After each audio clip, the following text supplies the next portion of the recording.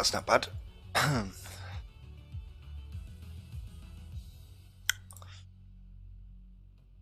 Hmm.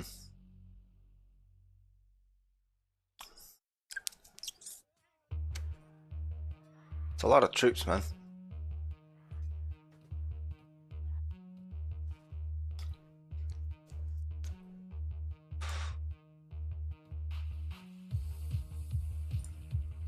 Let's just upgrade these fuckers while I can.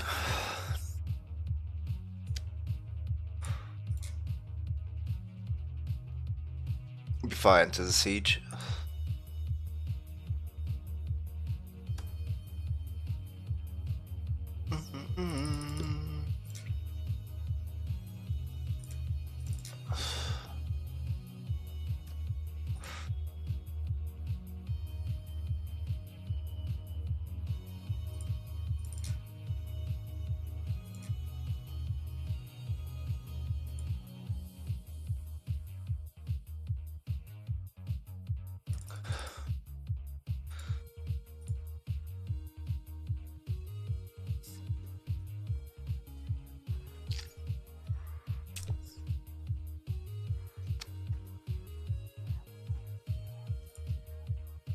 See what happens. Oh fuck. Guess 1,000? Didn't expect there to be this many. Oh, and the fog doesn't help either. Got first kill though.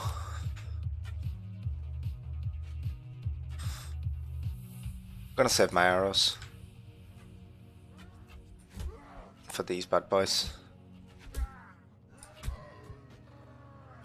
So we need to kill 10 for every one of us that falls. Is that the maths?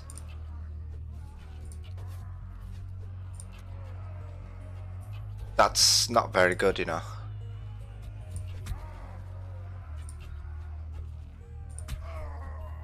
Yeah, especially if I'm taking out my own troops.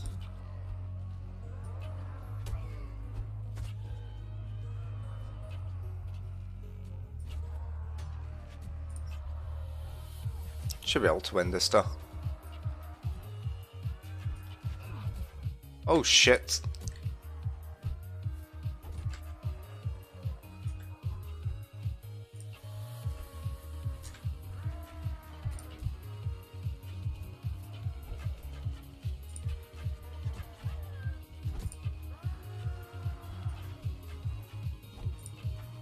Alright, so what should I talk about while I'm here? Could talk about something that's really weird, but it's actually really interesting because of the misconceptions behind it, which is philosophy. So we could talk a little bit of philosophy if you want. And basically how to apply philosophy to our day-to-day lives, which is the most important part of philosophy. Actually, philosophy wouldn't be a very good subject to talk about or even think about if it wasn't for the fact that you can use it on a day-to-day life. So philosophy comes from two words, Greek words, Sophia, which is love, which is knowledge. Sorry, Sophia is the Greek word for knowledge, and philos, which is the love for, or love in general. So philosophy is the love for knowledge, which is quite broad. It's a very broad term. But what it basically means is you want to be learning at all times. Okay, that's basically what it means. It doesn't matter what it's about. It could be religion, it could be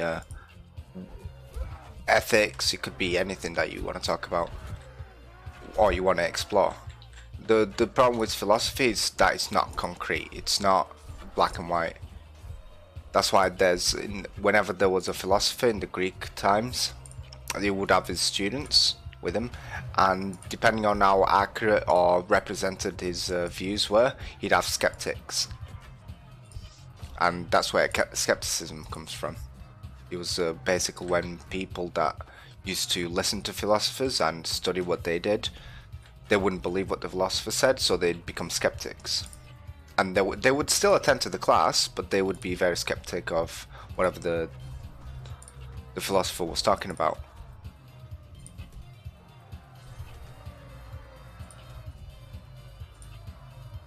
Now, that means if someone came along that had a better view of, or a more accurate view of what they thought was being discussed in that lesson, in that forum, it's not really a forum, it's more like a lecture, then those people would switch, and that's how the natural movement of students went about. And if you found someone who you think knows more about the subject, then they would simply switch over to someone who can speak better, or someone who can put their points across better. Now, why is philosophy important? First of all, philosophy guides our lives every day. We are guided by philosophy, not directly by what philosophers think, but the side effects of philosophy. So our science currently is heavily influenced by philosophy, where in philosophy nothing's accurate, nothing's 100% accurate. It's impossible, because usually you just got your person speaking about facts, and they'll put across points, and then they'll come to a conclusion. That's pretty much how we do science.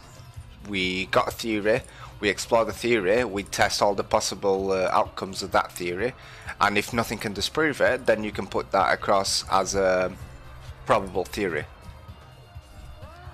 until it can be disproven. If it gets disproven, which science loves, let's get this right, science loves being disproven. The whole concept behind science is, once there's a theory out there, there will be as many people as possible to prove it wrong. That's why when you make a study, it needs to be very extremely well documented, so other people can replicate the study. That's what they do at universities. Your final project will usually be create something, a new theory that you've got, that you've thought of, do a study on that, or you simply try and disprove another theory, or you recreate a study previously done. And that both of those completely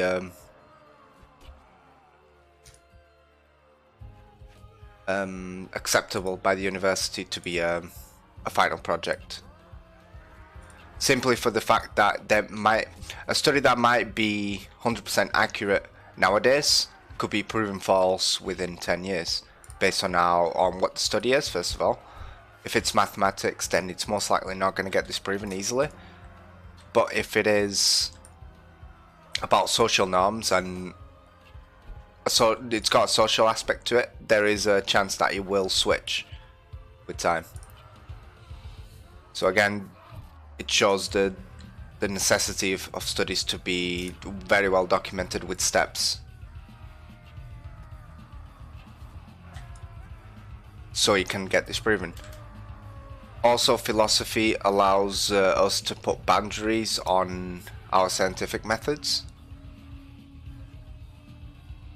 Without philosophy, you'd just be able to go around and do really unethical things to people, really unethical studies. But philosophy and philosophers stop you from doing that, because they can come to the conclusion that you shouldn't be able to do that because it's extremely unethical.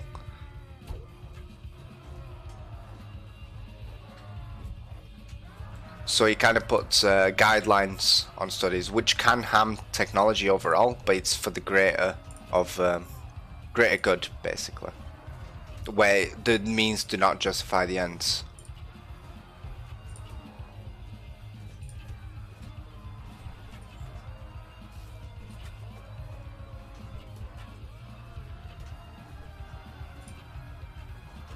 So why do I want to talk about philosophy? Like I said, it pretty much targets everything in life, everything that you've done in life. We stand on the shoulders of giants, so someone's probably come up with someone has probably talked about it in the past, or thought about it at least. And it's extremely important to follow a philosophy. So when you say, you'll hear this being thrown every now and then, you've got philosophy to life. What does that mean? That means you've got a specific path in your life that you will take, and you will stay clear of anything that deviates from that path, which is by standard helpful, because consistency is everything in life. I've got the same philosophy that EA had many years ago. Challenge everything. And the mottos tend to come from philosophy as well. So if you challenge everything you know, and you're not content with the things ever, then the only way, you can go down, but usually the only way is up. When nothing's stable, in a universe where nothing is stable, there's no stable materials in the universe, everything comes, everything goes. So why should our mindset be the same? If you keep challenging yourself with new theories and new challenges at every single corner, you'll keep your life busy as well, which stops boredom. Because I'm a person who gets extremely bored extremely quickly. If I'm not doing something on my free time, I just go, not insane, but I crave doing different things. So you pretty much, even though a lot of people don't think about it, you already follow some kind of philosophy. But if you don't realize that you're doing it, then there's no way that you could improve yourself. If you're into that self-improvement kind of thing, there's no way that you can improve yourself if you don't know what to improve on,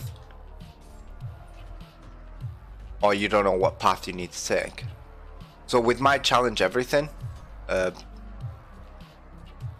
kind of point of view, where nothing's stable, I am able to take criticism better, which is really important if you want to do any type of job. And not only that, I don't settle into social norms. What some people think is completely acceptable on a social norm, on a daily basis, like being listened to by your devices. I actually do not enjoy that at all. But nowadays it's become not that. Yeah, your device listens to you, it's okay. But why is it okay? Do you know what I mean? I always challenge that point of view. It's like, I've got nothing to hide, but it's one step closer to having less control over your life. Because it's okay if the government's using it for a good cause. If we're being listened to for a good cause, where they are targeting the wrong kind of people who do the wrong kind of things, yeah, that's fine. But what if, that's if the government's fair. What if the government's unfair? Then you are being listened to by a government who wants to take down an opposition, for example. Imagine China or the Soviet Union. Imagine Soviet Union rose to power again, okay? Their social media and their devices would be constantly listening out for everything. So it's like having the SS, the special services, but everyone in their house has got a listener. And there's no free will, because anything that you say that could go against the government or could go against their political view, you just get targeted straight away, because they can use keywords to listen to get that kind of shit. So it's a very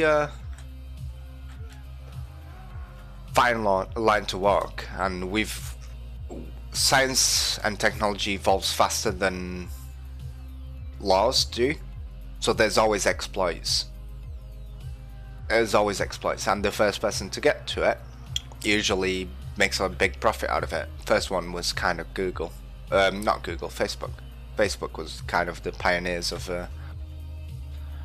gathering data from individual people and selling it to the government.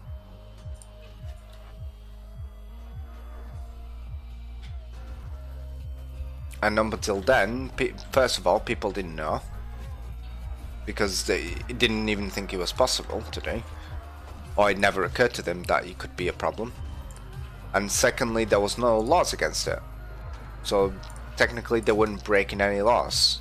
Was it extremely unethical, and should it be banned? Yes, but there was no law saying you can't do that.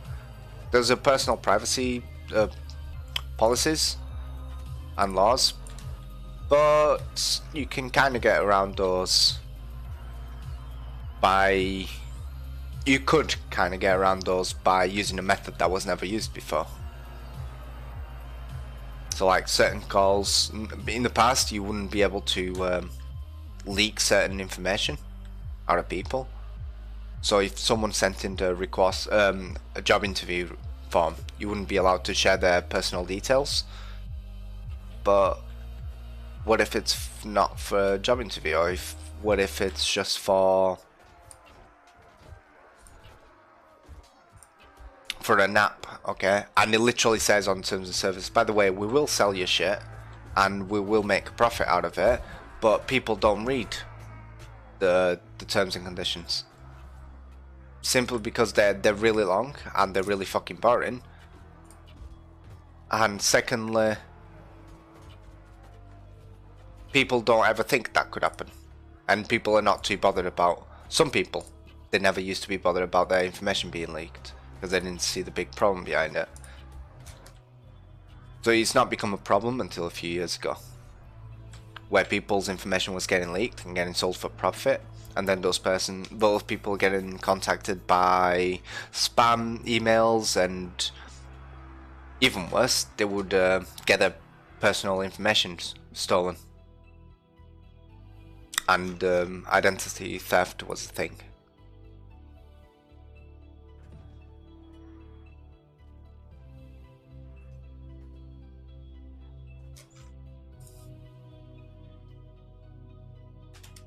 Didn't do too bad, did we? No, we did not, and most of our knights are still alive. Awesome.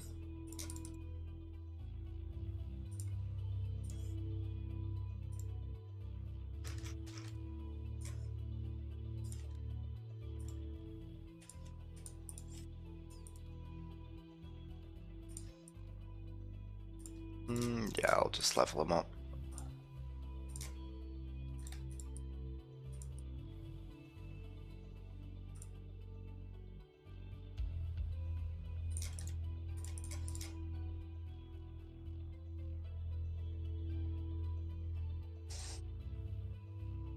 So if there's any subject like that you want to talk about, and I kind of know what I'm talking about then, and I will gladly talk about it.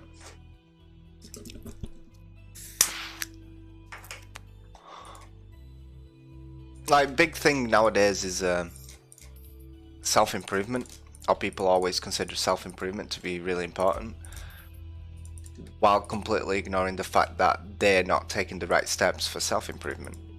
They look on, like, on motivation. Let's talk about motivation, yeah, which is a lot of people don't actually understand what motivates you. And there's a lot of factors that motivate people. There's healthy ones and there's unhealthy ones.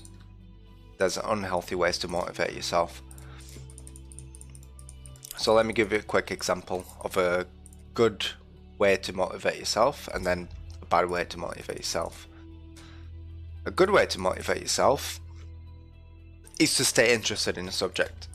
When you're interested in a subject, have you ever been doing your job and then you realize, oh shit, time to go home, and you stay a bit longer because you want to finish that little project that you're doing? That's a good way to motivate yourself. And the reason you stay and you stay motivated is because you enjoy what you're doing and it actually gives you something back. So that's a really healthy way to motivate yourself. The need to know is a really interesting way to motivate yourself, and I'll go a bit further into that, how to do it, etc. later on. But I'm going to explain a really bad way of motivating yourself, and that's fear. Fear is a really good motivator. If someone points a gun at you and tells you do this or I'll kill you, you're most likely going to do it because you don't want to die. So fear's motivated you to do something. God damn it. However, that's really unhealthy because you're succumbing to pressure. You're not doing it because you want to, you're doing it because you're forced to do it. You've succumbed to pressure. So pressure, again, is another way to motivate, and fear is part of that category of motivation. Another really good motivation is long-term goals, or goals in general. The small-term goals and long-term goals. So imagine you want to become the best at something, and you obviously don't know how to get there. If you don't make small-term goals that you can accomplish on a day-to-day basis or project-to-project basis, then you're going to get demotivated because you're not seeing any progress being done to reach that goal. So long-term goals are important, but if not targeted right, they can be really unhealthy for your mental state and your motivation. However, not having a long-term goal will reach the exact same problem where you don't know where you want to be, and not only that, you actually not having a place in the world where you feel like you belong is actually a big problem in our modern day society. People don't know where they belong. Like, people ask themselves, what do I want to do? And most people will not have an answer for that. And a lot of people just say, I want to be famous. Yeah, which is completely ridiculous, but a lot of people just say, I want to be famous, so that'll be their main goal. But how do you get to be famous? Oh, I'll just sing, or I'll just dance, or I'll do something I'm good at. Okay, but what if that doesn't give you fame? Then you're gonna get demotivated because you're not seeing any progress, or you are not accomplishing that goal as fast as you wanted, and you're pretty much not gonna reach it because it's kind of a self-fulfilling prophecy. Okay, you can want it though and not reach it because you're not taking the right steps to get there. You fake it till you make it, but you need to be smart about it, basically. You need to be smart about how you fake it.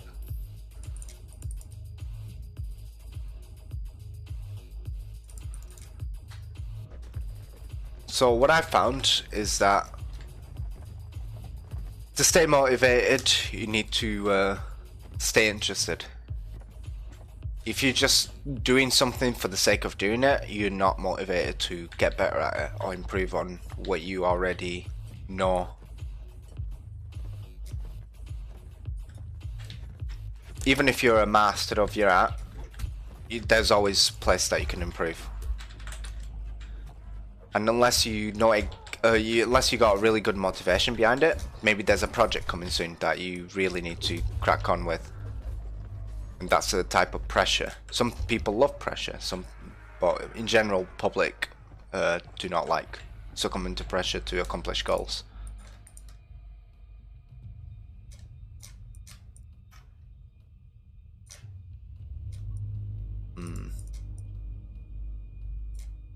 So you need to stay motivated. So you set yourself goals, or you kind of set yourself not a clear path. It doesn't have to be completely clear on what you're going to do with your life, because things change, and it's important to stay adaptable and flexible. But having a kind of a guideline to what you want to do. Maybe your main goal is to just get more money. You just want to have enough money where you're not thinking about bills all the time. Enough money where you can buy yourself a house and you can settle down and not having to worry about money. That's completely acceptable. Just look around, see what you're good at, see what you can learn, and then you go for that goal. Even if you think, fucking hell, that's a lot of work that I gotta do. I gotta learn this, and that. Is it worth it at the end? spending those hours, weeks learning that subject or that specific product, just so you can progress in your career path to reach the point where you're stable and you don't have to worry about money. If it is, then you should definitely do it. Take baby steps. Don't pressure yourself too much to do it, but set deadlines. Because you can suffer from burnout as well, which is another big problem. Burnout reduces motivation. You can love your job, but if you're doing your job 13, 14 hours a day, and you go home, you eat, and the next day you do the same thing, you do for that for a month, and you're gonna get demotivated.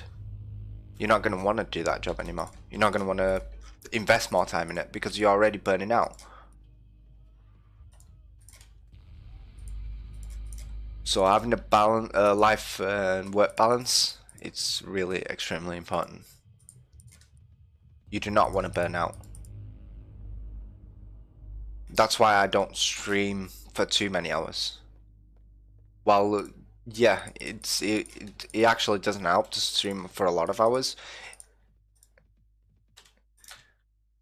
It's actually harmful to stream for too many hours because you're just burning out.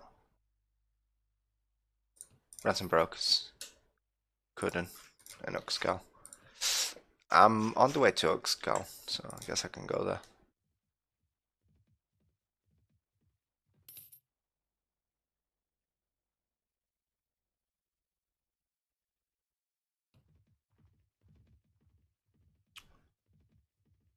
I bet he's not here anymore, the bastard.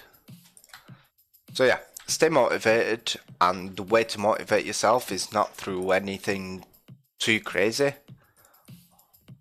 Just set yourself tangible goals.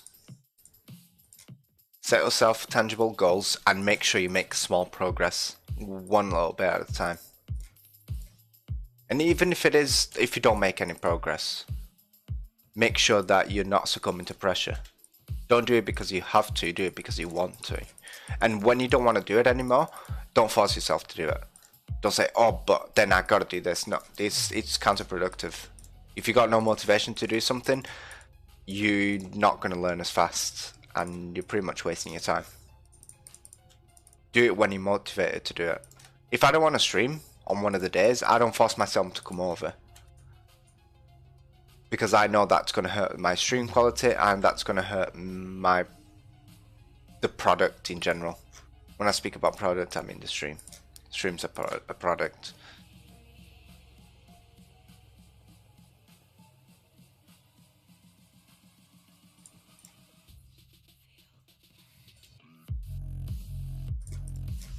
So I don't force myself to come here, but I do show up every day because I'm motivated to do it.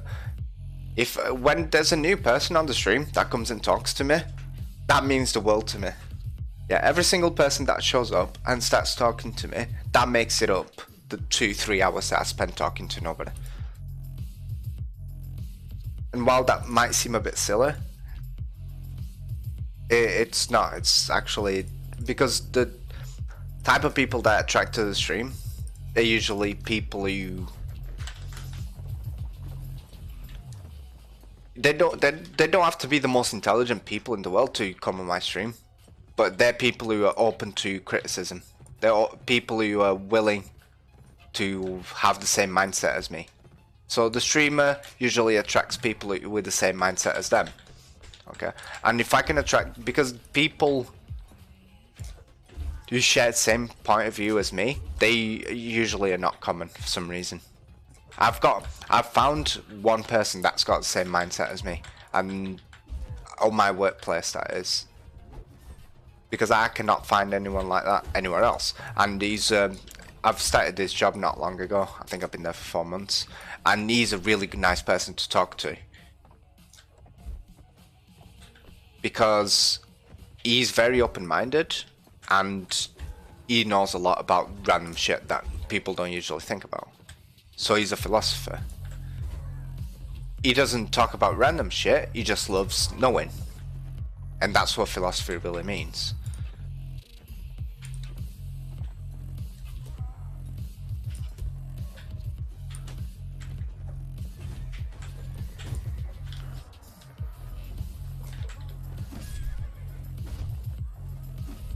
One second, I'm just in a bit of a pickle here. I need to get out of here before it gets nasty.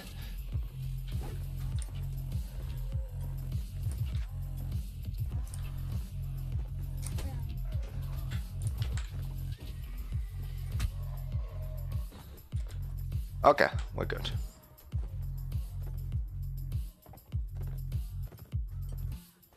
Not even gonna have enough space for all these prisoners after I'm done. So that's the kind of mentality of people I'm trying to get here. It's people who love to learn, because I don't know everything. Yeah, it's impossible to know everything. So having people to tell me when I'm wrong, when I'm right, it's actually really interesting. So we can have interesting and controversial discussions. That while it is normally frowned upon to have conversations about genre and gender, sorry, I keep saying genre for some reason, about gender and politics and all that, I actually don't mind, as long as there's a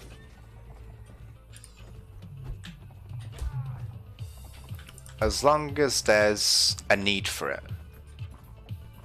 If it's a permanent subject that needs to be talked about, and people are too scared to talk about it because of what might be said, then that's the kind of subject that I need to talk about. If there's subjects that are less explored but are talked about a lot, especially I'm talking about misconceptions, I need to talk about them. Because I'll have misconceptions on my own, and knowing where I lie is extremely important for me.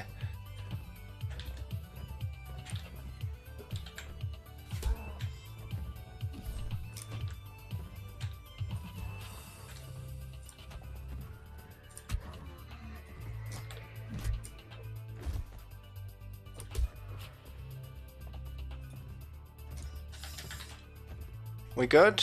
Aye, 24 dead, that's not great though. That's quite a lot of casualties, but taking into consideration we just took out fucking loads, not gonna complain.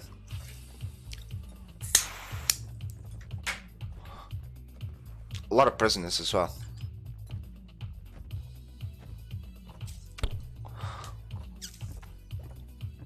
They'll sell for a nice profit.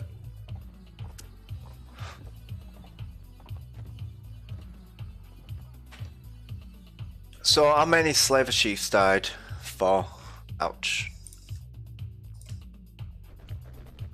We're a bit outnumbered. I have full confidence in my Swanian knights. Or even my knights in general. 2-1.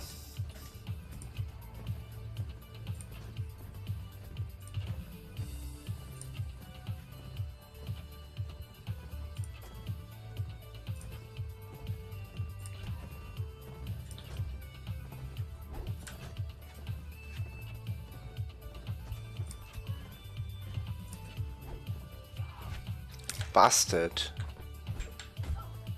She survived that?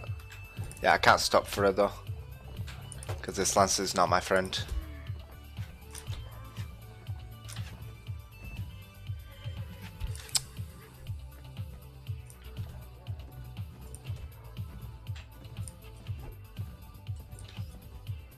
Sorry if I'm a bit quiet, it's just that this is extremely important that I don't lose this battle, otherwise big problems, because I'll be captured and then I'll lose all my companions again. I can't really be asked with that.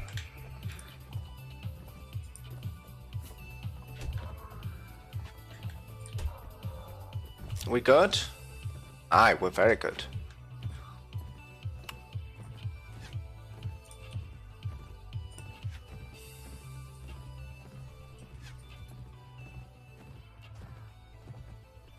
So I once watched this extremely, it was banned on TED Talks. It was a motivational speech, not a motivational speech, a way to stay motivated, and it was complete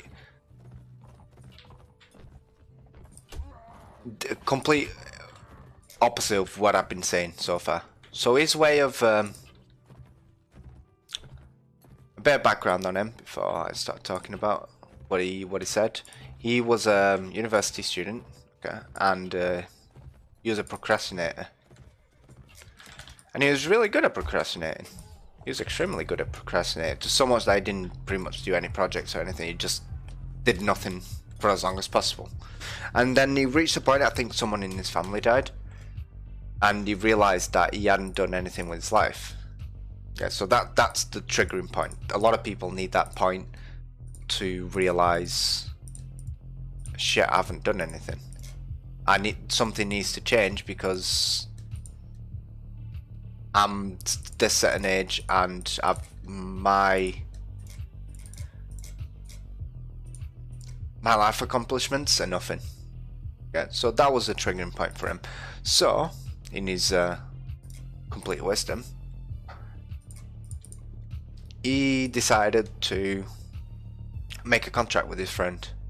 Yeah, that's how he went about the situation of motivation. He made a contract with a friend, and the contract went something along the lines of, if we don't reach this project and finish this project by the end of this time period, then this contract will allow me to take you to court, small fees court, and you'll have to obviously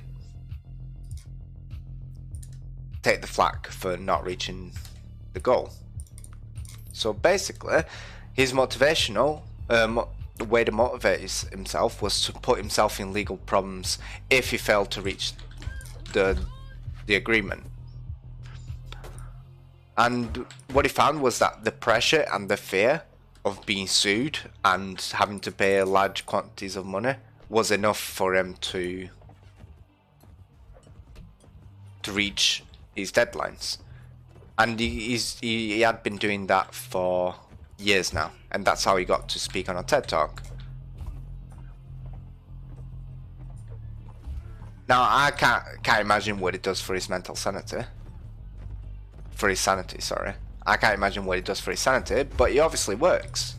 Yeah? So you'd think, fucking hell, I might do that. Getting a contract with someone, and if I fail to reach the deadline, then obviously I'll have to suffer the consequence from it. It could be monetary compensation, it could be valuables, it could be anything. It's a contract between two friends. You can say whatever you can put whatever extravagant clauses on there you want. But like I said, what does it do for your sanity? Because now the amount of pressure that you're on is unbelievable. And it's no different from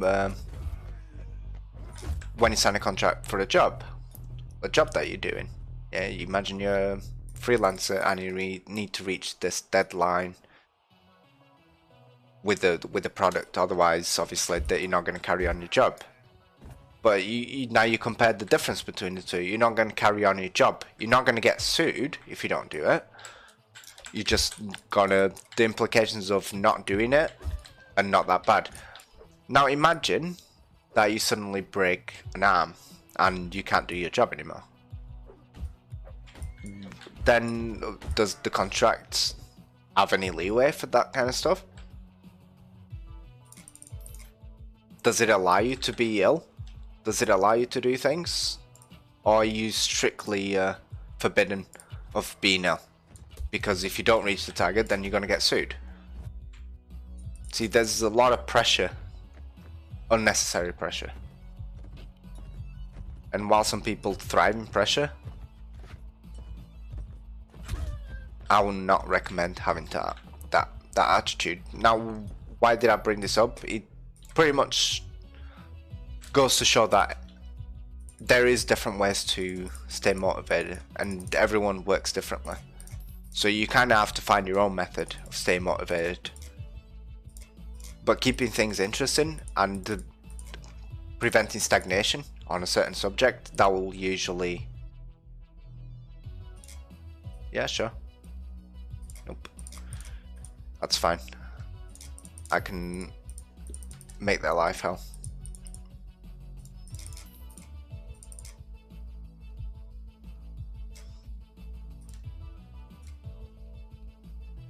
So that's how I keep myself motivated. Keep things interesting and don't stagnate.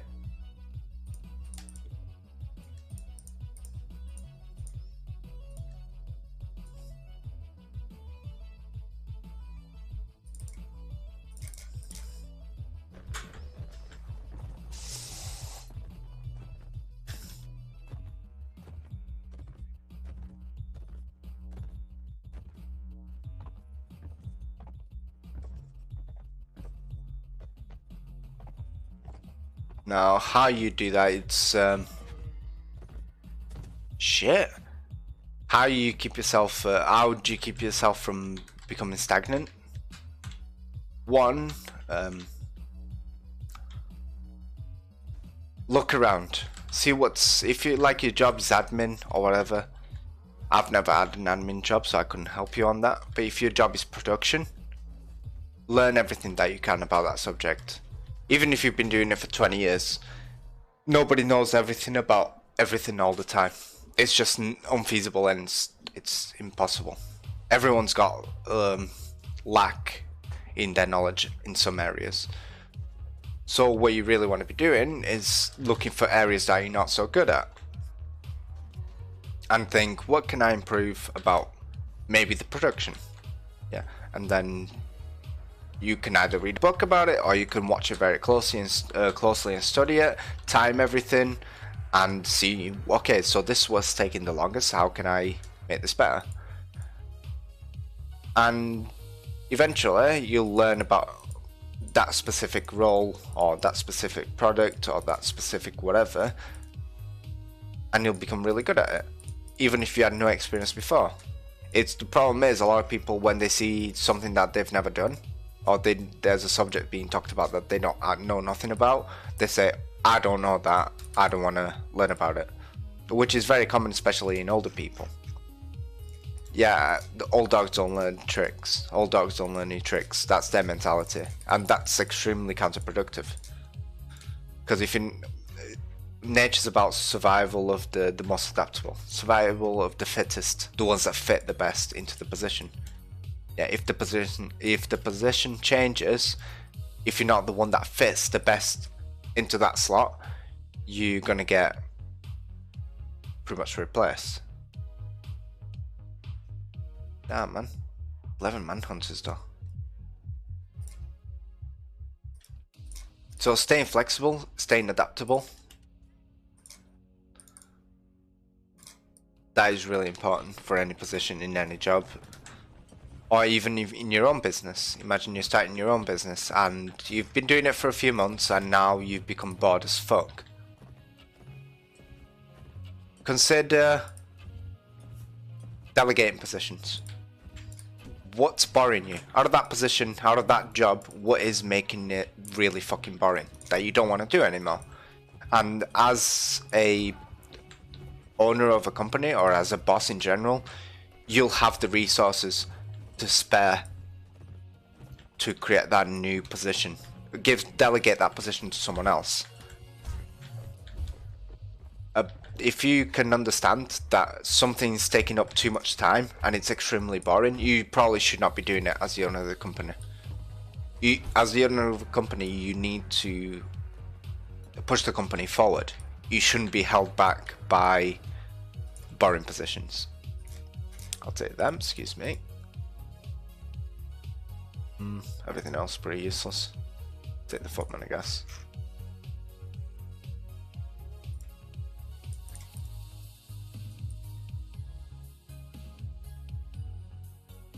Don't get bogged down in the bureaucracy.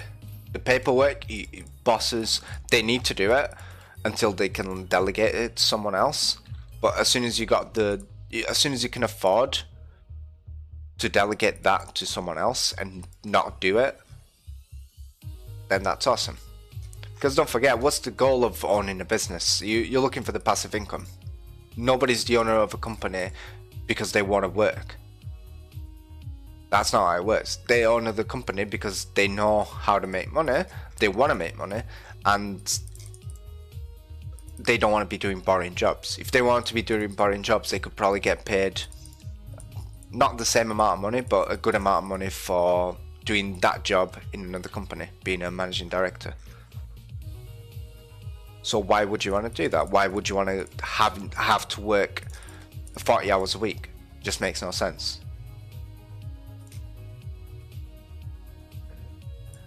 Okay, let's say I don't want any of them. Uhun Castle, that's what I want. Is it Uhun Castle that I want?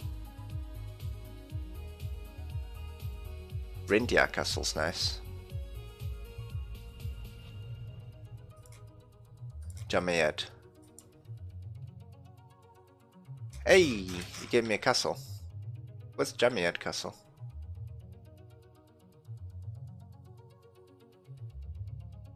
Wait, didn't I negotiate Jamied Castle? Where the fuck is it? Oh, there we go. That's the castle I negotiated for.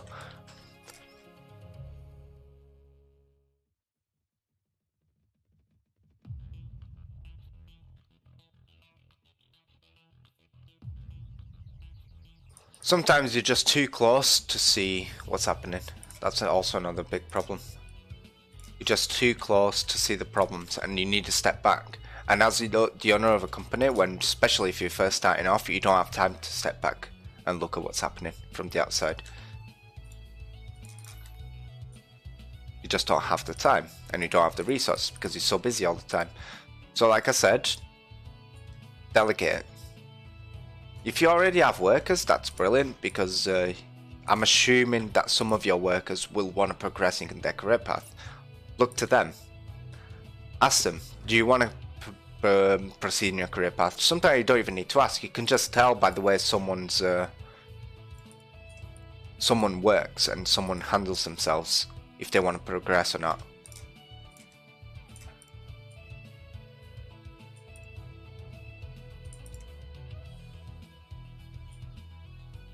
And that's the kind of people that you ask. Do you want to take a bit more responsibility and deal with this paperwork? And if they say yes, that's awesome. If they say, yeah, but you need to compensate me, negotiate the compensation with them. Will it be cheaper than hiring a whole new person to do that job? Will it be more efficient to hire a whole new person for that job? And you kind of come up with a compromise. Because you can't have everything. That's just not how it works. So you compromise. If it frees you up to do more important work within the company, then you should definitely consider it. But having said this, that applies for everything in life, not just being the owner of a business. Are you a manager? Are you a supervisor? If you are, then there's good chance that these things apply to you as well. These ideals. Are you too bogged down doing a certain amount of work and you can't actually do the work that you want to do because you're too busy doing something that's boring as fuck? Consider delegating it to someone.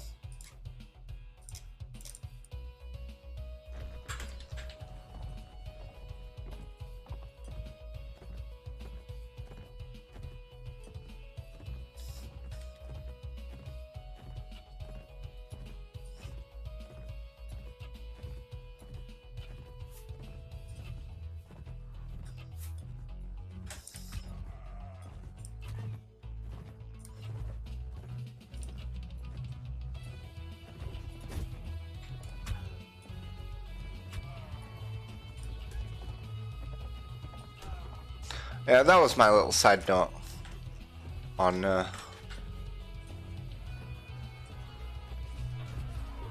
how to stay motivated.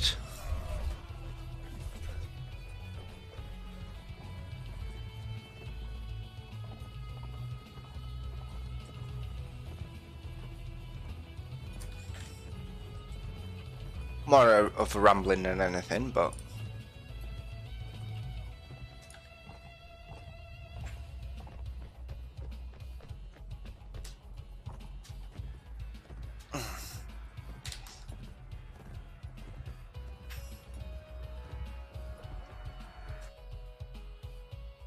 hooray! 29 man hunters, yes please. Sergeant, yes please. Take all of these prisoners as well.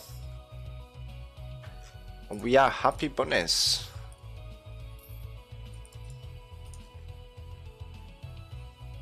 See if I can sell these. Ouch. Still losing a lot of money.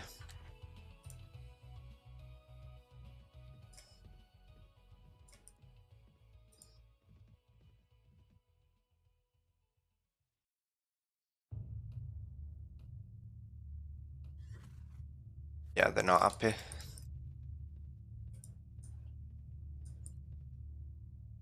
Let's go Praven really quick.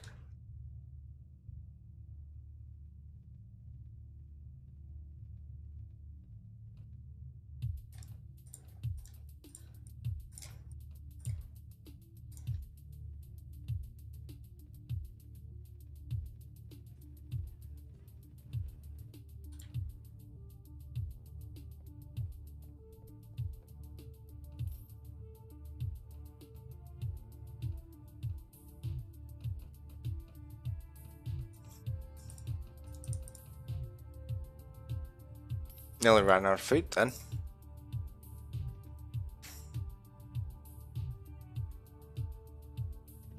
Yeah, sorry, I just had to pause the stream.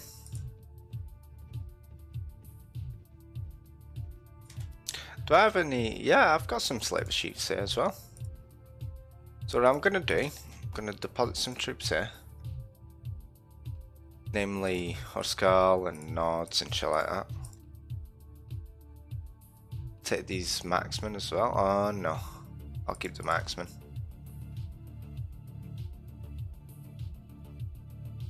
Take the slave hunters. I'm thinking, should I spread these troops out onto the other castles? I think that would be a smart thing to do, wouldn't it? So hold on. So 2-step thing this. So I need to deposit all of these first of all. All of these slaving troops. And let's take troops like Vega archers. Take these. Take the swordsmen that I don't need. Take the forest bandits, leave them, they're quite good. Swading crossbowmen and trained footmen.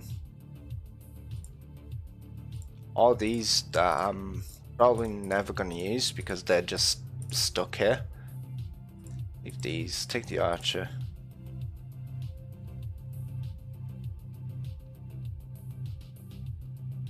Take the Vega infantry and take as... oh no, that's it. And I'm gonna drop off these bad boys in Nara.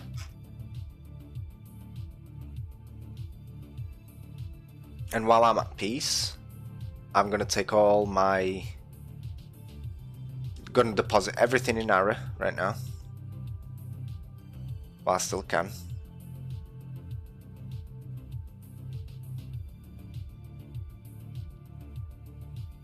So let me upgrade these bad boys. Which will cost a bit of money, but I'm going to be making a fortune right now. Because I am going to become a slave trader for a little bit.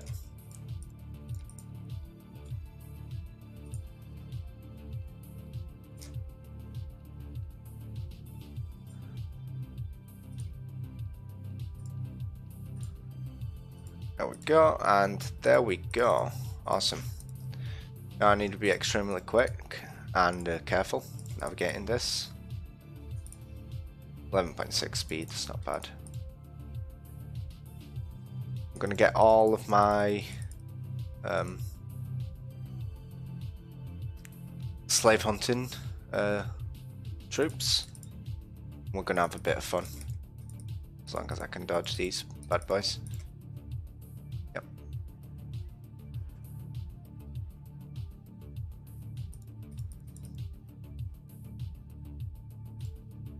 Where is right? Slaver chief take.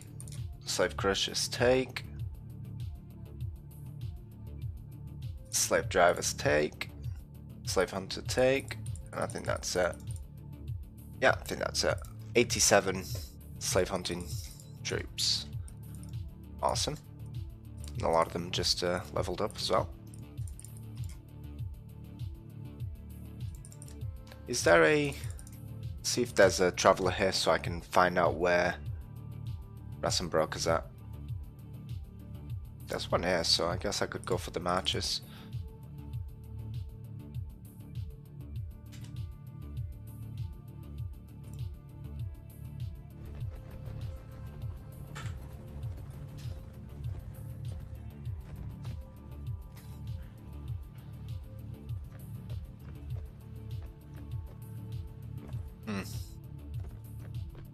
need to assign these to some of these to be slave makers, because some of them still think that they're Gav. Okay, go for it. Go ham.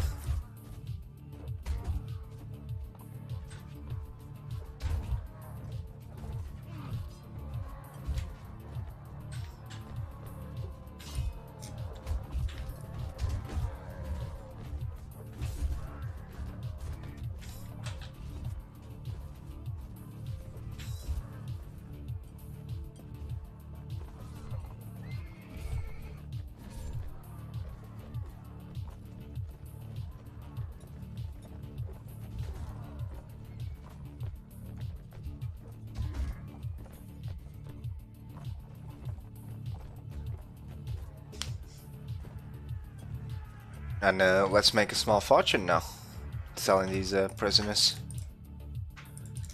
It's okay if not all of them come along. It's not the end of the world. As long as I can sort of make a profit over the days, then I'm happy. 5k. Let's go hunt some sea raiders. I think that's where most of the money is. 42 manhunters, yes please. Good game design. What do you mean good game design?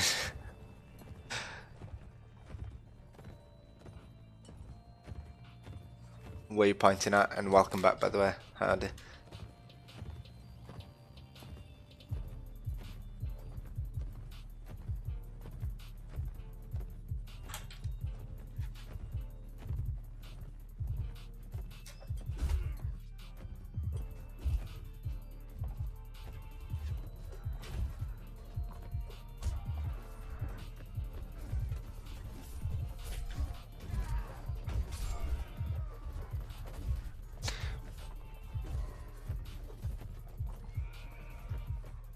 Making money through fighting raiders. You don't care if you lose troops because you get a new by fighting.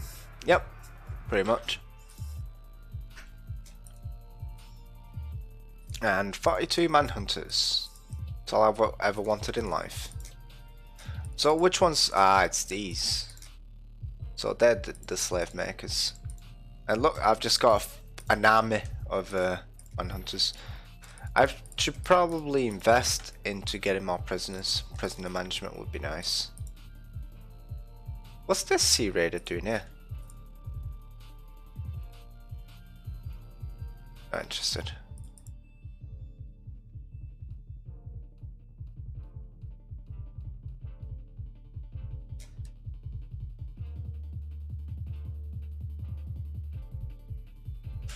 Let's hope there's a resin broker in Rivershag.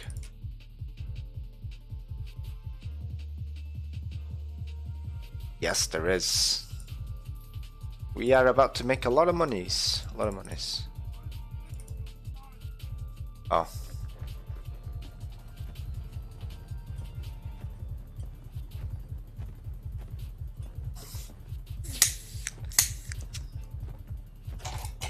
Need a new sig. Come on, Horsey, you can do it.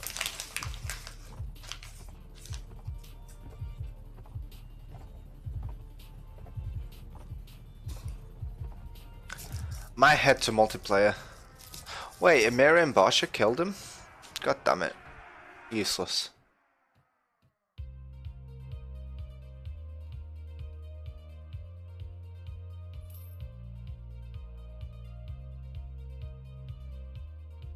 Ade, do you have GTFO on his Steam account?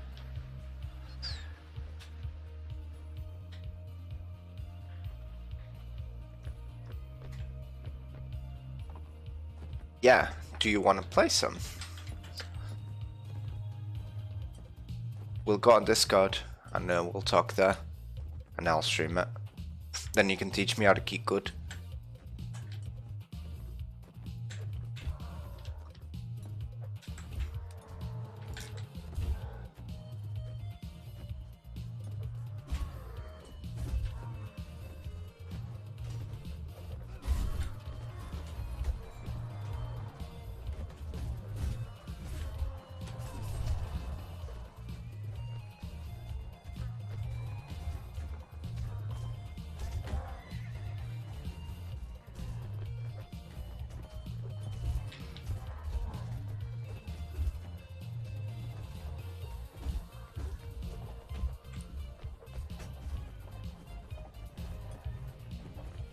Well, I've planned out to set up RimWorld multiplayer with a friend.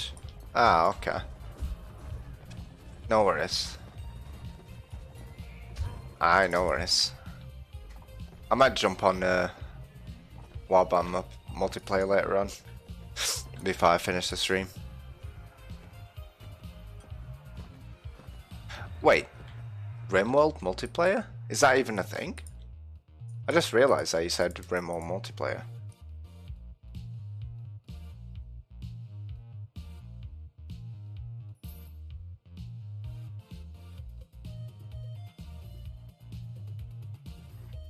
It is. RimWorld has multiplayer mods. Huh. Is it any good?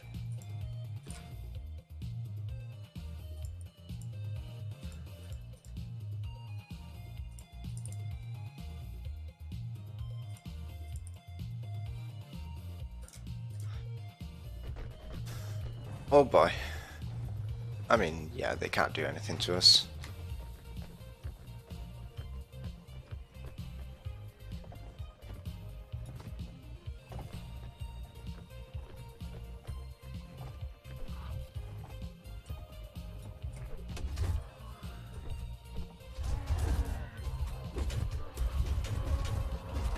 Can literally build up the same map together, coordinate the colonies together.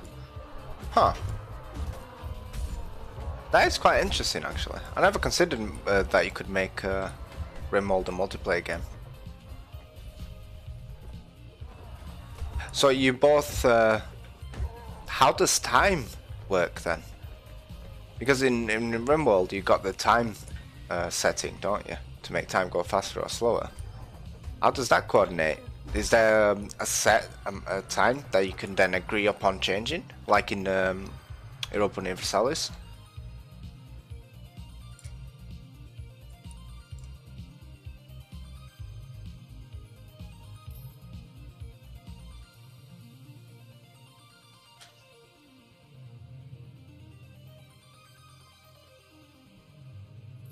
The horse chooses a time like EU4. Okay, like Europa Universalis, yeah, good. Oh, that's quite interesting though. Because that's the thing that I was really curious about in RimWorld when I started playing. It's like, I wanted to make communities, different communities, okay? I'd control a community that would produce mostly food, and then on the other side of the map, because the maps tend to feel small once you reach a certain size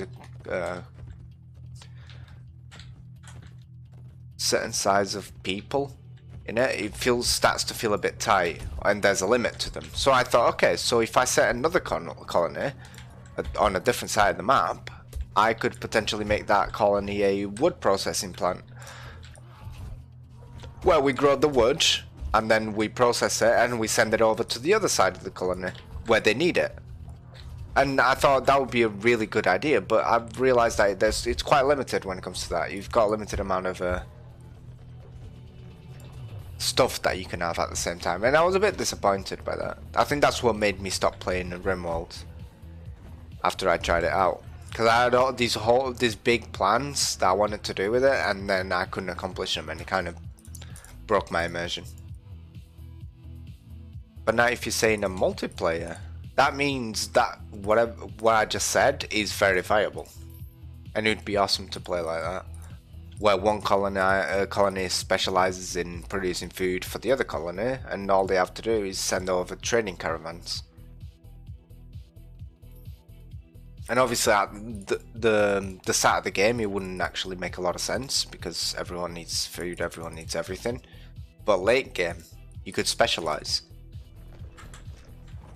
And that would be extremely interesting, actually. Is PvP enabled in the multiplayer mods? Well, it's okay, but the game isn't so stable. Yeah, that makes sense. Is that PvP across the colonies, or is that something that's not been implemented yet? Because can you imagine RimWorld PvP? That shit must be crazy, man.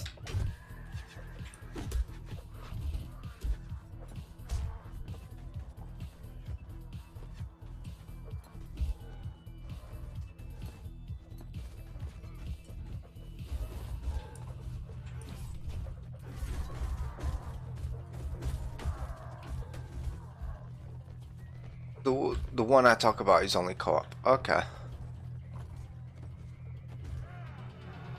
But you see, you got me excited with all these features that would make sense, and I wouldn't know how to like program them into the game. But it'd be really cool to have.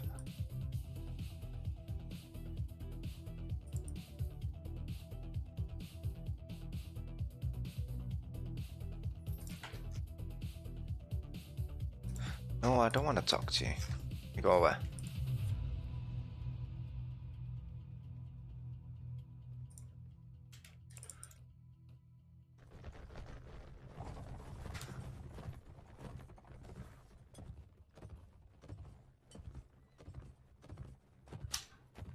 There are different multiplayer mods. Okay.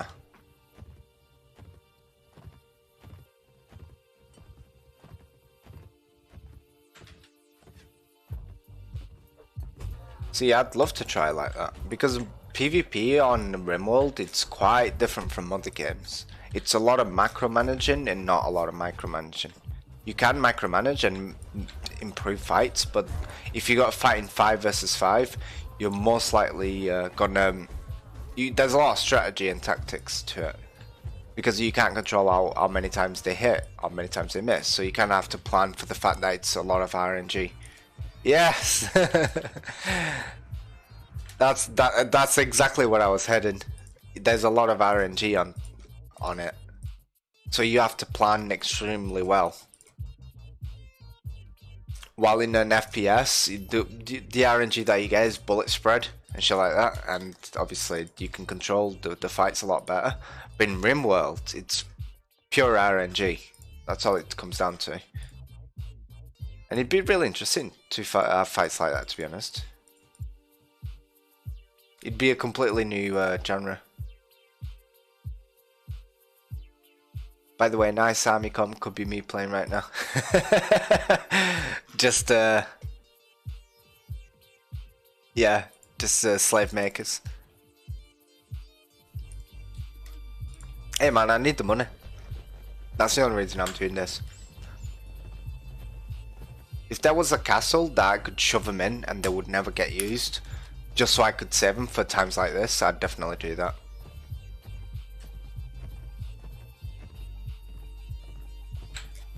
Go, my children. Make them suffer.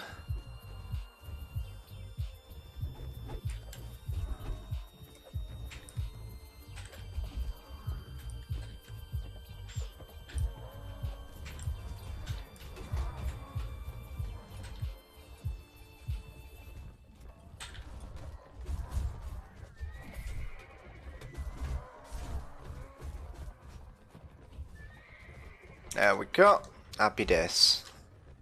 Only 3 dead. That's what I like to see. No waste. There shall be no waste.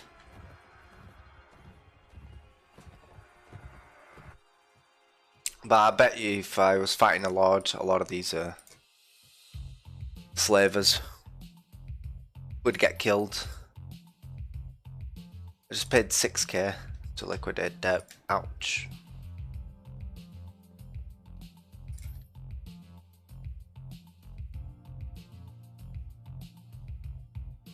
Is it the slave traders? Yeah, slaver chiefs. Yeah, they're costing me a bit of money, aren't they? Let me separate these so there's no waste again.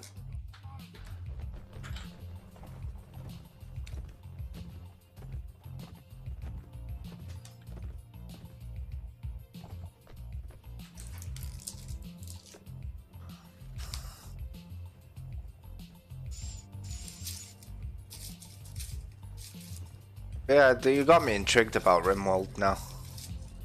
And the multiplayer mods.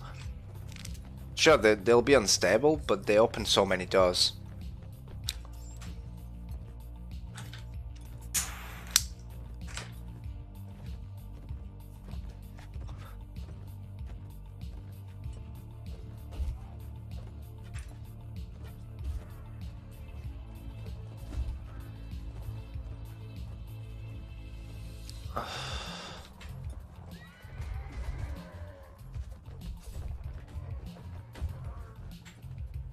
Yeah, it would definitely be awesome to play RimWorld like that.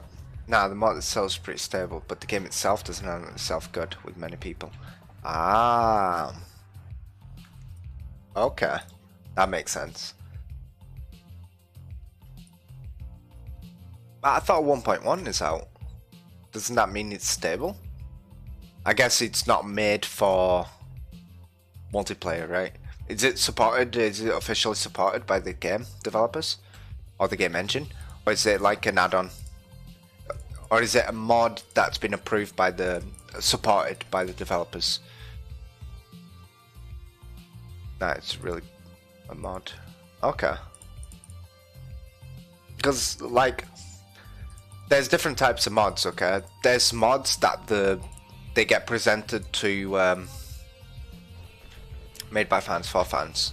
Yeah, okay, so here's how developing a mod sometimes goes. The modders want to do a certain thing, but the code, the stuff that's hard coded into the game, it's not allowing them to do. So what they do, they reach out to the developer and say, can you please just add this line or these lines of code to your game? Or we want to do this, but your code's not allowing us to. Can you please do this? And these are the benefits to doing it, and this is what our mod allows to do. And the developers would then look at the code and think, okay, it's an easy fix. We can support this mod, and that's what basically I was asking. Is it something they've asked the developers for? If not, then if they manage to get it working, props to them, because that's not an easy fucking job.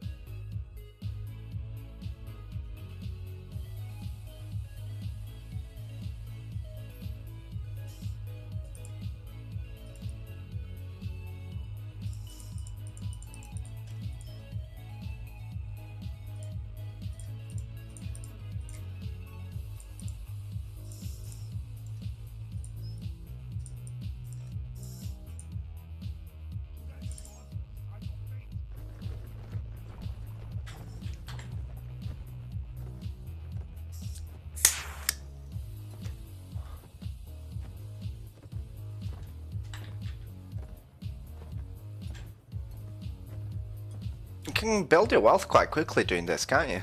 It's a bit grindy, but you can get a lot of money out of doing this, man. Now I understand why you always say that this is how you play.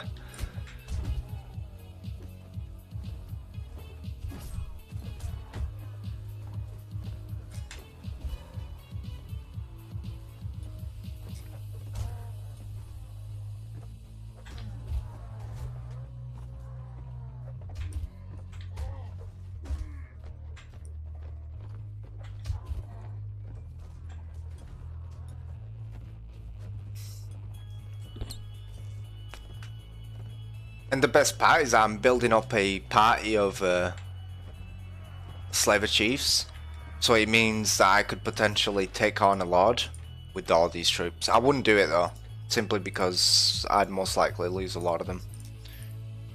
But it's definitely feasible if I was up for it.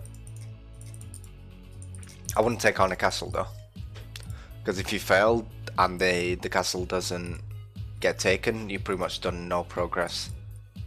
Yeah, it's not ideal. Ooh, 4 more.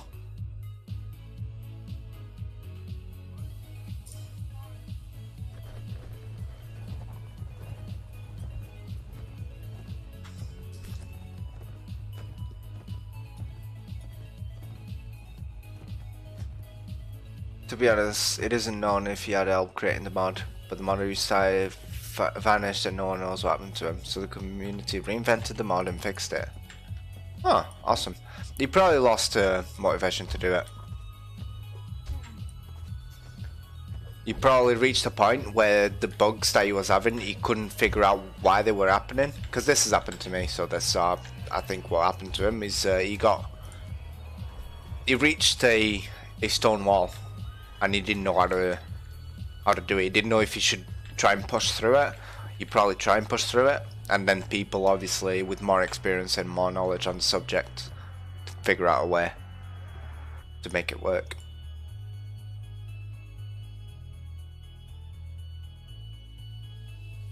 You vanished from everywhere, not only the modding community. Oh.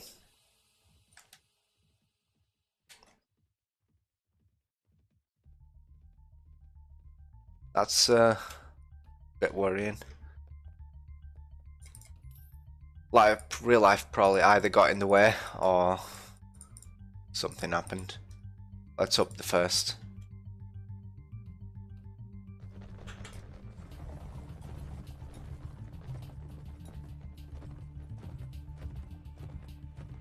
Where's my Indian tonic water?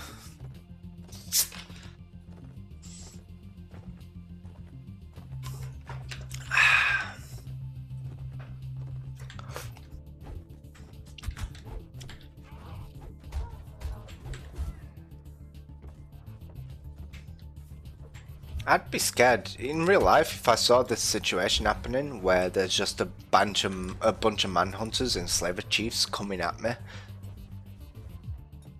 I'd be scared, man, because it's like, okay, so this is how my free life ends. But then again, you shouldn't be in a bandit anyways. You're robbing from peasants, so they kind of got it coming to them.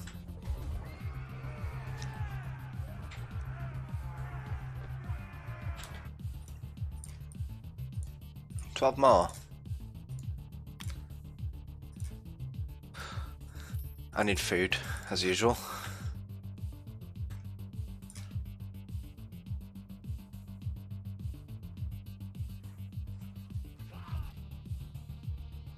Where? Oh, he's there. I didn't even see him.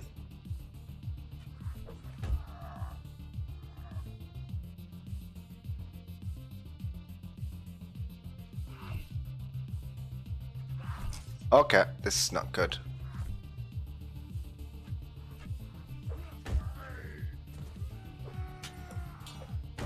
Oh, we just parried each other. That was a pro move, accidental pro move.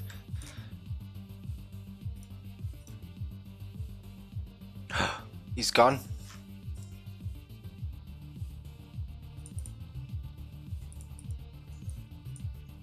Gonna have to search for him now. Or somewhere where I can sell my... Oh no.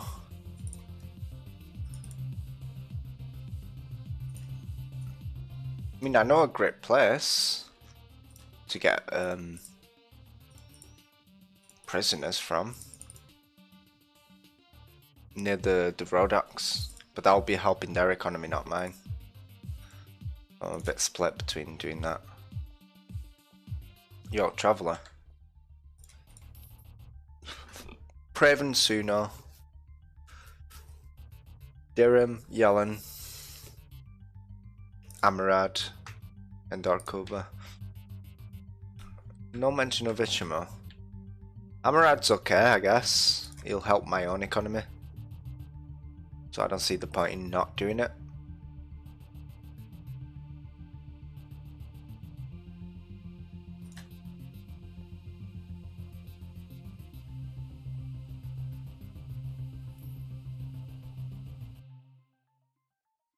He hasn't logged in for a long time. Let's take these desert bandits anyways.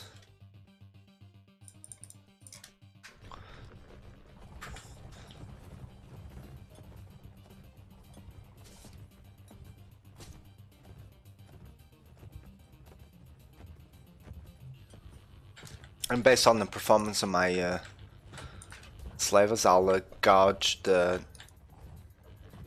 likeliness of me taking on the desert bandits. Because if it takes them too long to get rid of them, then I might not do it. Because I'm looking for some quick cash. And one died. Okay, yeah, I'm not doing it. 2 died. Yeah, I'm definitely not doing it. It's not worth it.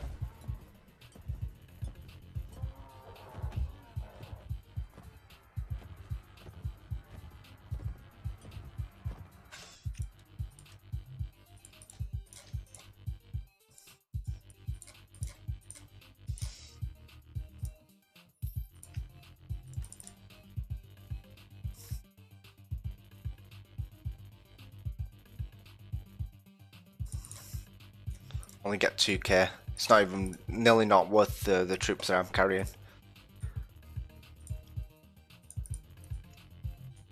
Oh boy. That's some good prisoners right there, man.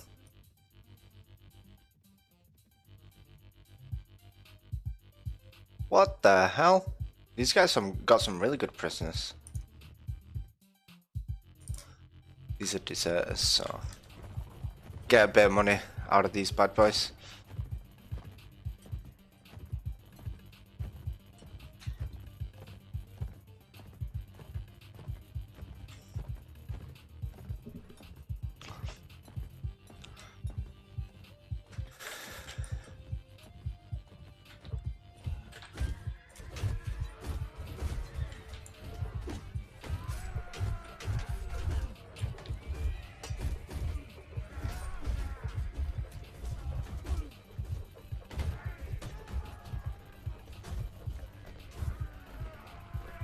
And I get loads of decent troops as well.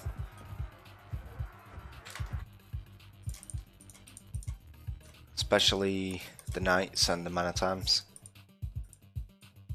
And the sharpshooter. I'm gonna leave the rest behind.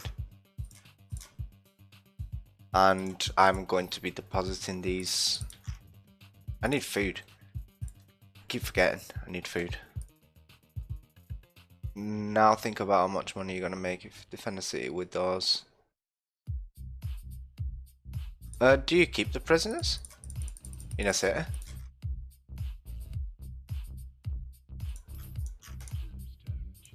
Because don't forget, if the city's not yours, then you don't really keep them. Oh shit. I'll get put in jail. Oh, okay. Yeah, but if the jail's not yours, then you don't keep them.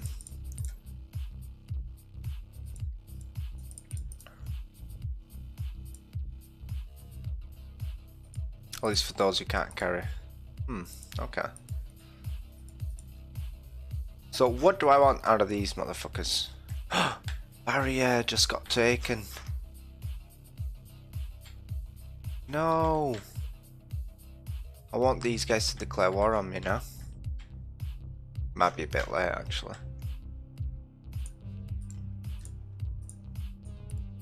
I'd like to take Dokuba from them. Oh boy. And I'm ready to make some good money right now. So not a lot of them die. My own troops, I mean. Gonna slow down a little bit so they got time to spread out.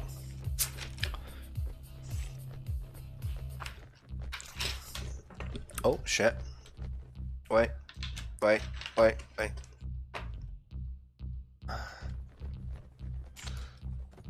let's go.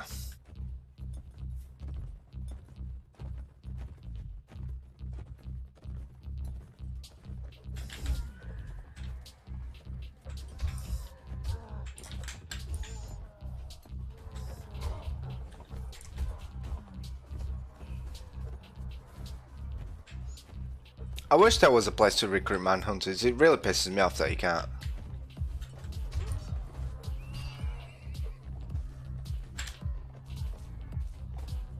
Wow, okay. So these guys are pretty good at fighting, aren't they?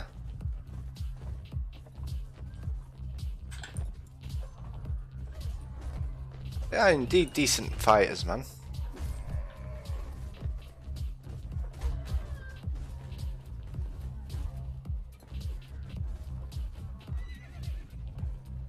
Like I said though, I wouldn't take them on a large battle. You know, if I'm not sure if I'm going to win or not, I wouldn't take them. Because if you're fighting against 600, there's only a wave of 300, and if you realise that you can't fight the second wave and you gotta retreat, you pretty much done no damage.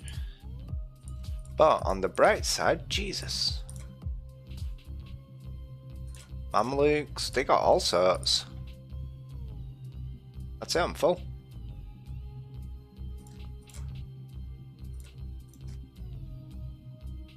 That's a good horse, that. I'll take it.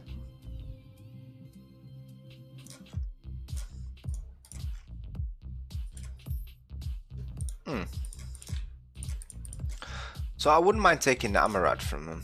That would be nice. Wait, I can probably take this, can't I?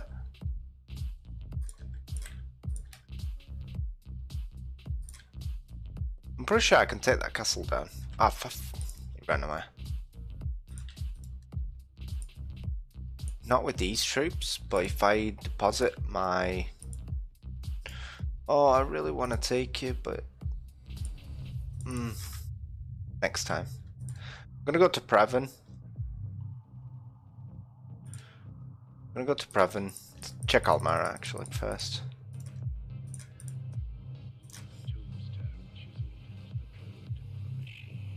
Ransom broker, awesome. Because their troop quality is quite low.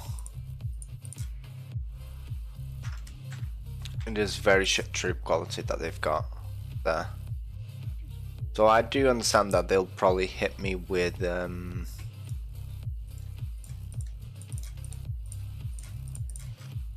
probably gonna target Nara. That's okay with me. Because shit's about to get real.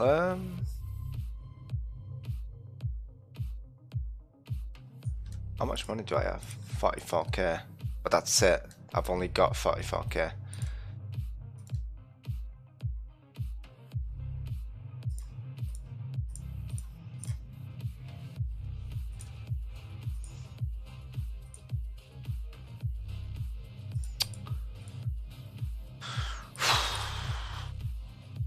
I'm gonna take these veterans and I'm gonna recruit loads of crossbowmen. And I'm gonna take the other.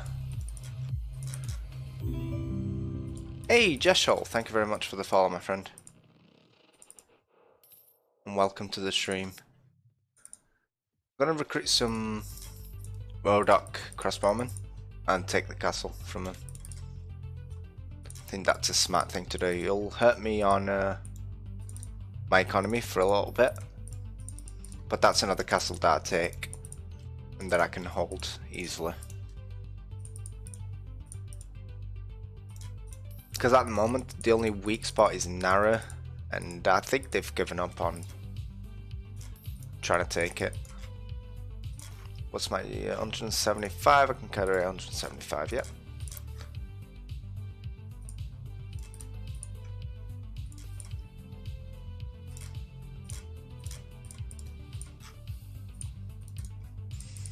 Those skulls by themselves should be able to take that castle, but it doesn't hurt. Now the Nords as well. Jesus. Okay, so I see the trend here. The trend is that everyone's gonna jump on the bandwagon. FS Red Sniper, how you doing, my friend? Welcome to the stream. No, Red Viper. Sorry about that. How you doing, my friend? Welcome to the stream. That's what happens when I read names too quick. Right, what are the chances? Oh, nope, no chance. I can take that. So the castle I wanted to take is Samara Castle. Patty has nothing to eat. Yeah, sounds about right. Take some grain.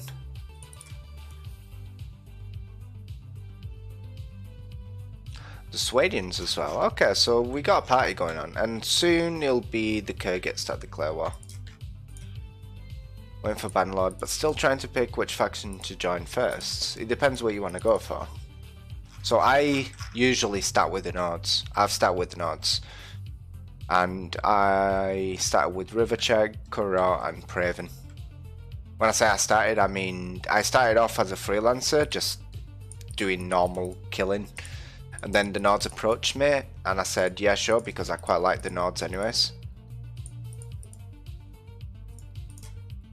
Ouch. I quite like the Nords anyways, they're really good at sieges. So that's what I went for. And then after I split from the Nords, I went with the best troops that there is in the game. Oh, you mean for Bannerlord? I'm not looking at that. I'm legit not going to be looking at what factions do you want in Bannerlord? Because I want it to be somewhat of a surprise when I get to it.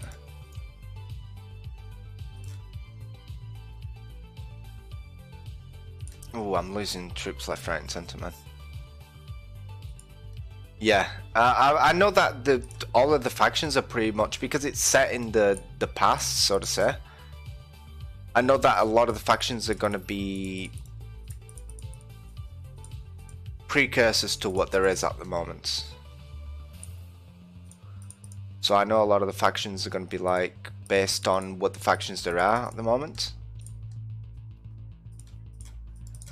So you'll have your Nordic troops, you'll have your empire, which is, I think, based on the Roman times, which is probably what I'll go for. Which is, it's pretty much the Rhodoks, isn't it?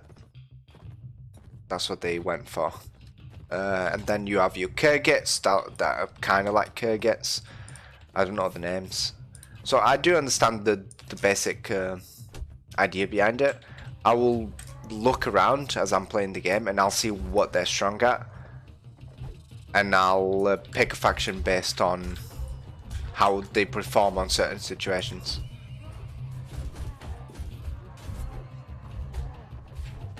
Because I'm assuming that some factions, like in Warband, they'll be preferable when it comes to fighting in sieges and all that.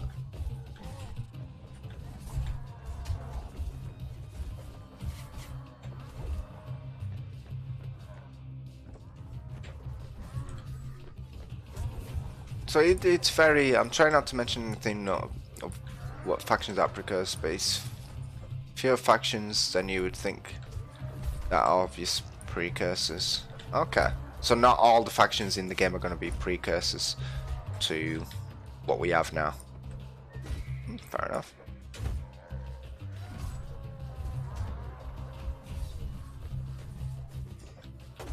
That's a lot of casualties, man.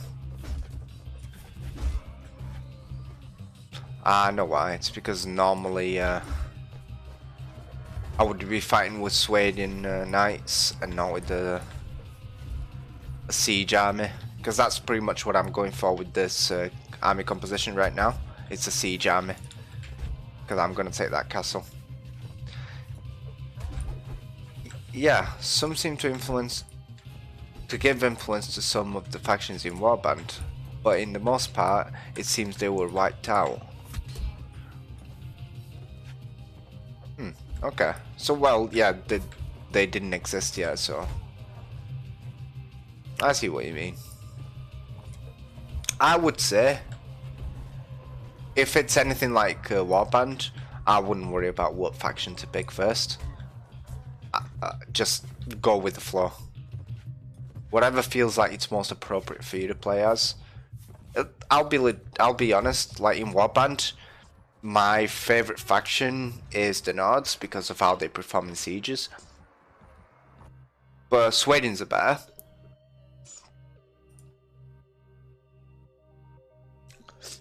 Sweden's are a lot better on the field. And if the AI wasn't stupid as fuck, I would actually play as Kyrgyz. Kyrgyz would, if the AI wasn't dumb, the Kyrgyz would be the ultimate power in this game. Because if you can't reach them, you can't kill them. Yeah, that's just basic. If you can't reach if you can't chase down a troop, then yeah.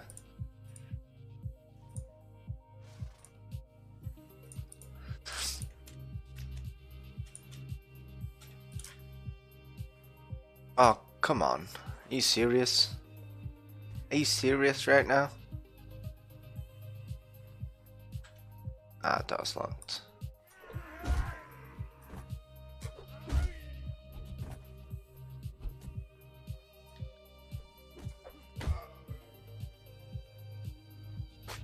I was trying to pick between two, which I want to make allies and basically mid-state like England.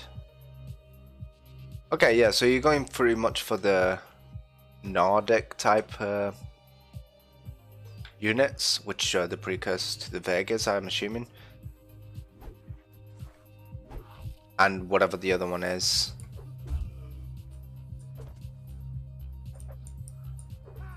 Come on. There we go.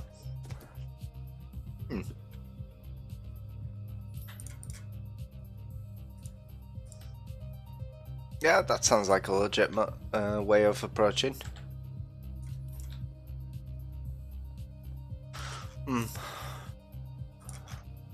I'm gonna siege that. Fuck it. After I take these guys down. Nice. Only 14 cavalry though. So maybe it is better than I'll wait. I'll get my Anglo and my Saxon and we'll topple the Empire.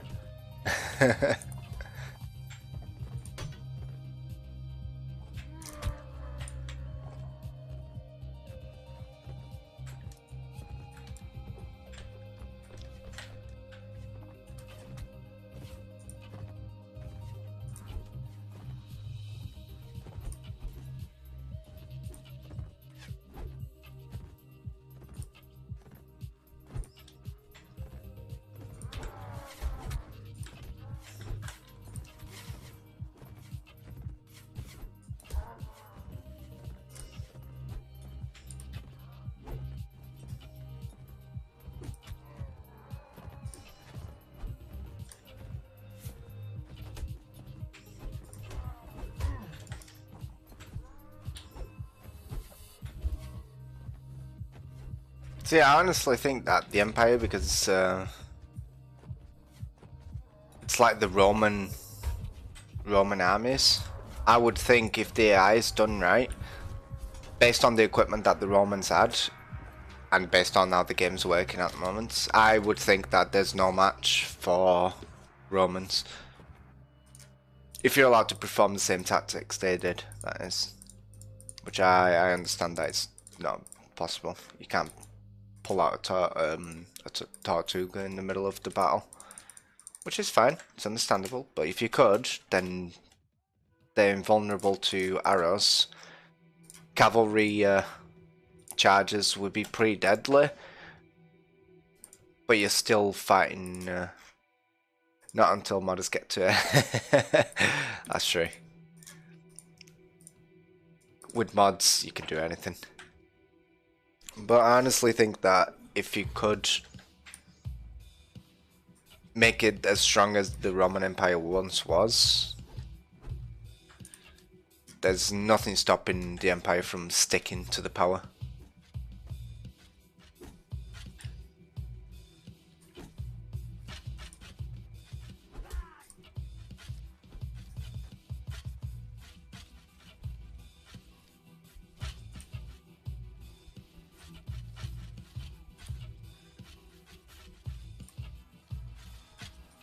A lot of Rome's power was also based on logistics though.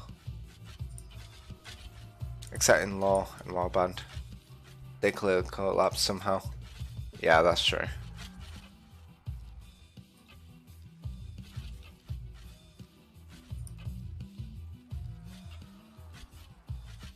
A lot of the collapse of Rome was due to internal conflict. Some people are just greedy, and nothing lasts forever either, that's true. But a lot of it was greed. People just got greedy. And where there's greedy, there's corruption, and etc. So while they did have the potential to last forever, they would need to have a different type of government to hold for that long. And different laws in place. So those who try to control all, control nothing. Yes. That's why I was talking about this earlier. It's really important to delegate responsibility. Don't control anything, delegate everything. People with the most control are those who you delegate the responsibilities to others. Just like the true owner of a company, he will simply say what he wants done and he'll have people doing it for him. That's full control. And he doesn't have to micromanage anything because he's paying people to do that. He's paying people to run his business. He only says where he wants things to head. And then those people are responsible for taking care of that part of the business.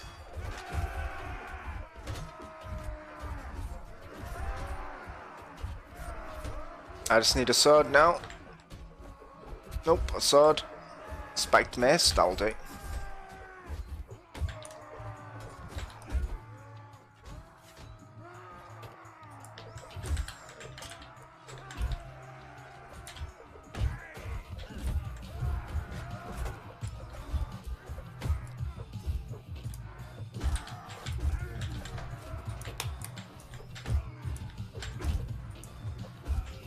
Bastard.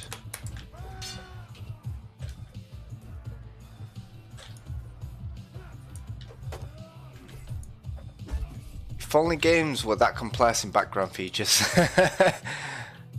Yeah, that's the problem, isn't it? It's like the games have only got a limited amount of resources. Well, game developers have only got a decent limited amount of resources to work with. So they can't make everything like in real life. But what you can do, in, for example, in a warband, is give your lords enough responsibilities and let them, give them castles, give them cities, and task them with defending it. Problem is, they're really bad at that. They do that job horribly. So personally, if I could, I'd have like 20 lords and I would do no defending at all. I'd just chill out most of the game. Because my lords would be tasked with taking the castles,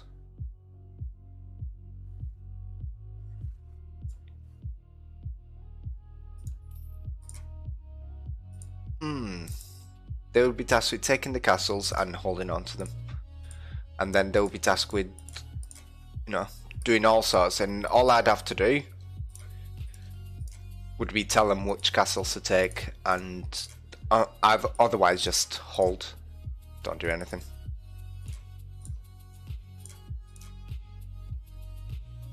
That's what I wish Warband would head, but as you can probably see, I'm doing all those things by myself. Kind of want a proper vassal system in Mountain Blade though. Like, they control their region, their troops and loss. Yeah, that would be nice. Where you don't have to micromanage everything. Because at the moment, you see, what this guy doing? Patrolling Amrad. Like, I could give him the castle. I'm pretty sure that's his castle, but if they siege it, then the vassals don't pretty much try to defend or anything, they just leave it. Which is ridiculous if you ask me.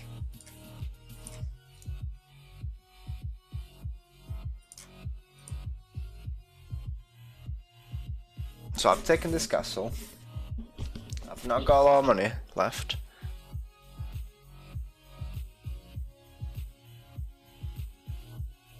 And I'm not getting a lot of experience. These guys are only leveling up every now and then. So I'm gonna deposit these in there. Fuck it. And then whoever keeps the castle can stay. Can be happy. I've given a fully kitted out castle. This is what I've started doing now. I've realised that my lords cannot be trusted in holding. The fallen neighbouring lords would go to defend their neighbours because, well, they could be next. Yeah, exactly.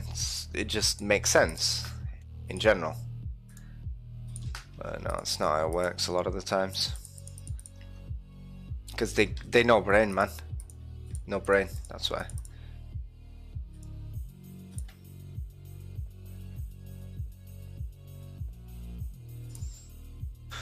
Right, so what do I train now?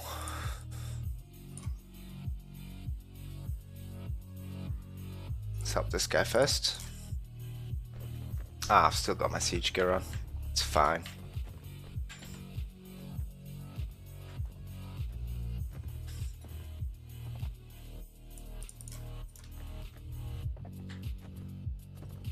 They actually got really good troops and I don't. I thought this was going to be an easy fight.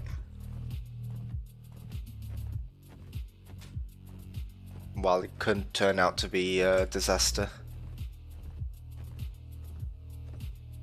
My troops are quite decent though, so as long as I do my part in taking out the ones that can actually do some real damage, I should be okay.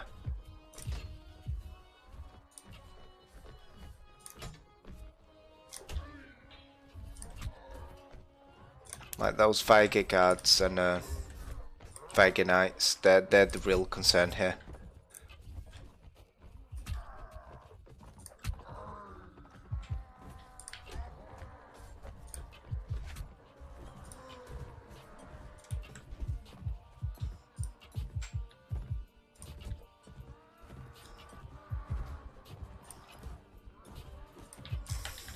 Right, I give up.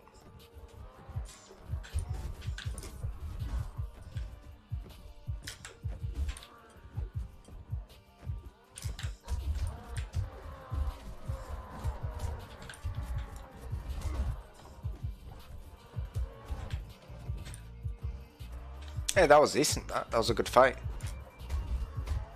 That was a really good fight. Few dead, yeah, 2 dead, but the rest just wounded because he was all companions anyways. Yeah, you can be my little puppy now.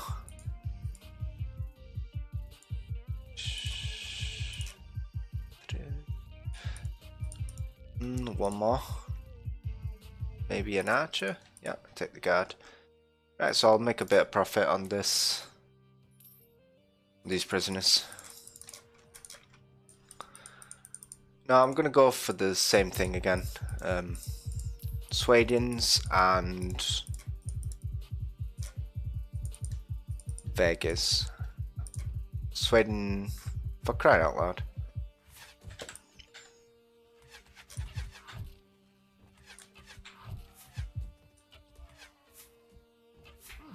At some point in the gameplay, this would be really scary, because I'd pretty much just get knocked out, but with an armor so good as this, you don't even sweat. It's a good job they weren't melee though, because that would have been a big problem for me.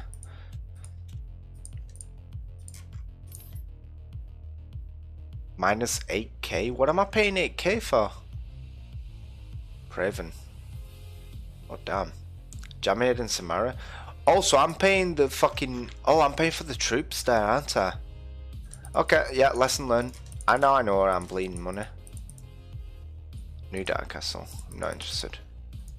I need to assign those castles to someone because I'm paying for the wages of the guys there. Whoa, no. I forgot about that. I forgot that I would pay for them. So let's go to the castle. And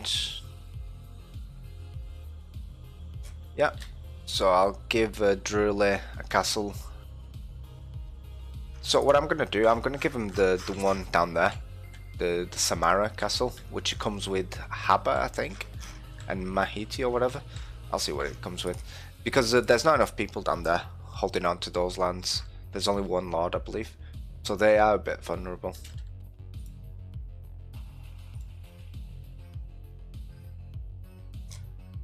Let's give it to Drole. And then, yeah, it was Haba that came with it. Then Drule, give it to that. A lot of people are losing relation, but it's nothing too bad. Ballester is not happy with me though.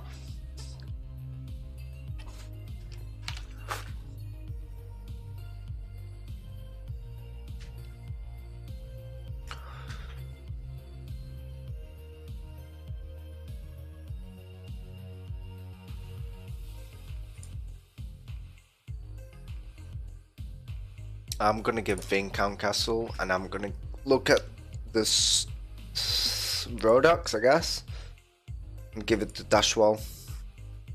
Send Barsha. He's the best guy with persuasion. So now I know where I'm losing, but problem with giving Barsha is that now I'm extremely slow. And new dad's under attack. I should jam my head. Okay. Oh boy. I forgot that I'm actually not invulnerable right now. I'm just so used to walking past these guys and never get attacked that I forgot that I'm not invulnerable anymore. Because I've deposited most of my troops away. It all depends on what he's got.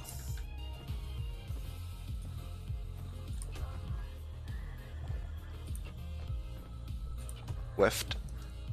Okay.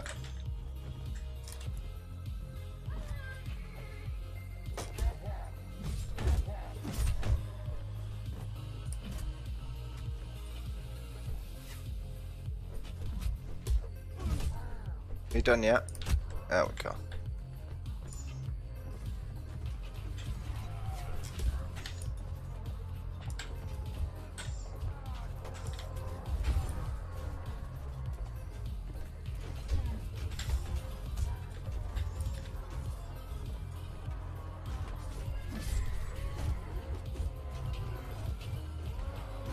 It's good training for my troops as well, so.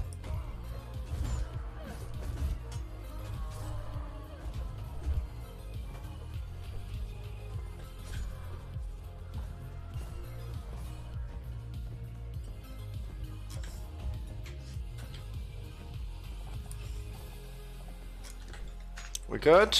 Yeah, one dead. Not bad. That was a good fight. Sadly, I cannot take anyone else. Horseman.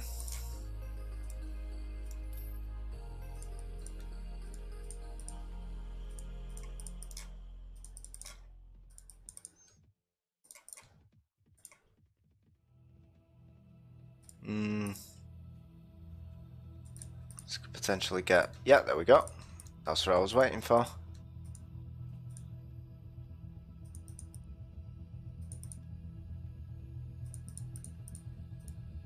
Oh, come on. Seriously?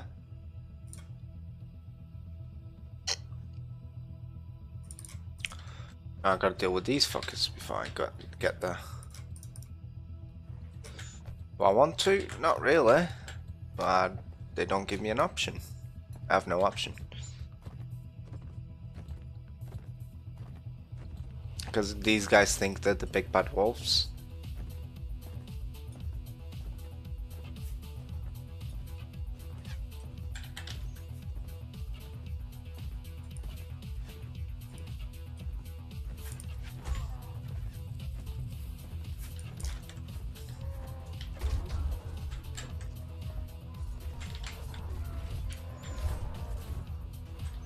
I should have probably put a bit more tactics into this, but I don't think I'll need to worry too much.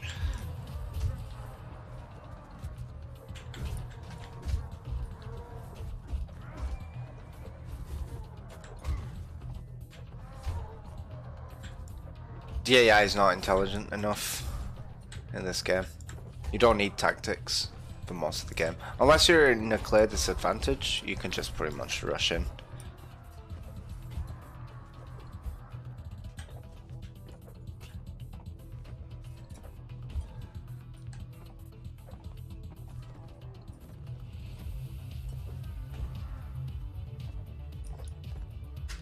We good? Oh, we're very good.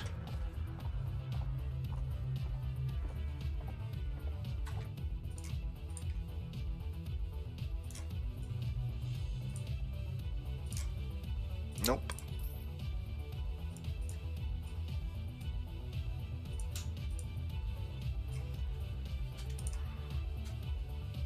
Ooh, a lot of people have died already. That's not good. Put my siege gear on. Oh, it's already on. Yeah, we should be fine.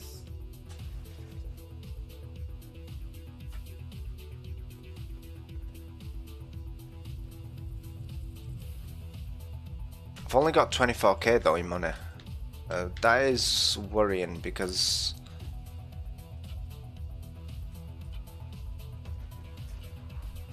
sit down, boy. Yeah, that's very worrying because I'm losing money at the moment still because I've got the castles that need given away to people. And I don't want to give it away to random people, I want to give it away to new lords. So lords who've not joined the kingdom yet. But I don't think I can wait that long.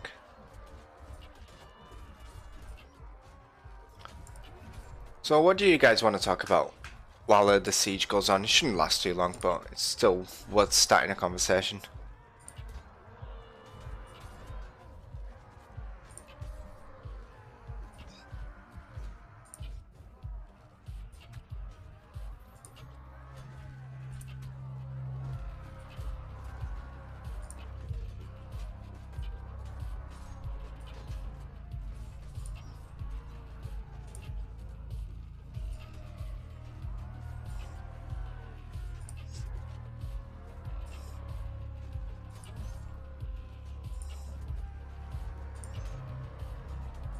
Trying to think of something, I can't think of anything specific.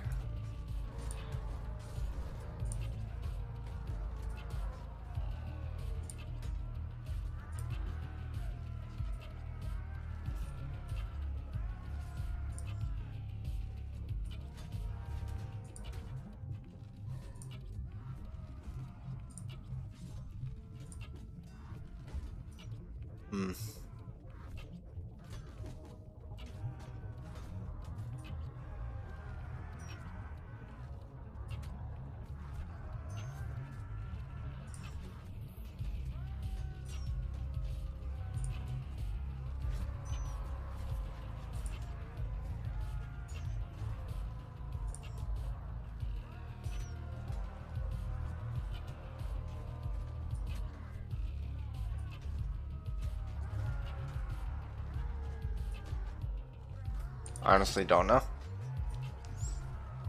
I honestly do not have a clue what to talk about. Can't think of anything too, except I really want to get food now.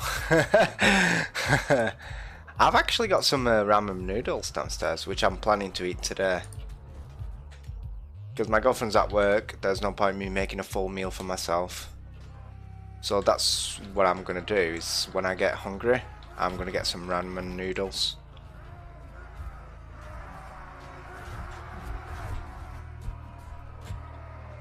What are these guys doing? Why is nobody... Right, give me that saber.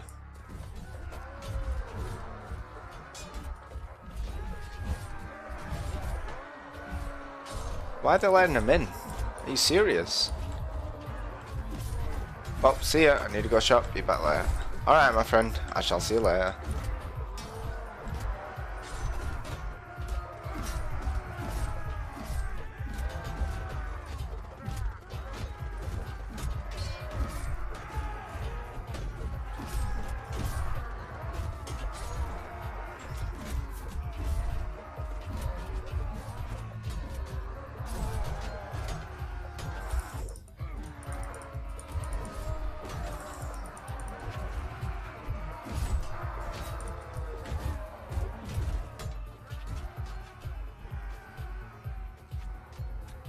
I might actually take a break as well soon because I've run out of content to talk about. So I might I'll go and get some food, and then when I come back I'll play some multiplayer. I think that's the way to go. I'll just switch to multiplayer right now, and then while I'm eating we can watch some videos together. Of shit that I normally watch anyways.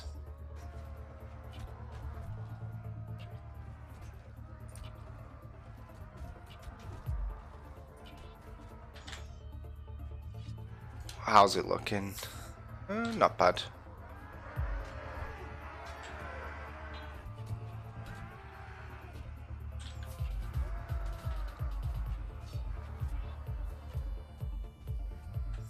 So yeah, that's what I'll do. I'll get some my ramen noodles cooking, get them ready, and then come back upstairs and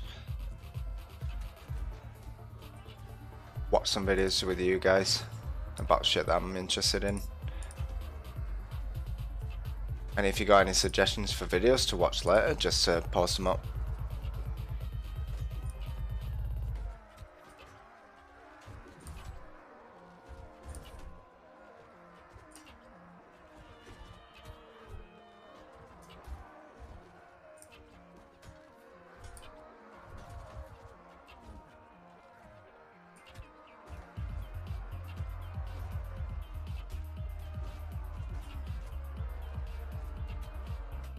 God damn it.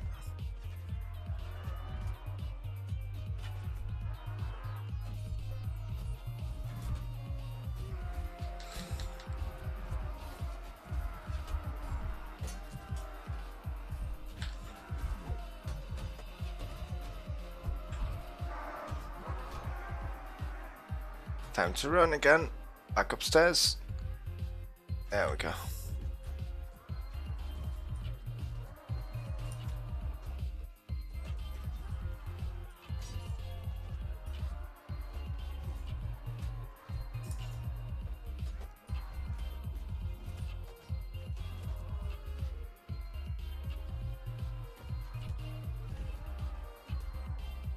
See, wouldn't it be nice if you could have, because there's a mod on multiplayer called the Captain mod, which is what I'm going to be playing, where you control your troops.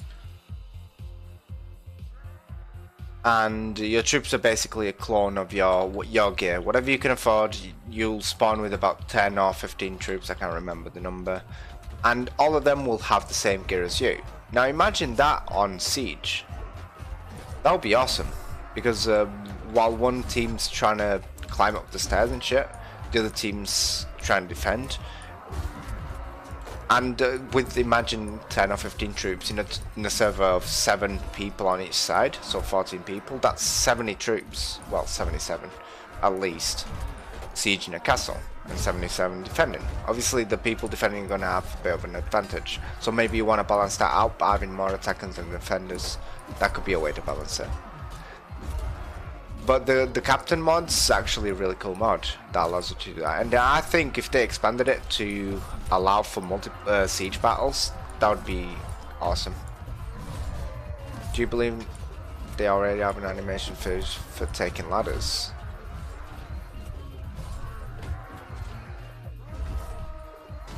Ladders? What do you mean? I'm confused. You confuse me.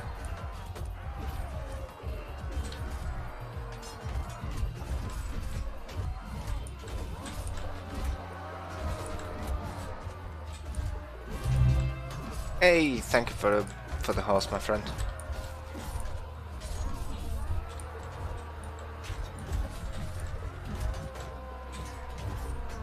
So yeah, it would be really awesome if you could have these battles but all multiplayer.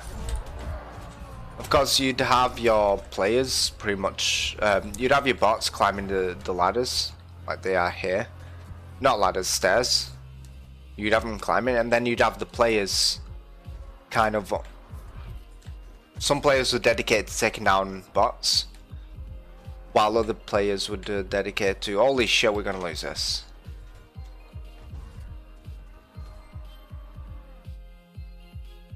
No, I do not want to retreat. Because I believe in the power of love. Okay, no, we're going to lose. 10 against 60? 6 kills each? Yeah, easy peasy, my friend.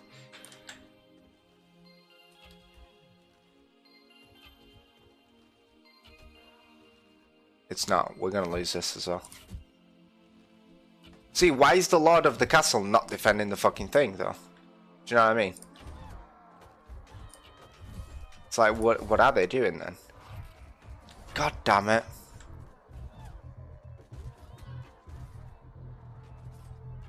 So what's the Lord of the Castle doing? Why are they not defending their own castle?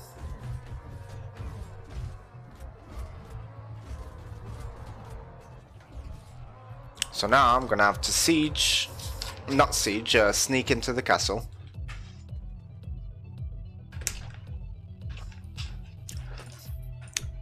Sneak into the castle, free up my guys,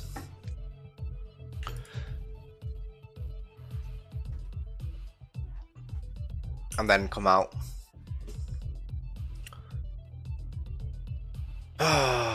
Oh, they're not here. There's only 15 of them. Hold on then. First of all, I need to figure out. Forgot. First of all, I need to figure out where my guys are. So hopefully there's a traveler around here.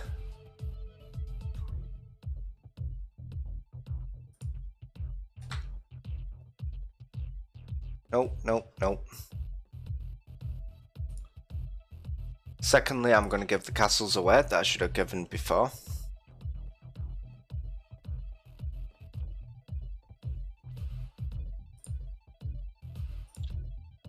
This one, for example, give it to whatever.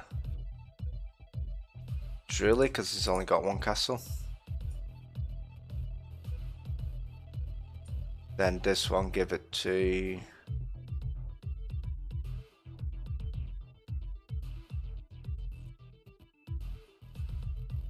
Mammon? Yeah, sure.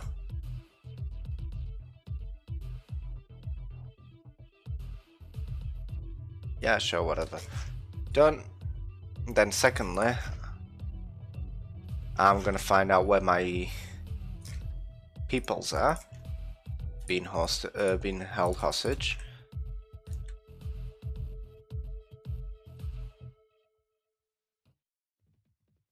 Hey, Bosch is back, which means I am extremely fast now.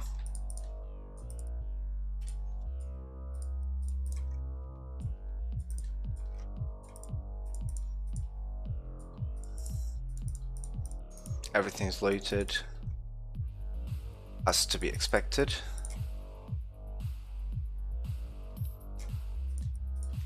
And I'm running on really low on money as well.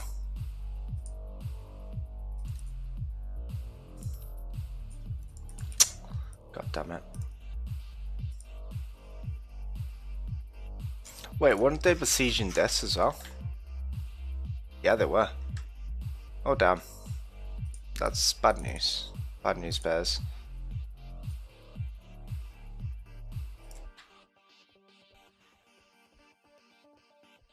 Ransom broker. Right, so...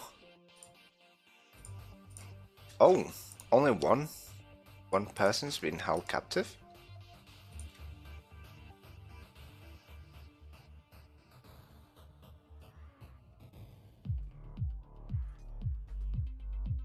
So he's pretty fucked, isn't he?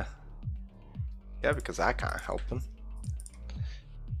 Right, so what I'm gonna do, I'm gonna switch over to multiplayer.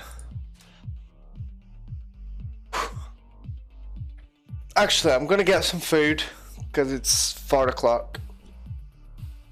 I'm gonna leave it here for now. I'm gonna get some food and I'll be right back. And we'll watch some videos together. I'll be right back.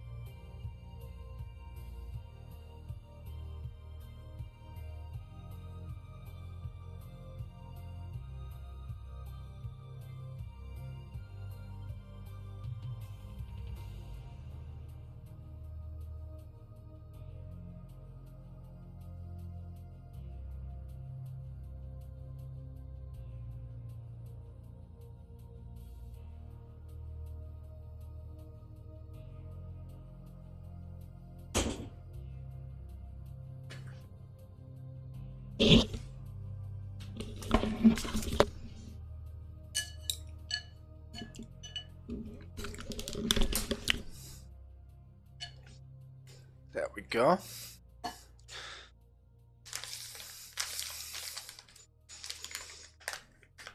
Got some noodles. Sorry, ramen. Well, they're ramen noodles, aren't they?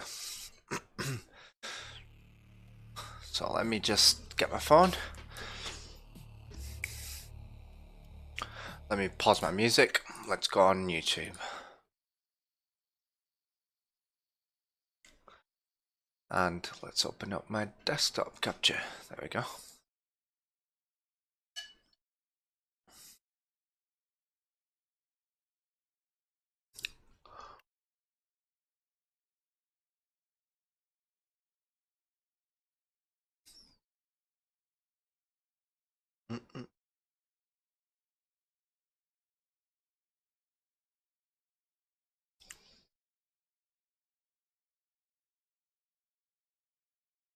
My Bannerlord wish list?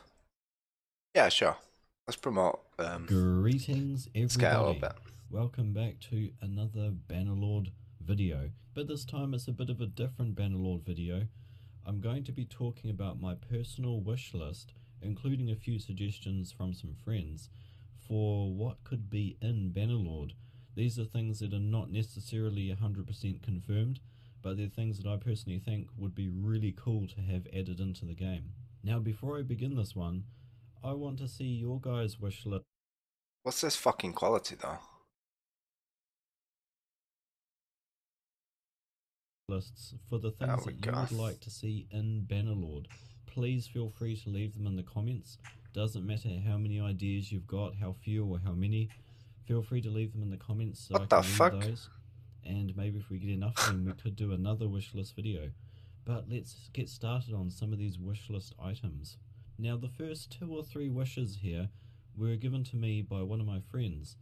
So let's have a look at these. One of them was I'm gonna mute my mic because it's gonna be loud. You may have the option to fight a duel with either the enemy lord or maybe just a couple of your soldiers fighting against one another, and that might be a way of boosting the morale of your soldiers. So that could either be fighting a duel with one of the enemies or just fighting one of your own people, maybe training with them or something before the battle. I'm not sure, but that would add an interesting element to the game. Now there's one here that we've seen maybe a bit of shown in some of the early gameplay, is that commanders will stand back from the main battle. They won't launch themselves right into the front line, into the oncoming troops.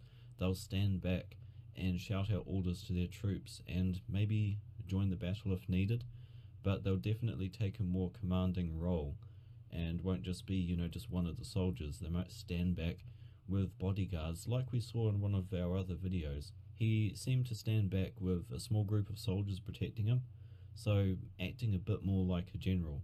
And an interesting one here, I quite like the sound of this, is that if a common soldier, if one of your soldiers in your army defeats an enemy lord, that soldier will be promoted and become a general or maybe a named companion.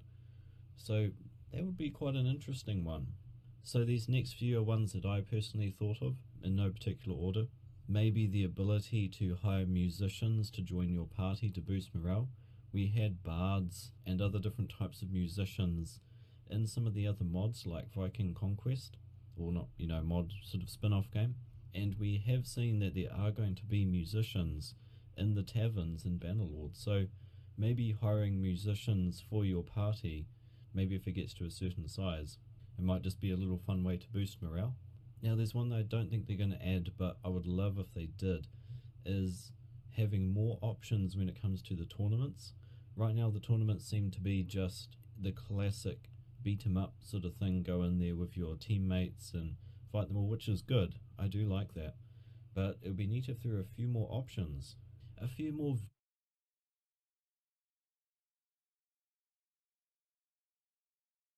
So that's how the pointy stick Empire Kings eats. Yeah, ramen noodles, quite good. But I'm gonna mute the mic because it's quite loud. Because you obviously eat noodles like slapping the fuck out of it.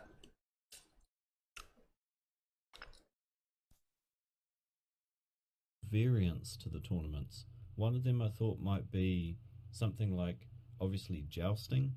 I know there's lances and things like that, but having a dedicated segment of the tournament only for jousting, I thought that might be quite cool. And maybe along those lines, archery practice.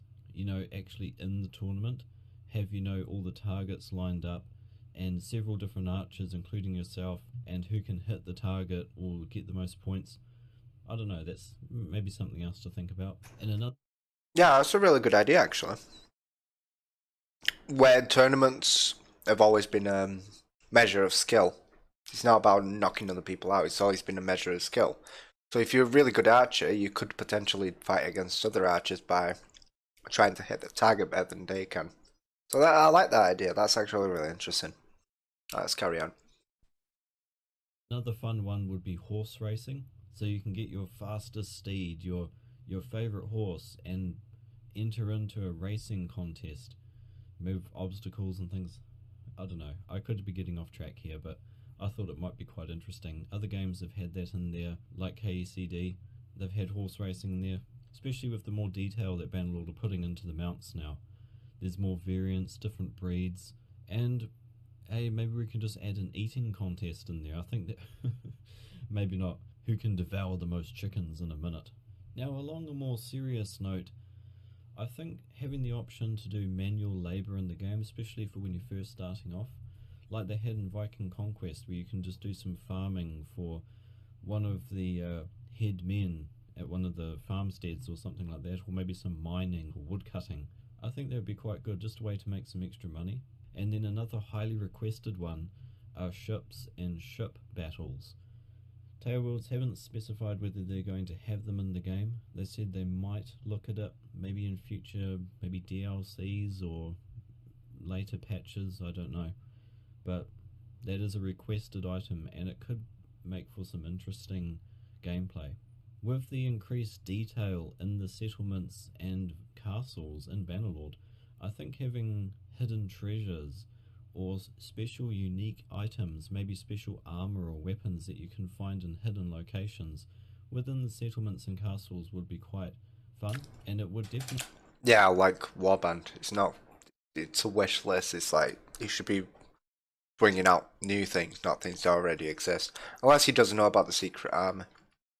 Definitely encourage you to explore these locations. Also, perhaps if you venture too far into the back streets of the town, maybe looking for treasure, you might run into a group of thugs who challenge you to a fight or just try and rob you or something like that. We've had it in Warband where you go into a settlement at night and there's a chance that you may get ambushed by some thugs. Or maybe if you could see them in the settlement, or maybe if they trap you in a corner or something like that, just make it a bit more dynamic. I think that would be quite fun to have in the game. And maybe you could talk your way out of it, bribe your way out of it, intimidate your way out of it, or just fight them. Along those lines, I was thinking more varied quests would be nice in Bannerlord, although I'm going to be honest here, I couldn't really think of too many things they could do because of the type of game it is. It's not a full-on RPG. It is a strategy, simulation game, so I'm not sure how you could go. So obviously, he doesn't understand how the game evolves from. Because at the start of the game, it's not a strategy game. It's anything but strategy. Because you're going around and all you're trying to do is to make enough money to survive. It's not about big kingdoms. That's not how the game starts off. That's how the game ends, but the game transfers from one side to the other. Because as a king, as a lord or a king, you're not going to be doing quests. That's not your main goal. That's not your main source of income. Your main source of income at the moment in Warband is making prisoners and selling them. For me, that's the easiest way to do it. But obviously, at the start of the game, it's more about your personal experience. It's not about the kingdom. You're the main target, main focus of the game. Until you create your own kingdom, then obviously the kingdom becomes the main target of the game. So it makes a lot of sense to have RPG-like quests. Maybe, I don't know, you got a quest, you got to forge a sword for a lord, and you get a nice reward. because there is going to be forging in the game. Or maybe, while it's not on the, I believe it's not on the open, the early access, it's not implemented.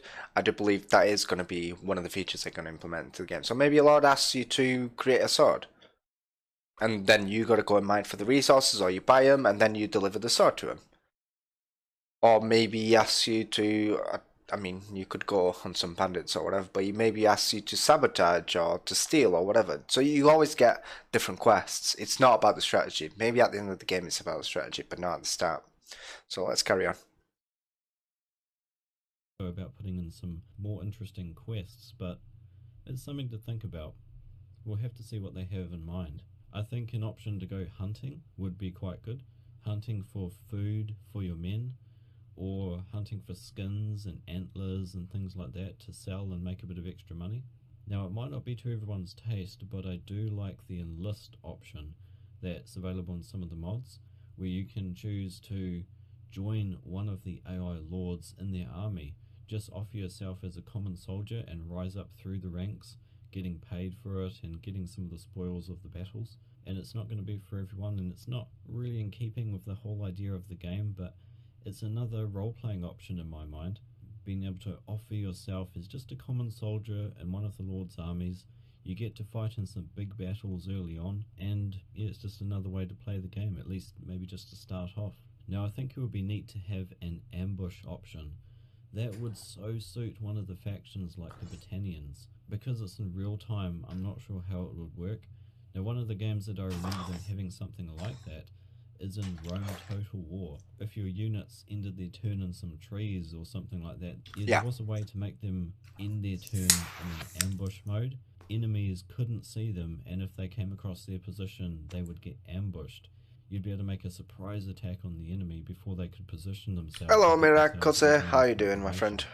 So I think something like that would be an interesting dynamic where you might be able to win a battle with less units if you ambush the superior force. Now, lastly, I've said it before, I want a dog companion in Bannerlord. No. We had it in Viking Conquest.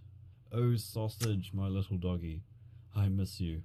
But being able to purchase a dog companion, or maybe find it in one of the back streets in one of the settlements, feed it some food, and it will join you, and maybe have it so that your dog can follow you around the settlement and protect you from thugs and things like that.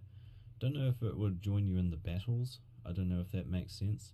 They did have... Okay, so you remember at the start he's conflicted himself. I like this guy, but he's conflicted himself at the moment. He's talking about how you couldn't make quests for the game because it's too much strategy-like. But none of the dog features help you in the strategy. So this is like its own conflicting thoughts being brought up to life. Have that in Viking Conquest, but I'm not sure. I don't know about that. But along those lines, in a dev blog quite a long time ago, Tailworlds showed us a dog model, and I'll put it on the screen here. And so there is the assets for dogs in there. And getting into speculation territory here, I found this little chart and accompanying diagrams on Reddit. Someone posted a leaked thing of the types of dogs that in their geographical locations throughout the world of Calradia, throughout Bannerlord's map. As you can see, it is actually Bannerlord's map, and these are the various different types of dogs that you can find throughout these different locations, as well as some more details on them. If this is true, this could be amazing. Some people have suggested that perhaps you can hire a whole army of dogs and go forth throughout Calradia, taking over the world and defeating, overthrowing kings with dogs, empires, with your army of chihuahuas. And if it's not in the game, someone needs to put it into a mod. Yeah, they'll make a mod out of it, definitely. On a serious note, having dogs in the game would make a lot of sense, especially if the game includes... Okay, now we're talking about the same thing again, where he said strategy, the quests don't really fit with the strategy, but then he's talking about how dogs make sense, but dogs don't make sense. If he's talking about, oh, it's only a strategy game, it's not. It's a role-playing game, it's an open role-playing game. And it just shows that there's so much that you could put into the game. There's so much that everyone will enjoy, and you don't have to choose that path. Just because a quest doesn't appeal to you doesn't mean you have to take it. Like going farming, because he said about manual labor was in Viking Conquest. Excuse me. So you could potentially just go for Viking Conquest style and have the manual labor, and then one of the quests could be for a village. You're doing a quest for a village. Oh, we need a bit more hands on the field. And if you need the money, and if it helps the relation or whatever, how it works, then it makes sense. But Viking Conquest was shit, yeah. I've not played it. I've heard it's not really that good. I think it's one of the worst expansions they've made. But they're expanding on that idea, especially with the troops. They optimized the troops so there could be more troops on the field. Apparently, they could be up to 500 on each side, without any big impact on the performance because the troops have been optimized. So, like I said before, it's having quests that deal with the person, not the kingdom, make a lot of sense. Dogs don't make a lot of sense. It's just more of a cosmetic kind of thing. It's a niche. Included a hunting mechanic, but I think it'd be really cool just to have a dog companion, and maybe like in Viking Conquest you can feed it and it will gain strength and increase in its attributes and skills and eventually become a valuable member of your party. Another really fun little role-playing feature they could add. But anyhow guys, those are all of my ideas for Bannerlord. Feel free to add any of your ideas in the comments, any of your wish list items, or any rumours that you've heard of different things that could be in the game. A special thanks to my Patreons. I thank you guys very much for the support you show for the channel. Really do appreciate that. And you too can be a Patreon for $3 a dog with full med skill incoming. Posted at the end of every one of my... So yeah, possibly depends how broken the game is. Greetings everybody, welcome back. Oh, he's talking about the Guild 3. I don't know anything about Guild 3, but yeah.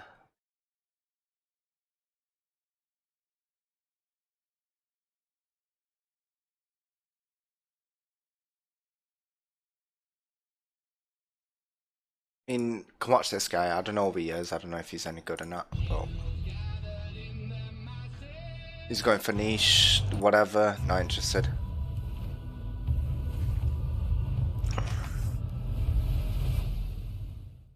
Hello one and all, and welcome back to another day of some major news. There's been so many different news drops related to MMOs and RPGs over the past few days and weeks, but today I could not neglect to talk about one of my most anticipated upcoming games, Mount & Blade Bannerlord. As many of you know, Tailworlds recently released some big news talking about the release date of Bannerlord, and if you for some reason have not seen it yet, they are scheduling it to come out around March 31st. Unless we get a delay, which would be some very sad news for the Warriors of Calradia. If there's two things I told myself I would look forward to this year in terms of gaming, the first one is an MMO or an MMORPG title that I could settle down and dedicate myself to instead of my usual game hopping behavior. And the second one, and just as crucial part, is Bannerlord.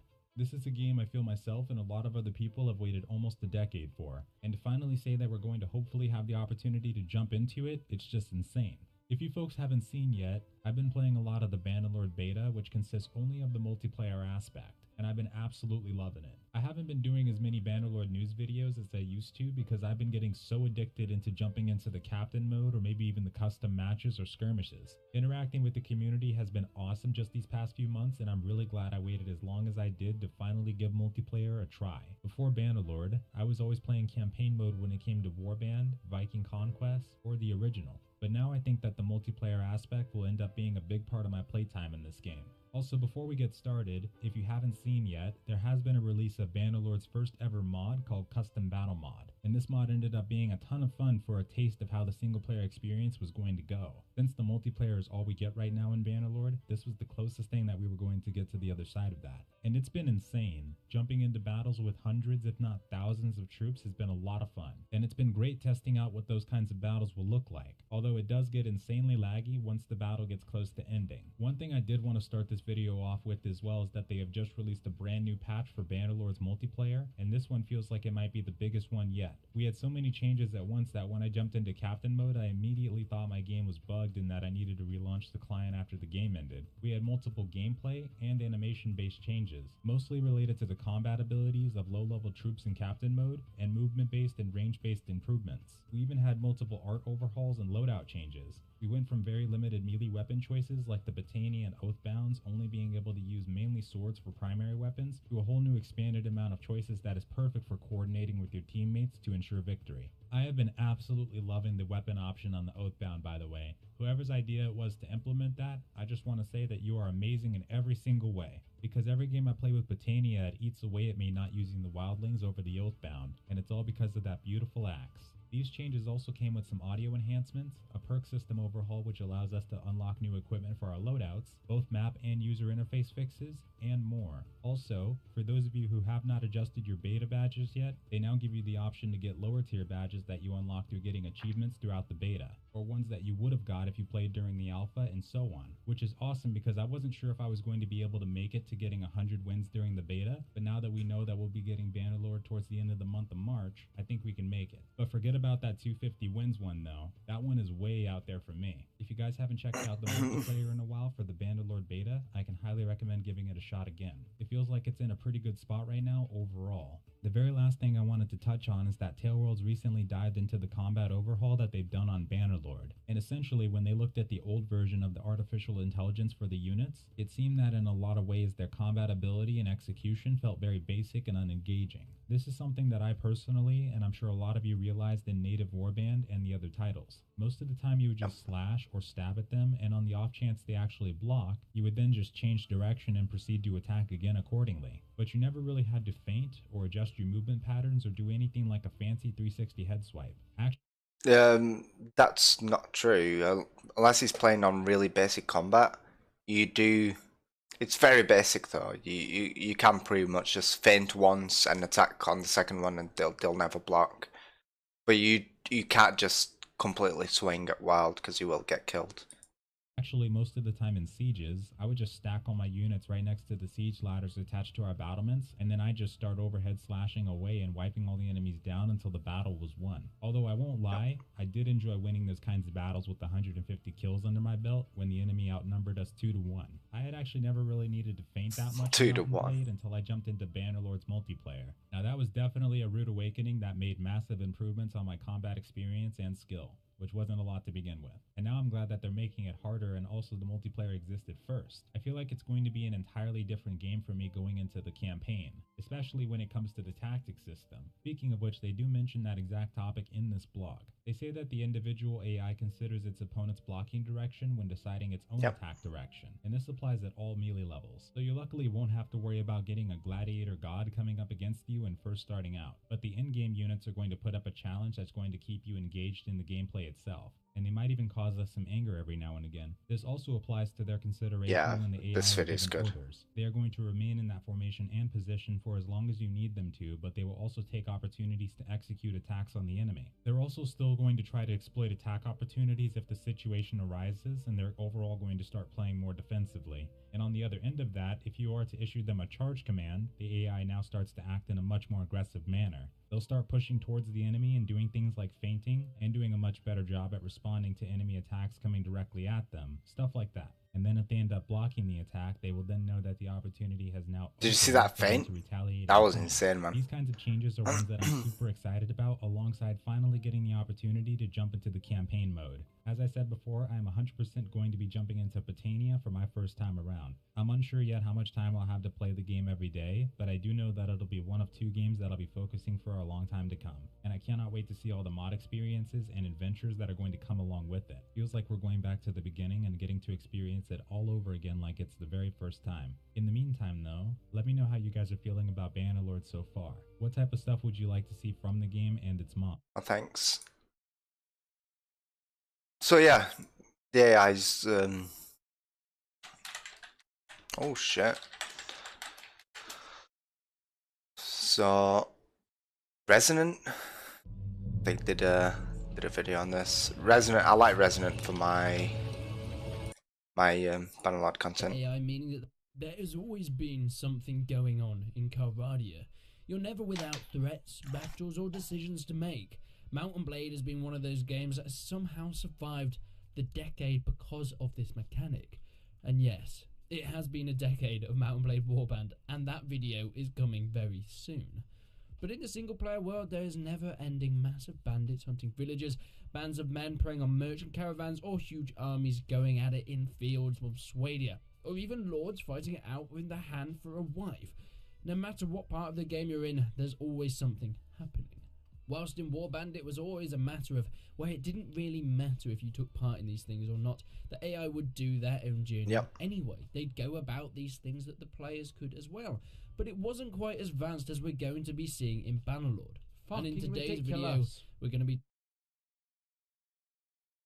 talking about the new campaign AI. We're going to be talking about the new campaign AI in Bannerlord. And in today's video, we're going to be talking about the new campaign AI. But as we've already looked into it a bit previously, specifically the hostile or defensive actions of the AI that help create Calradia that we'll all be experiencing in March of 2020. Just like the player, NPC lords spend much of their time travelling and traversing the campaign map as they go around their business in Bannerlord. These NPCs are bound by many of the same restrictions and rules of the player, which, you know, is great because in Warband they sort of had that little bit of a good old-fashioned cheaty AI syndrome that we saw in many of the games around that time. I know Age of Empires was a big problem for this. The old Age of Empires AI had that cheaty AI syndrome and was often able to do things that couldn't necessarily actually happen when it came to the players in the game themselves. But the NPC lords not only create and react to the events in the world, but they can also perform many of the actions that the players are required to do to maintain their party and ultimately progress through the game. These things will most likely vary from recruiting, but places with bad relationships will not offer them as many troops to them as, you know, places with good relationships. These restrictions that the player also has. They have to also keep the army fed or their troops can desert. That's good. Also linking in the fact that players can mess with this, attacking caravans or blocking trade routes of their AI, stopping or slowing the economy for the AI, meaning that they won't be able to get the resources to create and sustain these big armies. Now the NPC lords will need to visit the settlements to restock their supplies, recruit fresh troops and ransom prisoners. AI lords will also stop there for rest and keep their party happy. This happens when they have been hard in battle or even just exploring the world and out there for extended periods of time.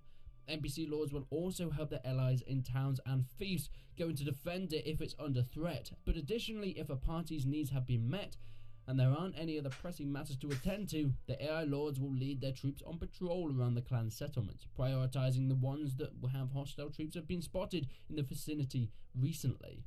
Now, I think this is really cool, and it adds an extra step and precautions that you as a player are going to have to take when it comes to attacking the enemy AI, or even just in their territory. If you are already hostile to the AI, they will get the word and make sure you don't come back, making it much harder to go onto those, you know, warband pillaging sprees, as the first village that you might get away with plundering, but then the AI will send out an army to patrol the area surrounding, so making sure you don't get any more villages than you can possibly take. The NPCs will also go into settlements to defend if needs be, but this is not always the case. They're not gonna just send AI lords and parties and loads of men to sacrifice just to defend a small little place.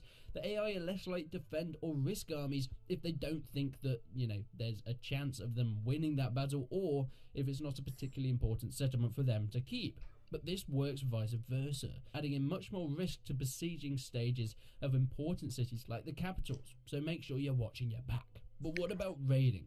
You know, the thing that is famous for being incredibly prosperous, and let's be honest, the quickest and easiest way to get a ton of money in the mid-game is Yeah, fucks your honor up though. When looking at enemy settlements, the lords will check to see how valuable the production of the settlement is, as well the strength of the settlement. In addition to this, the lord will consider the relations between the clans and that of the owner of the settlement, favouring to attack. Shit. Misclick. The AI, meaning that they won't be able to get the resources to create and sustain. Keep their Blah blah blah. So making sure you don't get any more villages, more little place. The AI are less likely to defend or risk armies if they don't think that, you know, there's a chance of them winning that battle, or if it's not a particularly important settlement for them to keep. But this works vice versa, adding in much more risk to besieging stage. raiding. Easiest way to see how valuable the product. Consider the relations between the clans and that of the owner of the settlement, favouring to attack ones that they Quality's really low. Finally, a lord may decide to raid a settlement that is actually providing supplies to the connected castles surrounding.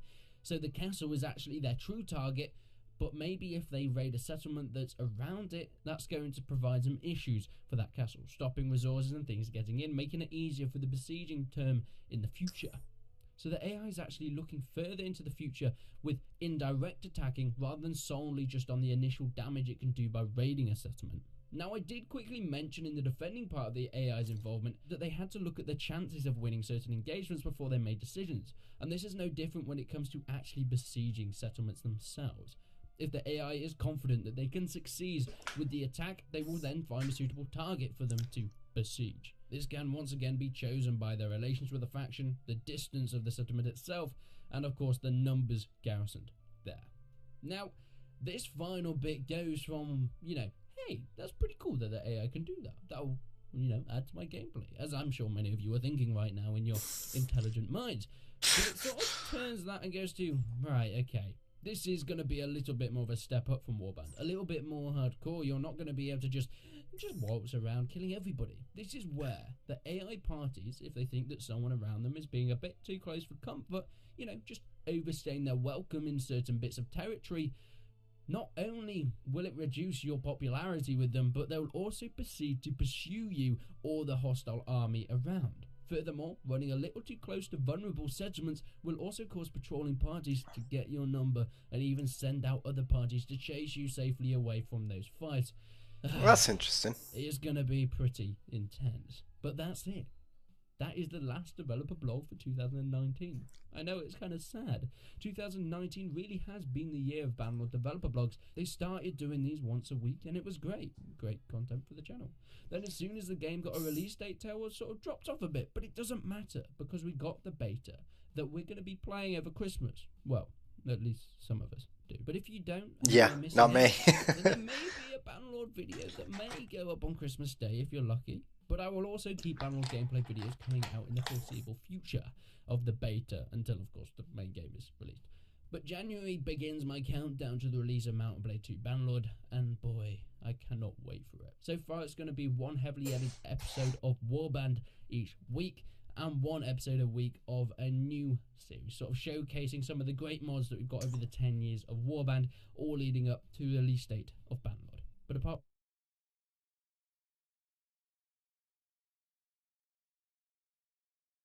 Huh. Curious. Do you want to know how I learn most of my tactics that I use on video games? This is where I learn a lot of tactics I use in video games. How long is this video? 27 minutes. 16th century. Sorry, it's a bit too long. That's what she said. Sun Tzu. I love The Art of War. That's a really good book. If you've not read Sun Tzu, The Art of War, you should definitely read it.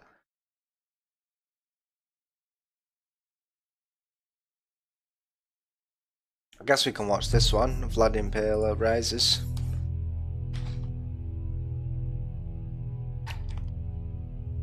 Use tactics. Yeah, when I have to. Brothers Vlad and Radu, sons of the former Vlachian Prince Vlad II, grew up in the Ottoman court as princely hostages, educated in the same Muslim spirit as their friend, young Mehmed II, the future Ottoman Sultan.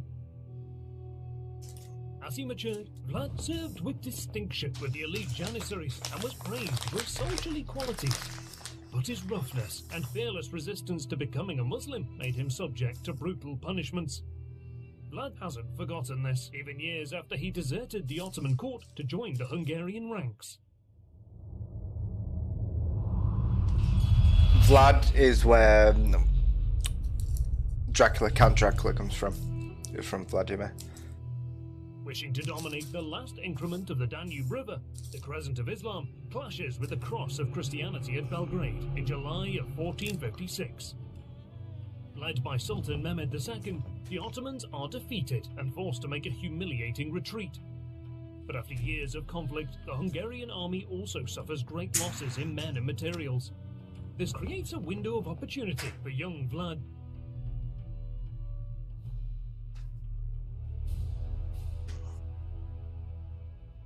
Placed in charge of protecting the Transylvanian border by the Hungarian king, Vlad uses his position to exploit the military power vacuum and marches into Vlachia ahead of a small mercenary force.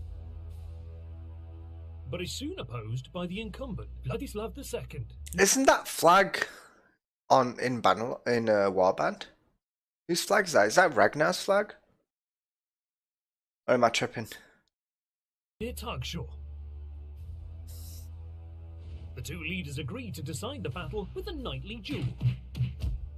And amidst cheers from the two armies, Vlad wins the duel and kills Vladislav. He then proceeds to march unopposed into the Vlachian capital of Târgoviște. There he crowns himself as Voivod of Vlachia in August 1456.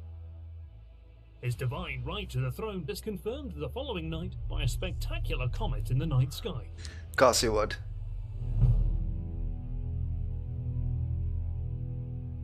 Wasting no time, Vlad hires his own uniformed mercenary army and moves to consolidate his power and reform the country. He enforces taxes on the boyars who were previously all but free from taxation.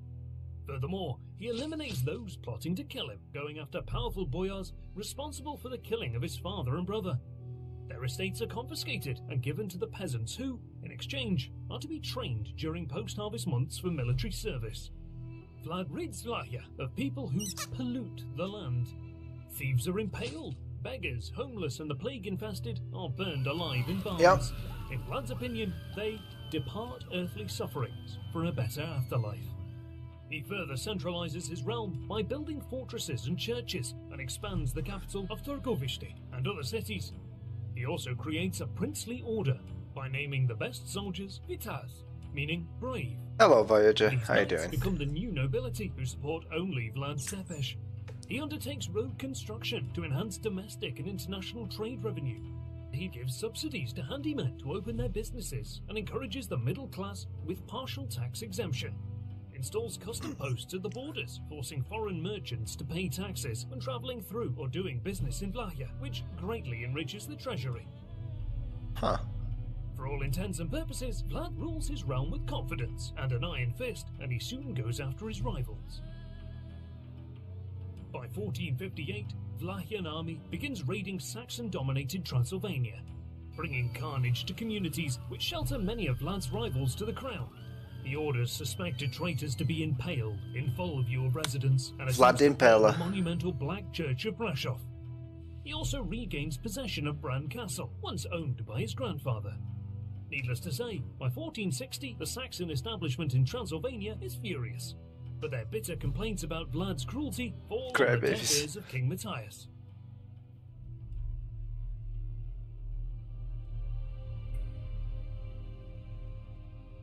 The unhappy merchants seek their own justice by deciding to eliminate the Vlachian voivod and replace him with Dan III, one of the men behind the murder of Vlad's father and brother.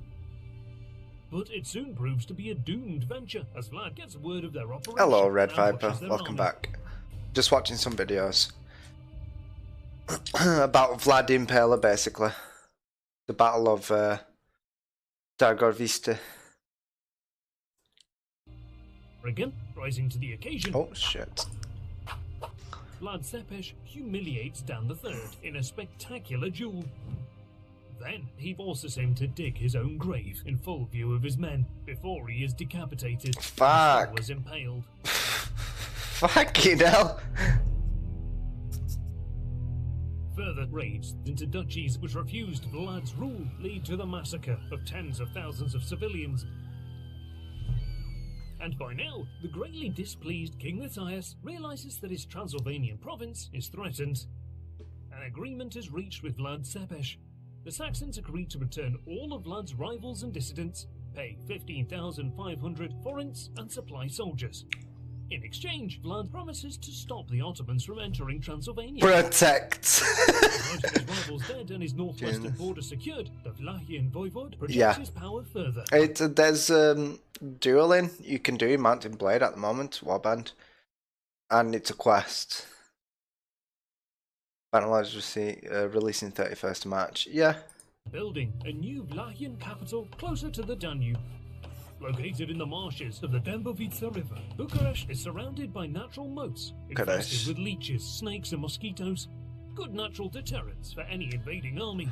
Yep, we're not going to go swimming in that. Vlad Tepes hopes to unite all Vlas into one kingdom, and, confident of his power, he provides military aid to Prince Stefan, who is attempting to take the throne of Moldavia, dutifully keeping his oath of loyalty he'd given to his cousin.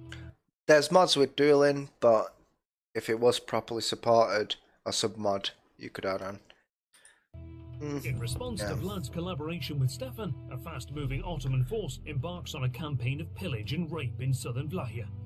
After their raid, the Ottoman retreat is slowed by the plunder and prisoners, and before they can reach the Danube, the Ottomans are intercepted by Vlad's cavalry.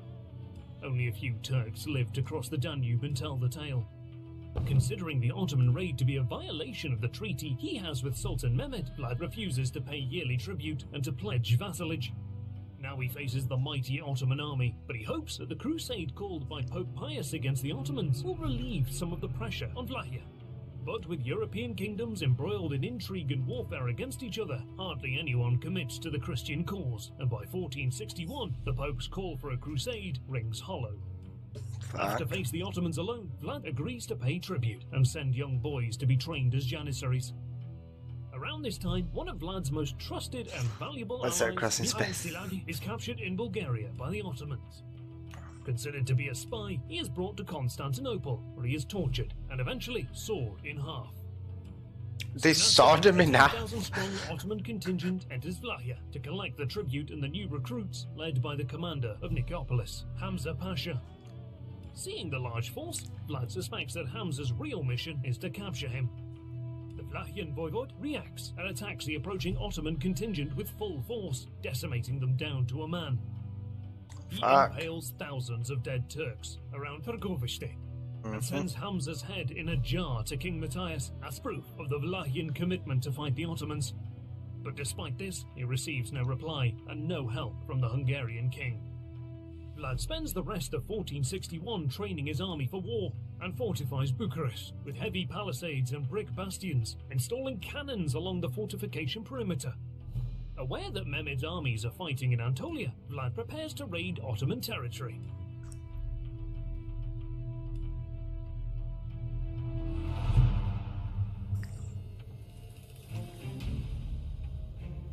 And in early 1462, while en route to cross the frozen Danube, Vlachian cavalry stops not far from Giurgiu, one of the strongest heavily fortified northern Ottoman military bases. Dressed as a high-ranking Ottoman official ahead of his entourage, Sepesh approaches the fortress on a snowy day and, speaking in perfect Turkish, orders the garrison commander to open the gates. The sentries let him in, believing he must be an important official as he is travelling with many bodyguards.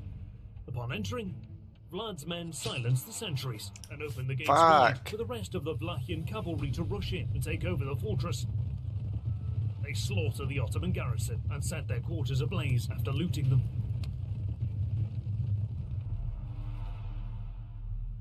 Dude's a mastermind, man. What followed what the fuck? would fuel the legend of Vlad the Impaler. Over the next 2 weeks, his cavalrymen engaged in raids that cover 800 kilometers along the frozen Danube all the way to the Black Sea. Aiming to destroy bridgeheads that the Ottomans might use to cross the Vlachia, Vlad's army sacks Ottoman and other non-Christian settlements on the Bulgarian Danube riverbank and continues to raid south into Ottoman territory over the next few months. For the Vlachs living in Bulgaria since Dacian times, these are blessed days. At least for a time, they regain their freedom from the Ottoman yoke. Countless numbers of them join the fight, either seeking revenge or because they believe in Vlad's mission. The news spreads like wildfire about the carnage left in the wake of Vlad's mini-crusade.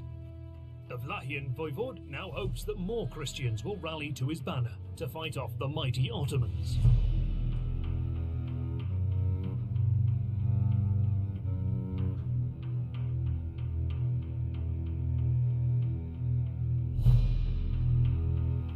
So this is part 1 of 2, and now we're going to see part 2 of 2.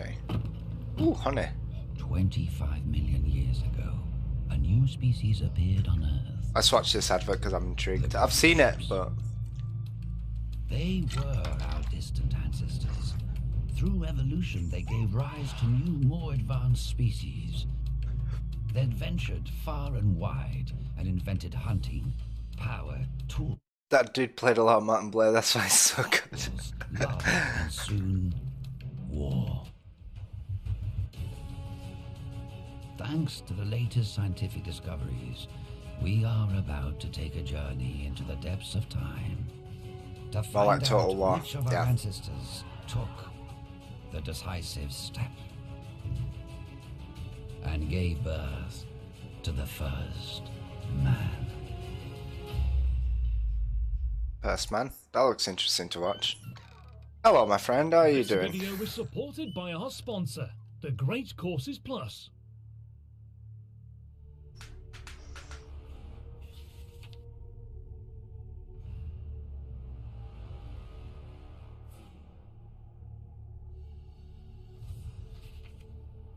Word spreads across the Balkans and beyond about the effectiveness of Vlad Cepic's raid into Ottoman territory.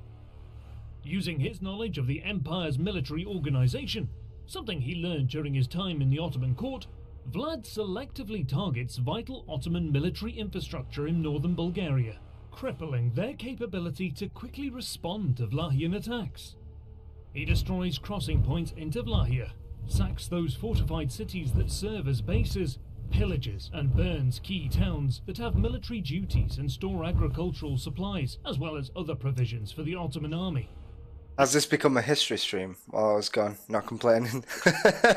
No, I just had something to eat, I had some noodles, and we started watching videos. And then I saw this this video, and I was quite intrigued by it. We were watching Bannerlord videos as well a while ago. It was always one. It always was one. In a way, yeah. Economic damage and chaos spread far and wide as countless thousands of civilians perish at the hands of Vlad's horsemen. But now, more Turks are coming.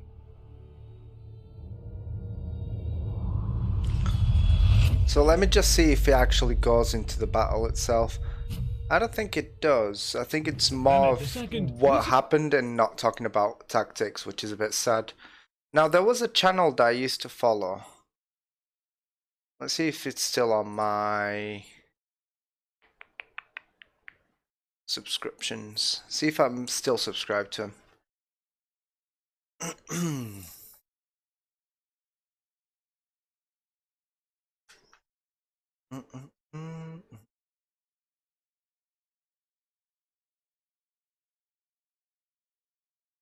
I don't think I am.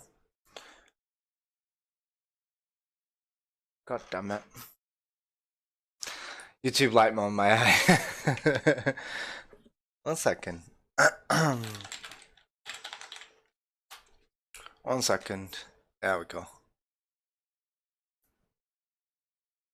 Historia Civilis.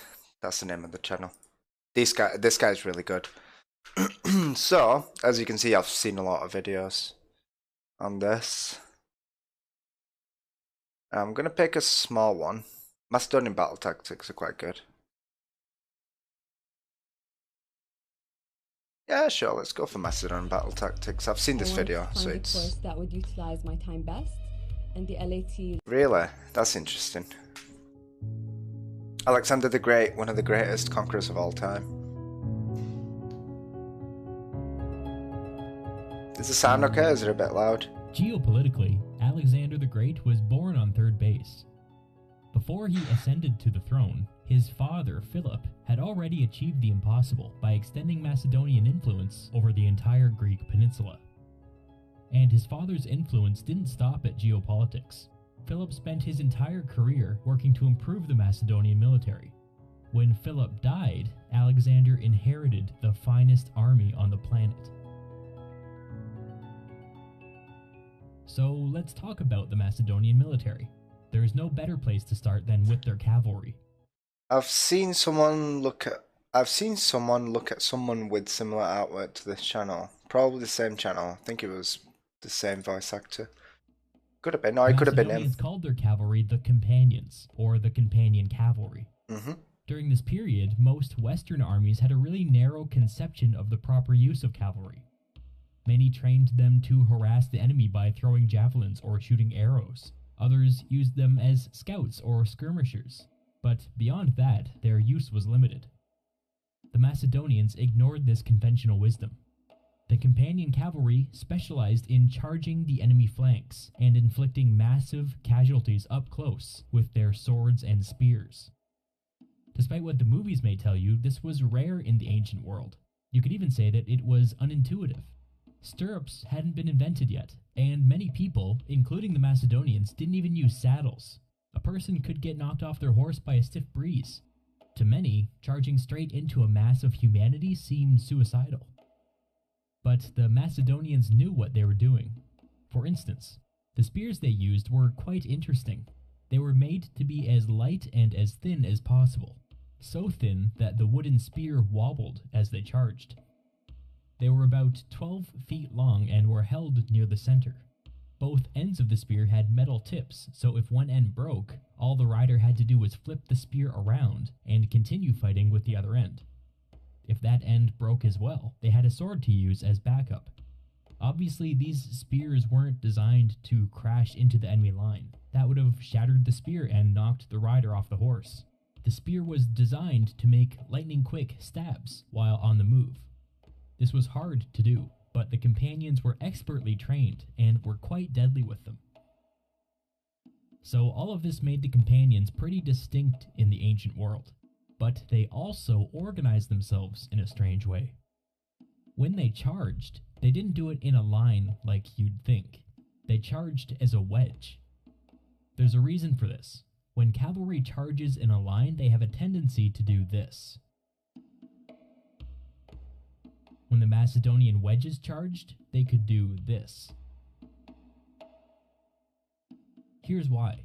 The person at the tip of the wedge was the guy in charge. Since everyone could keep an eye on their leader, the entire unit could basically receive orders non-verbally. This meant that they could wordlessly change directions mid-gallop, or specifically target vulnerable enemy units with surgical accuracy. When they made contact with the enemy, any opening made by the riders at the front could immediately be exploited by the riders further back. As a result, the wedges were capable of creating chaos and cutting deep into the enemy line. A well-timed charge like this could single-handedly win a battle. But no matter how successful the cavalry were, the opportunities they created needed to be followed up by infantry.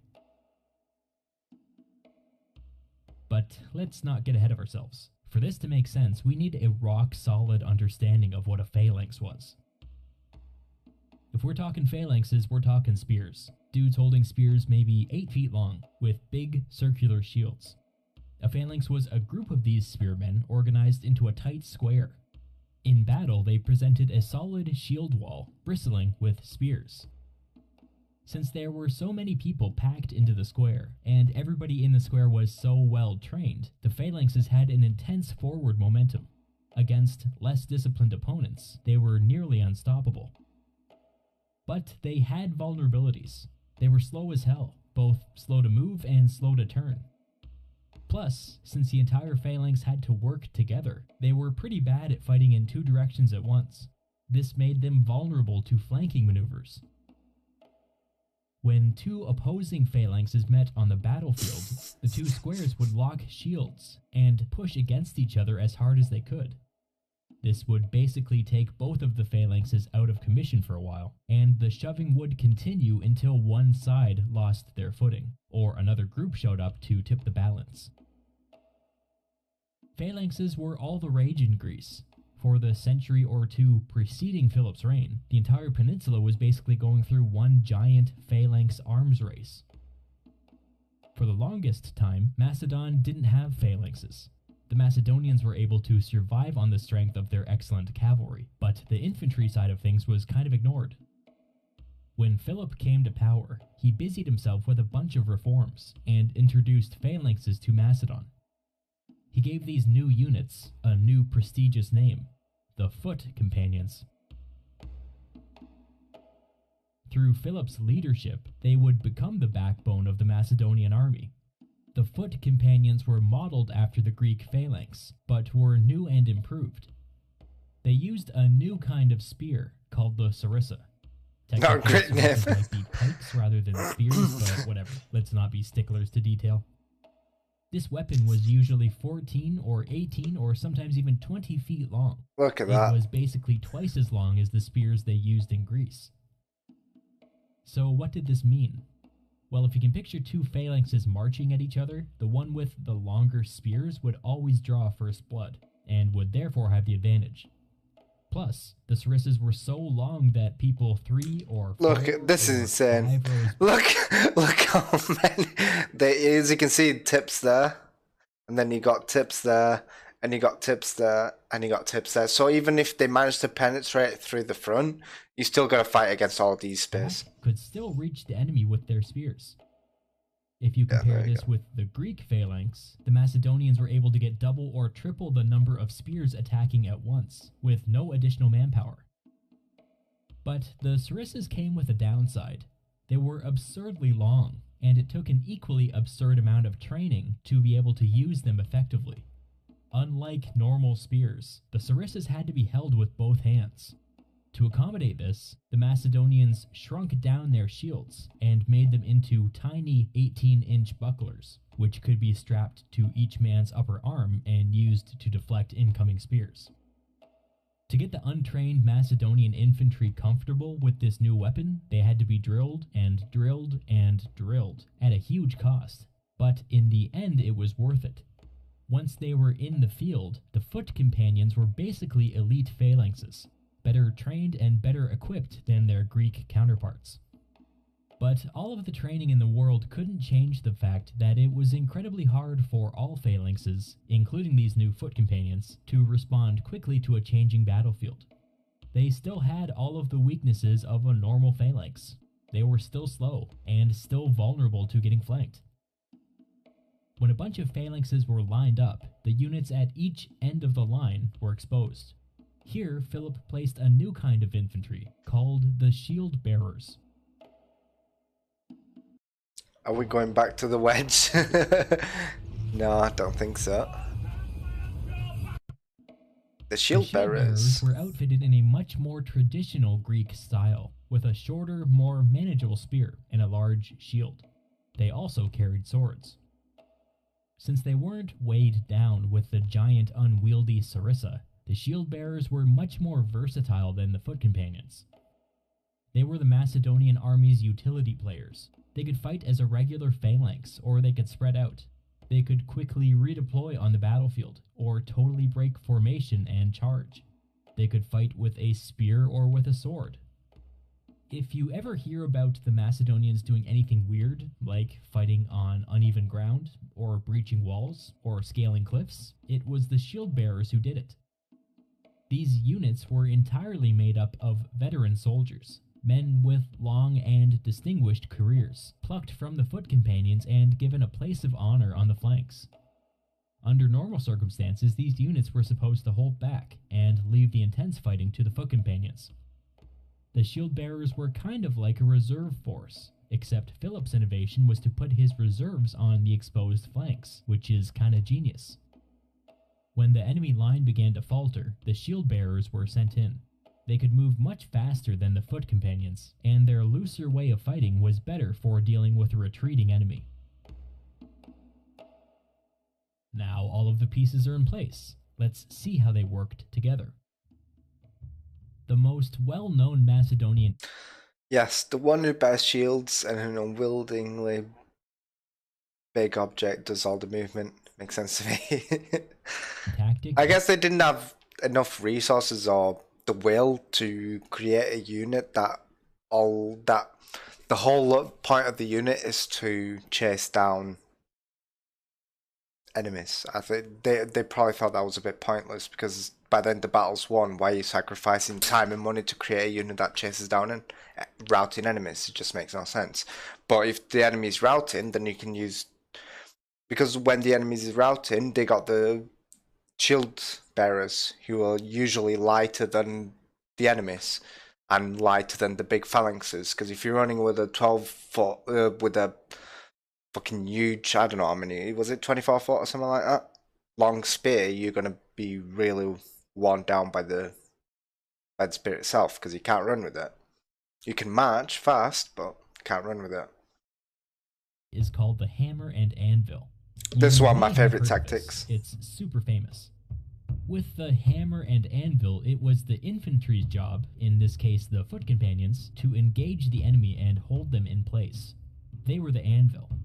It was the cavalry's job to swing around and attack the enemy from behind. They were the hammer. The whole thing relied on the speed and effectiveness of the hammer, and the reliability of the anvil. The whole point of this tactic was to quickly envelop the enemy and force them to face attacks from two directions at once. If the enemy wanted to break the encirclement, they either had to go through the foot companions, who were basically one giant unstoppable meat grinder, or go through the companion cavalry, who happened to be one of the most effective cavalry units in human history. It's simple, but it's extremely effective. Hannibal at the Battle of Cannae used this tactic against the Romans with astounding success, but we'll cover other famous examples in the near future. Before Philip's reign, Macedon did not have reliable infantry. They were able to get by because of their excellent cavalry, but nobody ever bothered to invest the time and money to bring the infantry up to the Greek standard. Philip changed this. Through his leadership, he not only met the Greek standard, but exceeded it. At the time of his death, Macedon was still a regional power, but thanks to Philip, it could now field a world-class army. There you go. Quite interesting. So yeah, Macedon's a superpower that nobody ever talks about.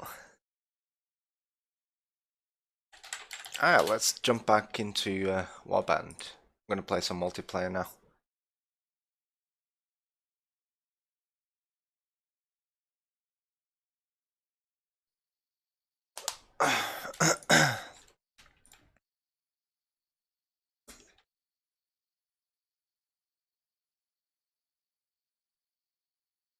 Should I go multiplayer? Should I go Siege? Or should I go... Oh, excuse me. Should I go Siege or should I go Captain mode? I think I'll go Captain mode. I actually prefer the Captain mode to the Siege. Siege gets a bit boring.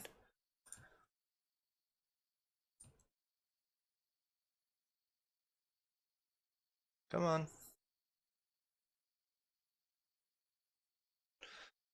Captain battle.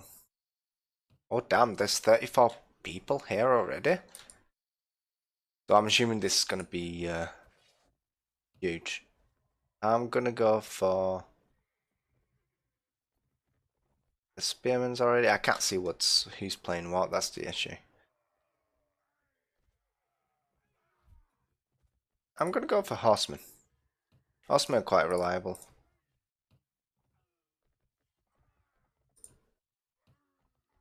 Doesn't want to let me take a Corsa.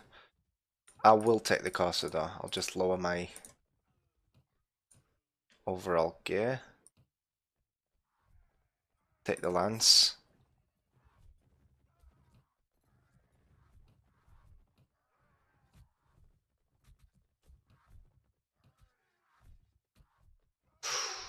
Just a tiny bit too expensive. I'll take that anyways. Oh yeah, there's more on Warband multiplayer because Bannerlord completely forgot multiplayer was a thing. So you know on now Bannerlord they've got the Captain mode. Well, someone came up with a server called the Captain mode server, and it's basically the same thing. You control your troops, you control the bots.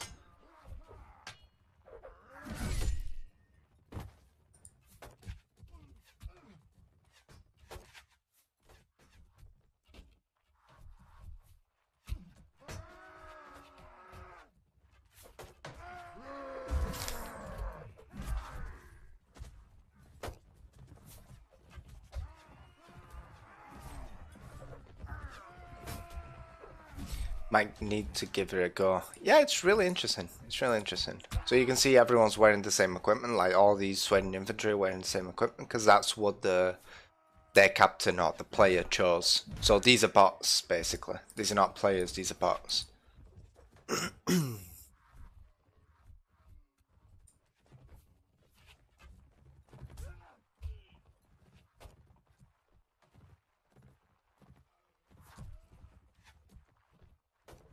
I actually forgot about the time, you know. I'm gonna have to go in a minute. For another half an hour. Because that's what time my girlfriend's on break. And she always wants to talk to me on break times.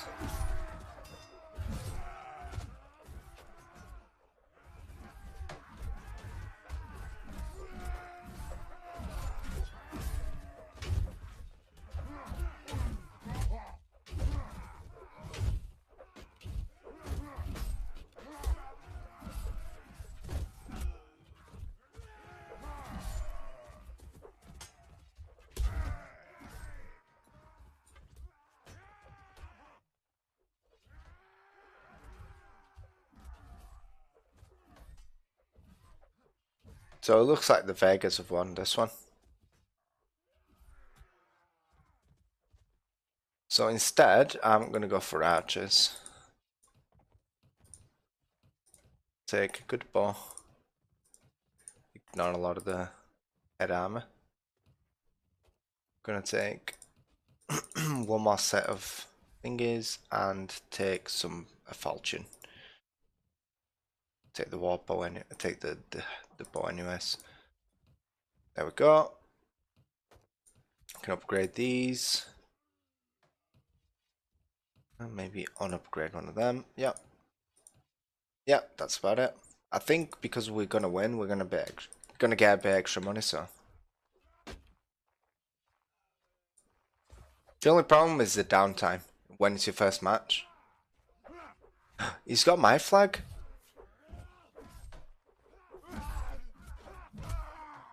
Cheeky bugger. Stealing my flag. So yeah, the downtime on the first match is a bit boring. But after you're into it, it's quite fun.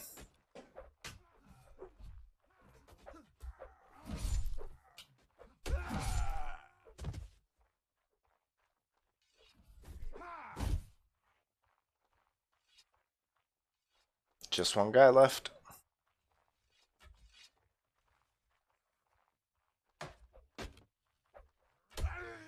There we go.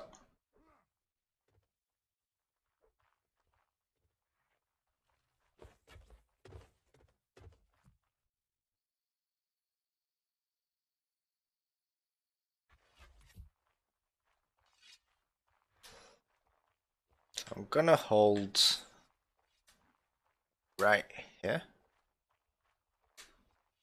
And I'm gonna get everyone to stand really close together. So how many is that? How many do I spawn with? 1, 2, 3, 4, 5, 6, 7, 8. Only 8, so 9 troops in total. That's how many I spawned with.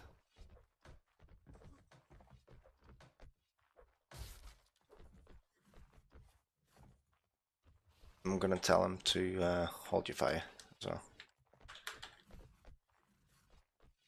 I'm used to more modded troop control. Yeah.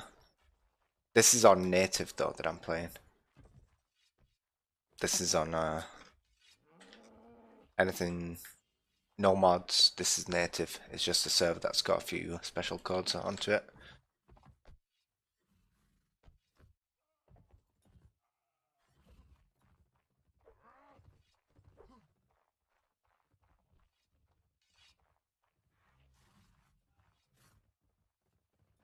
So I'm gonna hold fire until it's absolutely needed.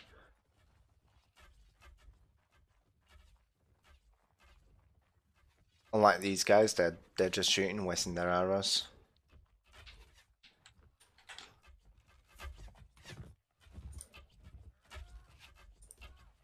Take the horseman down.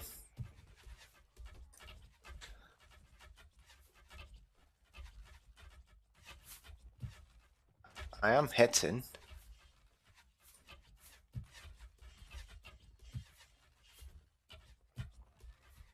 There we go, he's down. And he's dead. I'll play then. Get ready to brace my archers for cav charge and completely forget that I can.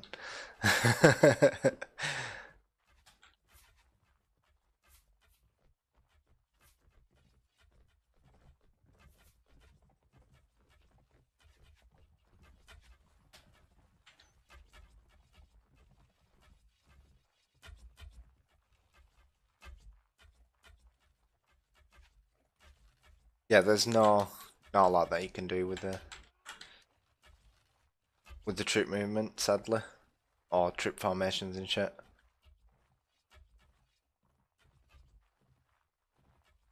But what we can do is, if I get my archers ready, stand them really close together. Now I think it's F2, no, F3, yeah, F3, F2.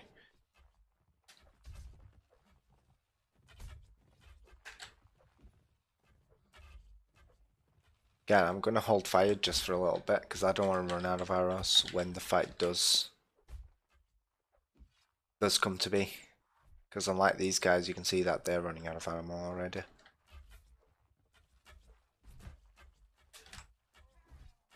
Hold this position on the hill.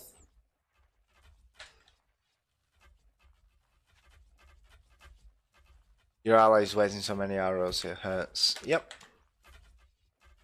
Now, I think that I can hit him from here now. Oh boy. So he's missed the first one, but I don't like the way this is going, so I'm going to pull back.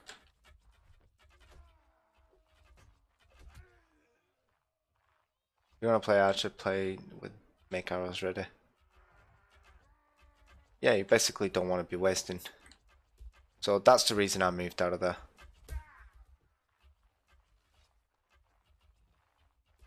I could kind of tell where this was going. Volley is much more effective than spam. Yeah, but you don't really have the option to do that on this one.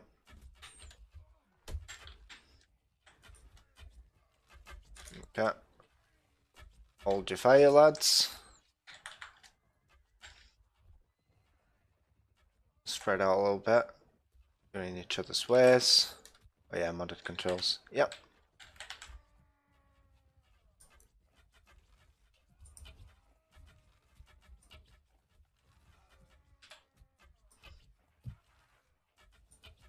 We can kind of hit him from here, which is what I'm hoping for.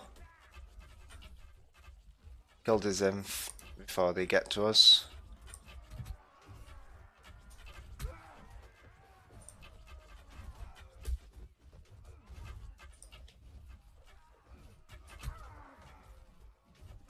Might lose this one. Shit. Might lose this one. Oh, it's not the end of the world.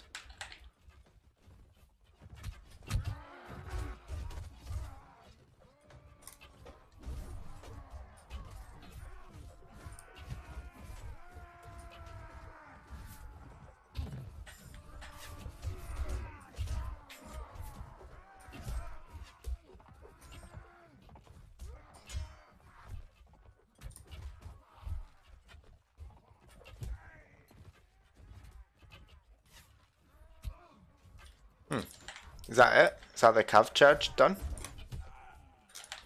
Looks like it.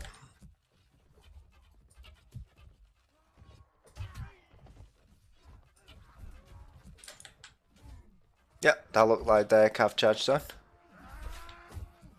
Not too happy about the amount of crossbowmen they have, but not much I can do.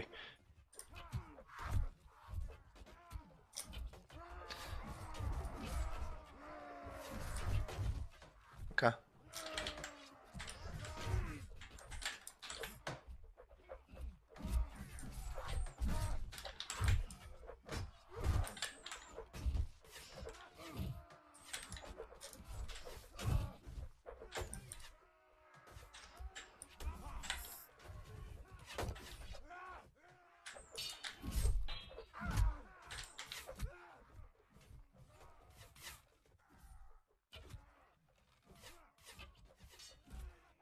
Oh boy.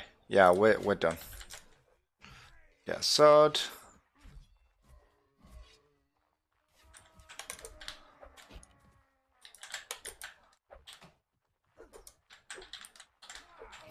Yeah, dud.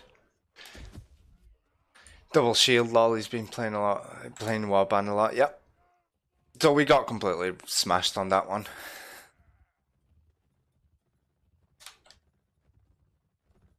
Ouch. Right, I'm going to take a quick break, so I'll go on to spectators and you guys can watch the fight from there. Or you can join the server, whatever, have some fun.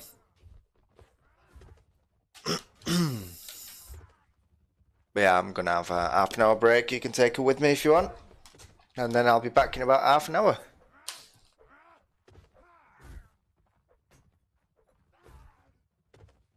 Let me just see if... Could join, give it a go. Yeah. I mean, it'll be a bit easier to coordinate everything. Yeah, it's quite an interesting mod. Or game mode to play. This is not the best map, I have to admit, because we've got clear advantage even though we got wrecked. But it's definitely fun. So I'm going to leave it here. And you guys can kind of see what's happening.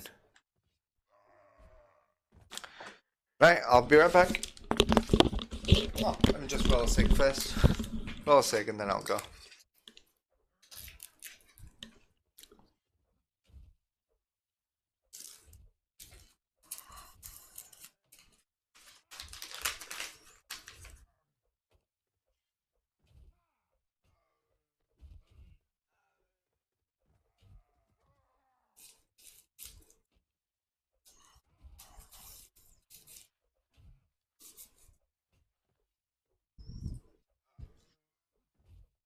If you're gonna join, it is native mod.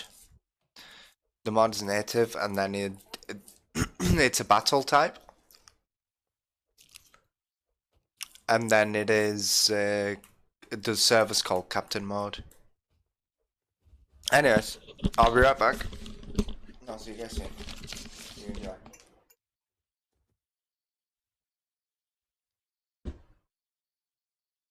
Stairs.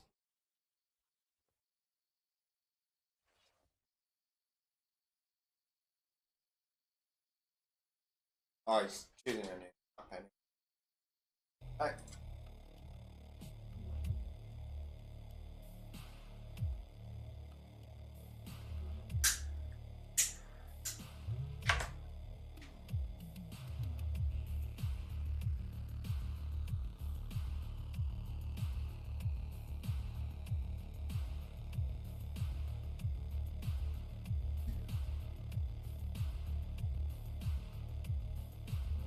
Come on, hold the map.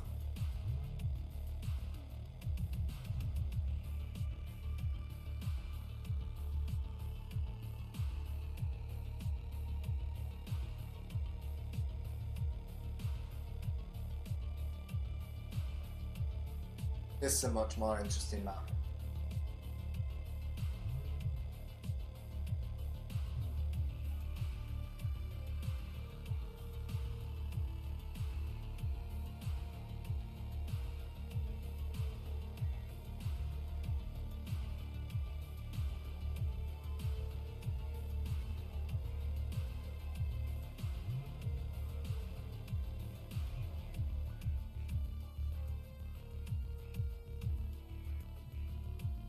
Assuming most of the battle will be done on the small village, so I'm gonna pan in on that. There we go. Should be enough. Alright, I'll see you soon.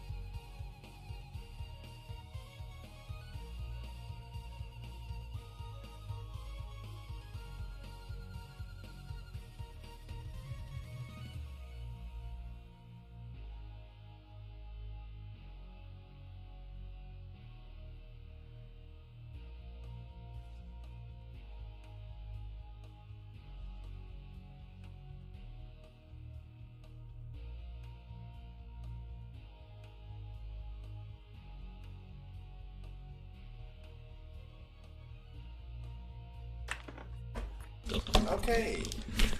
I'm back. Ah, the game just started, didn't it? God damn it.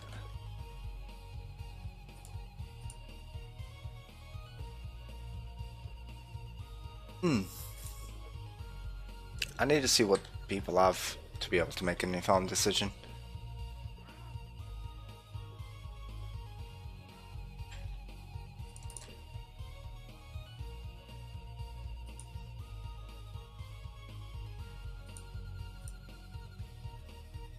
Here's what I'm gonna do, because the Rodox seem to have a lot of cav.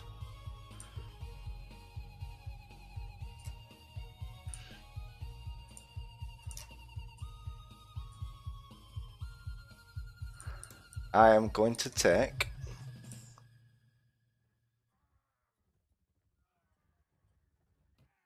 cover up, a lance, shield, and some sort of sword. Yes, that will do.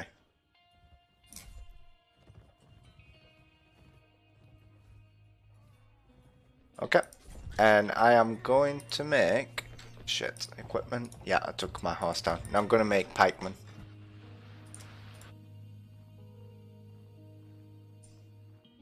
Then the Rodoc cavalry can't do shit to me. That's the idea anyways. Because you can see they've got quite a lot of scouts. But I think this is the last round. Yeah, this is the last round anyways.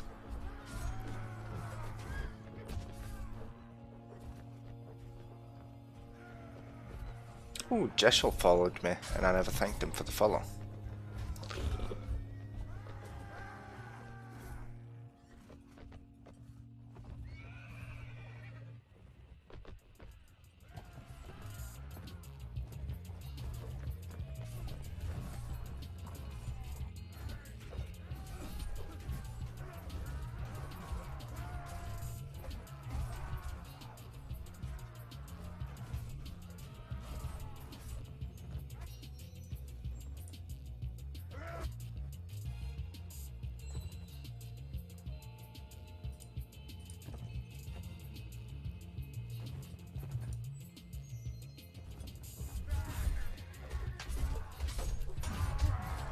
Oh, the infantry has got spears as well.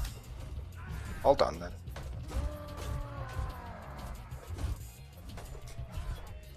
Take the leather. Take, again, a good shield. Oh, Bamba's spear. That's decent, that's a good spear. It's not heavy or anything, but it's really good for handling horsemen. So I'll take the good helmet, because I'm going to be mostly anti-horseman troops. Not going to be really good at defending against their infantry.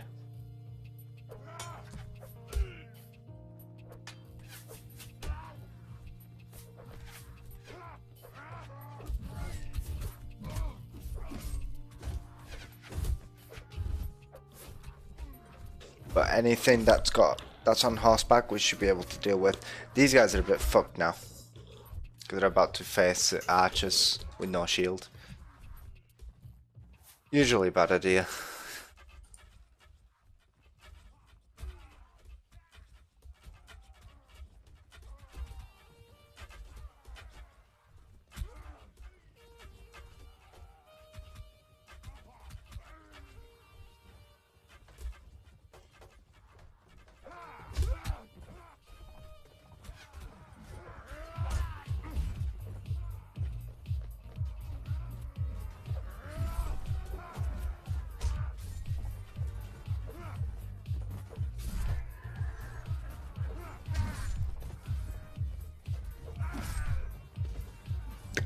The Glyph's powerful, man.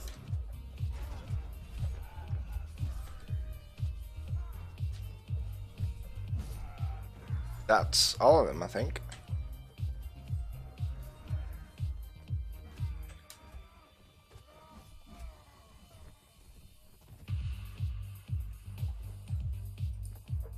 Well, there goes my archers. Was that you? Were you holding that little hill?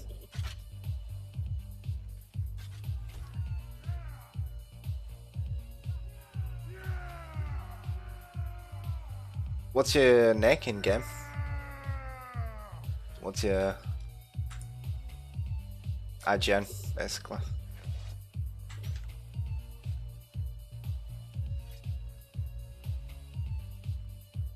Envar. Okay.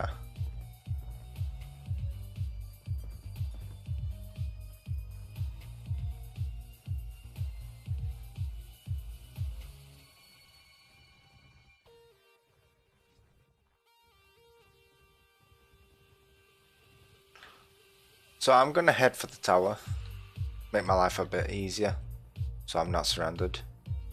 Actually, is that a...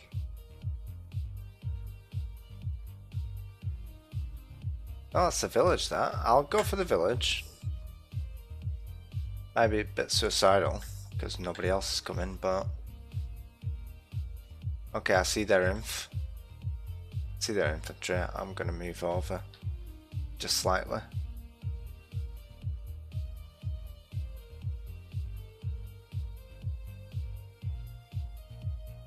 I'm gonna hold this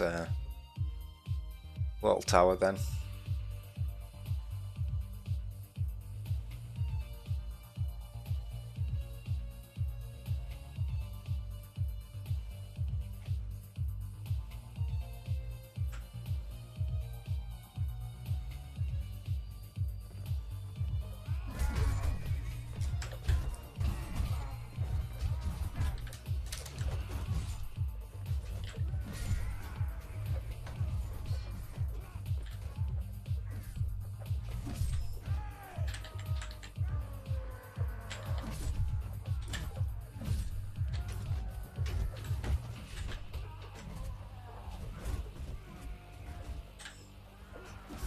I'm dead.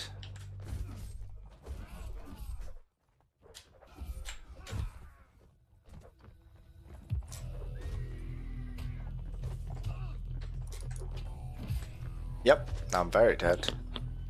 Well, that went well. Don't think I killed anyone. Nope.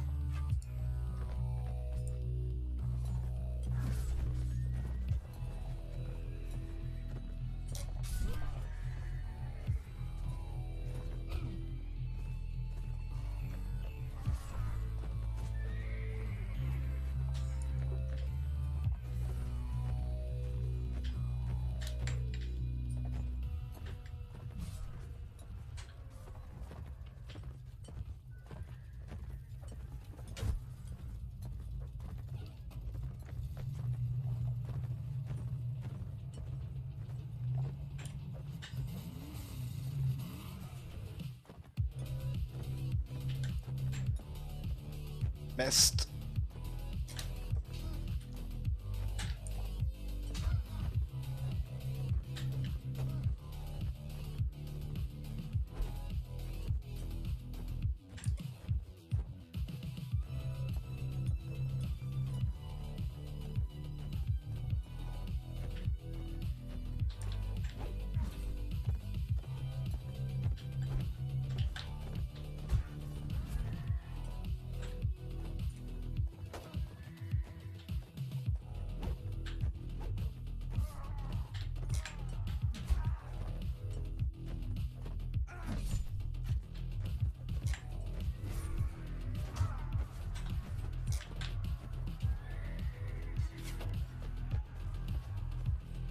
I'm okay. No, I'm not. Dead. Super dead. Yeah, there's not much we could do about that.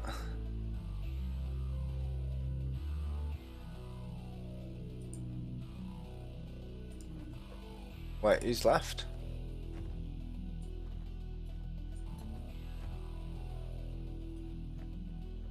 Yeah, we got a bit massacred then. Oh, come on. Don't be that guy.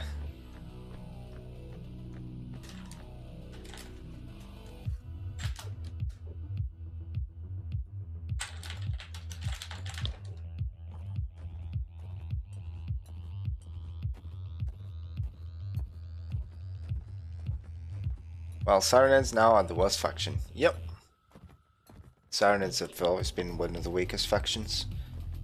You can kind of get away with them if you got full army of Mamelukes, but in general they are quite weak.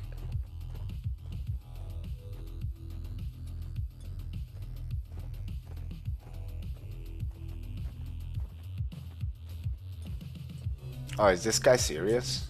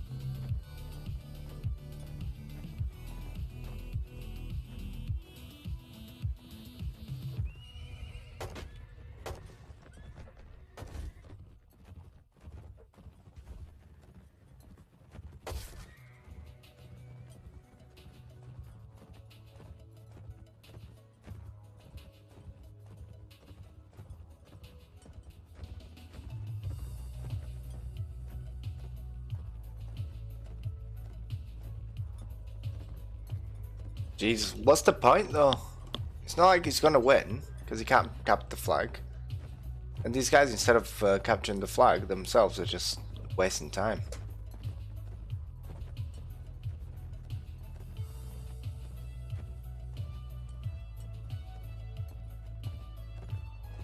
See, Rodox in the main game, they're balanced by having no cav. That's how they balanced Rodox, and on this mode, or in multiplayer, they are not balanced at all.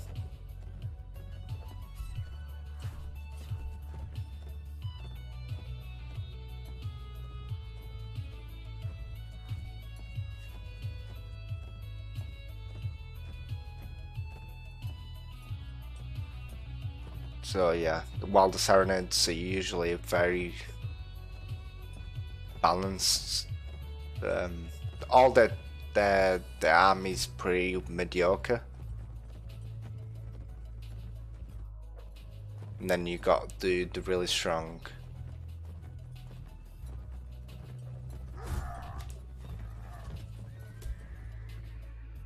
The really strong cav, late game cav. But in stuff like this, it's just silly.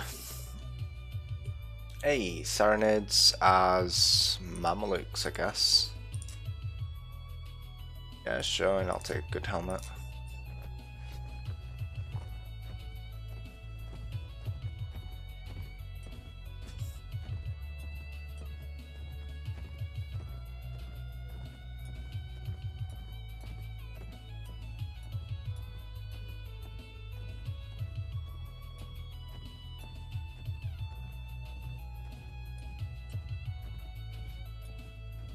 Let's see where this goes. Shame we can't have an overview of the map while I'm playing this. Not like you're doing single player.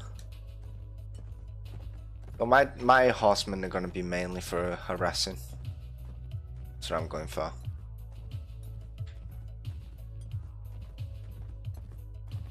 Bit of harassment.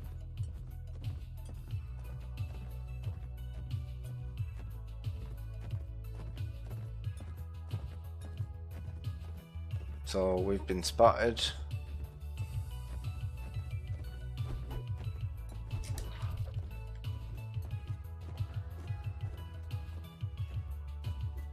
Just get him to west there.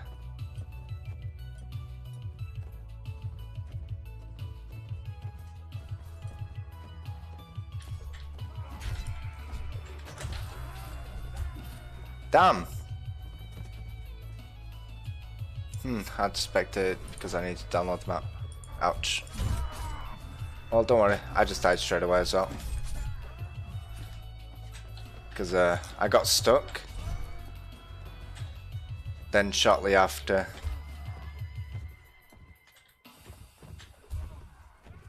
I pretty much just got speared to the face a couple of times. That's all it took to kill me.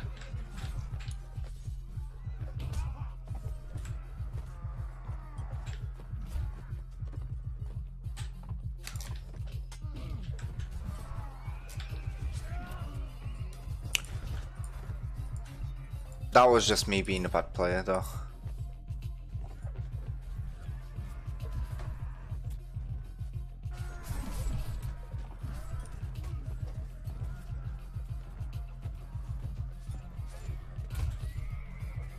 See, but that in that occasion I should have killed him because he was in mid-air. I think either the latency or I'm just not predicting where they're going to be at the time that... Not correcting for lag basically, because I should have hit that.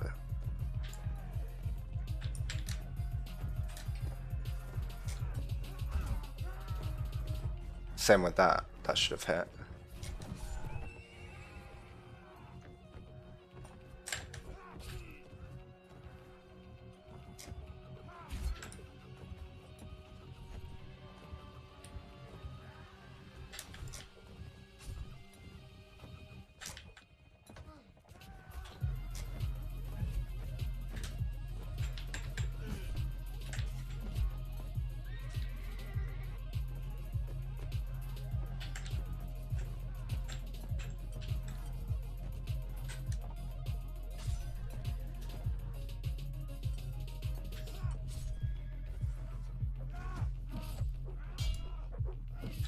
Ouch. No chance.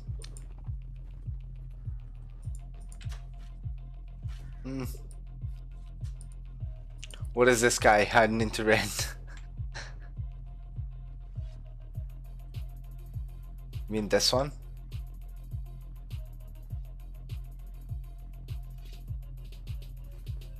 I'll take the light lance though.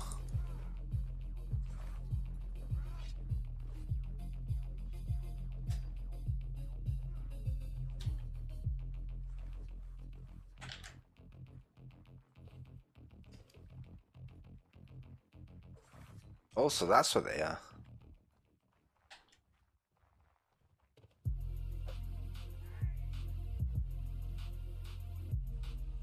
I'm gonna stay close. I'm not gonna go out in the open. Just kind of want to see what's happening around the corner. I like this guy.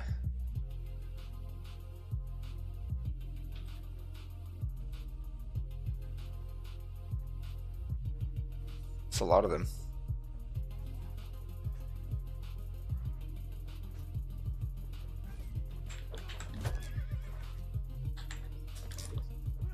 Nope.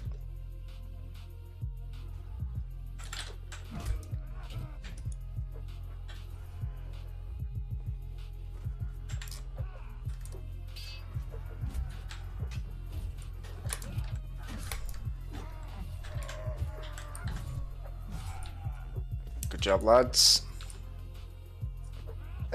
Can't quite reach him.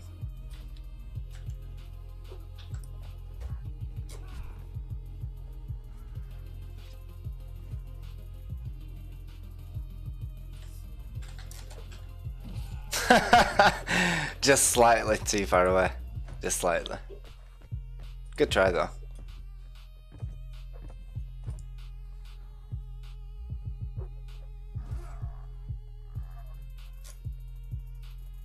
So we're camping this out.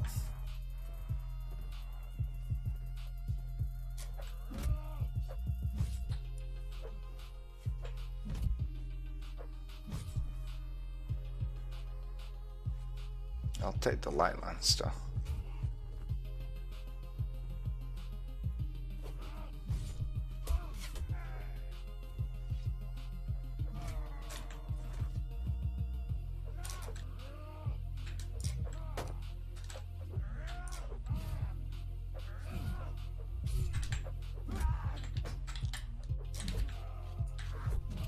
Yeah, I missed the 2 blocks then, and nothing I could do.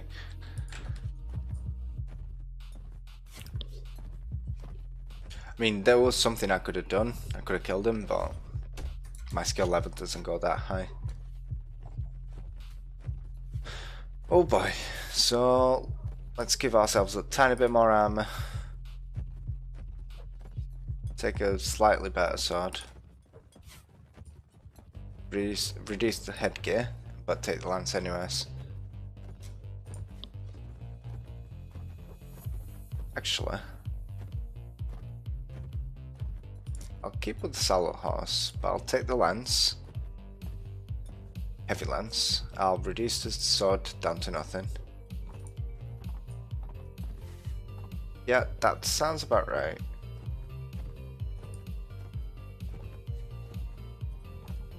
I'm going to take some javelins as well. Okay, let's see what happens now.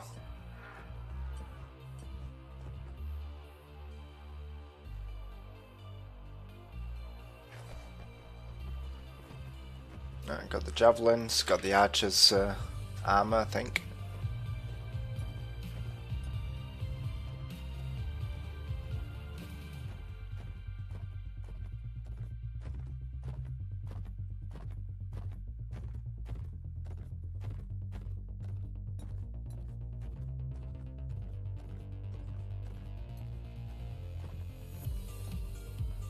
Gonna flank far right, that's my plan anyways. Okay, so there's Cav coming to meet us already.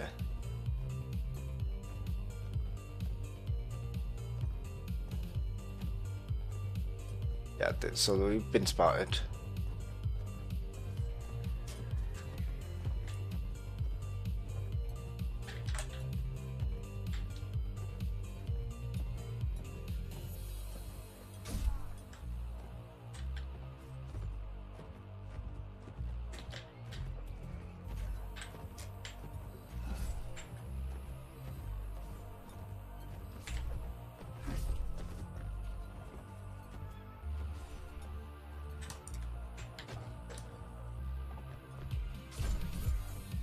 I know you're on this side, Envo. I've seen the first kill on this side, it was you. So I know you're on this side, but I'm wondering, have you died already? Or are you still hanging around? Pretty sure that'll be you there.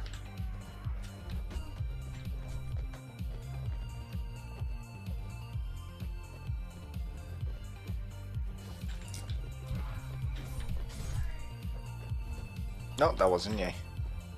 Or someone. So I'm gonna recover my cav.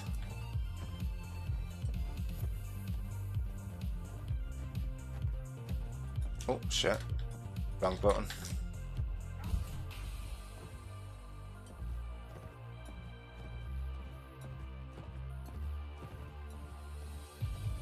Still got a few left, that's good. Not everyone just died, painfully.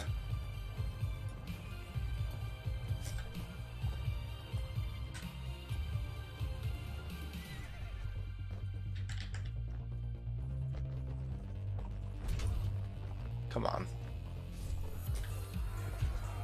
There we go.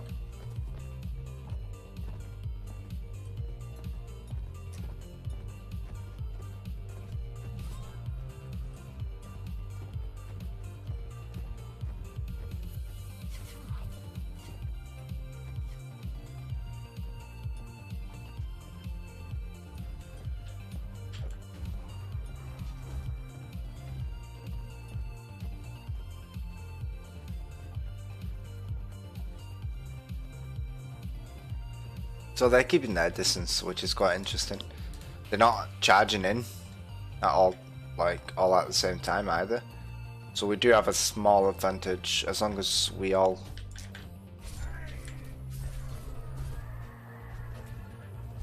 As long as we can all attack at the same time, while they're not, then we definitely got the advantage over them.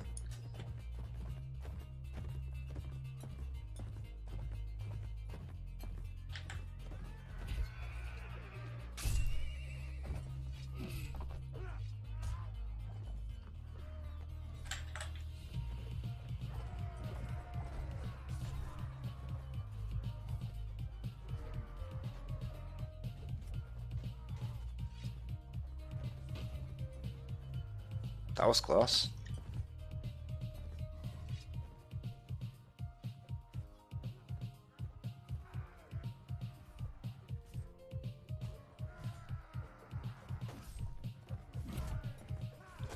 Yeah, I deserved that one. I deserve that one.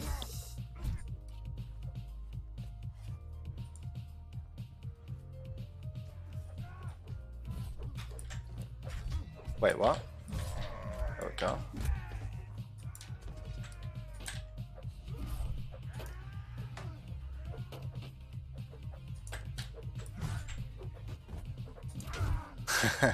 Tried. It's only so much I can do though.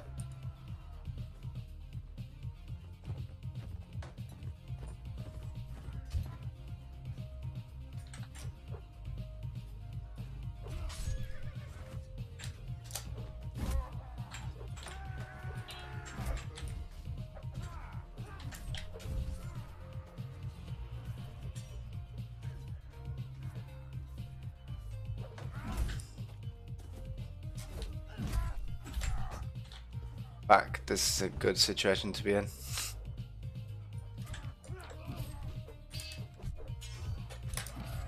Oh, I thought I blocked, but I didn't. Ouch.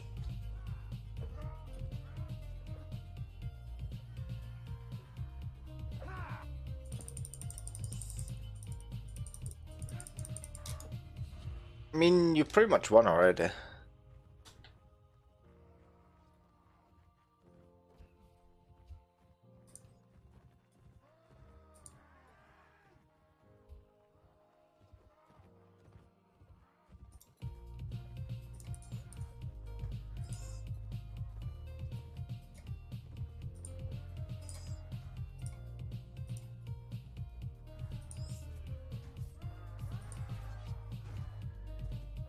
I had to get the door. Now I'm a lone cow without a horse. I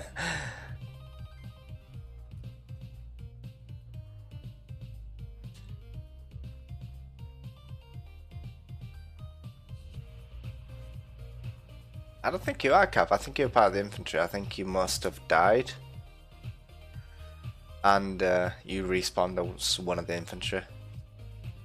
I don't think you can carry those shields on horseback.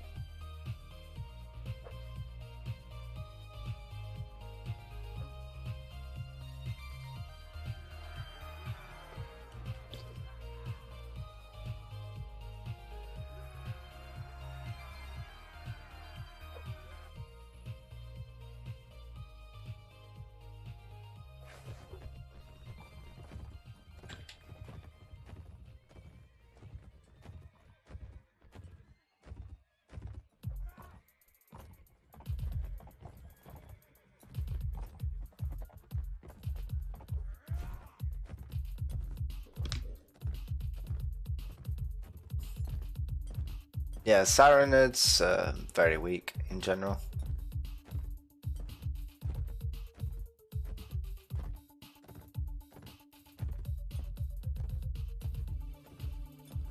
They're supposed to be an all-rounder with a very strong Cav late game, and it turns out the Roadhog Cav in the multiplayer is better than Saranid Cav. Cav.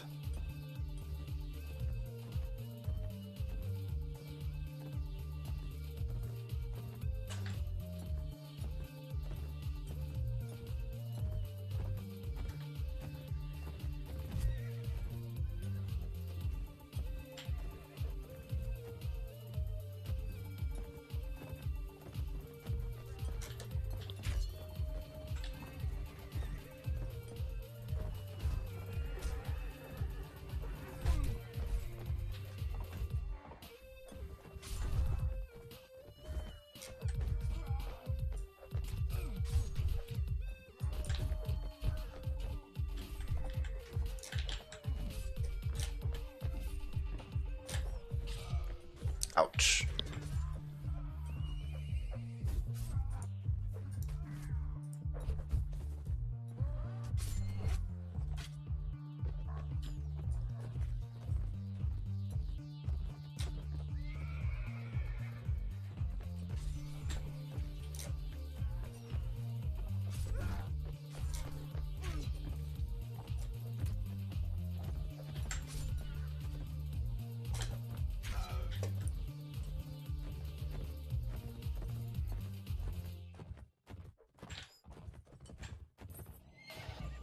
Ooh, that was close.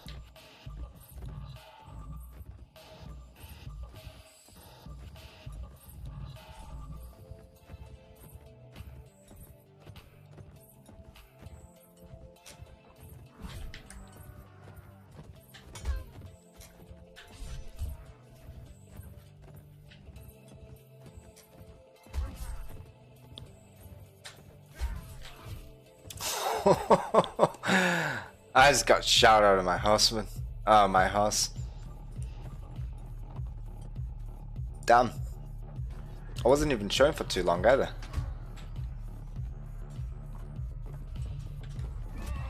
There we go.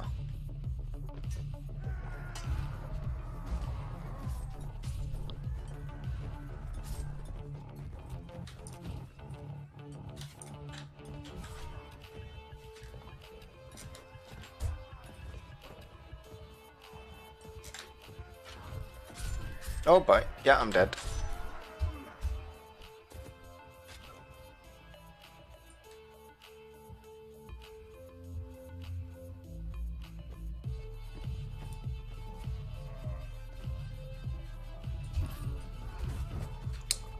Ouch.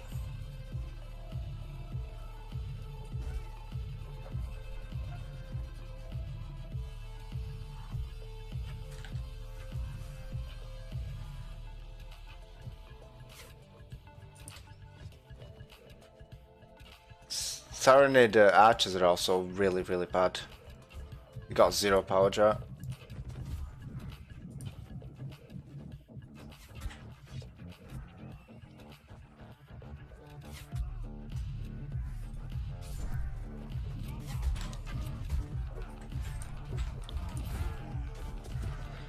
Yeah, I'm pretty sure they got 0 power draw as well. So when you're aiming down your bow, it's like that big. You can't even aim down properly.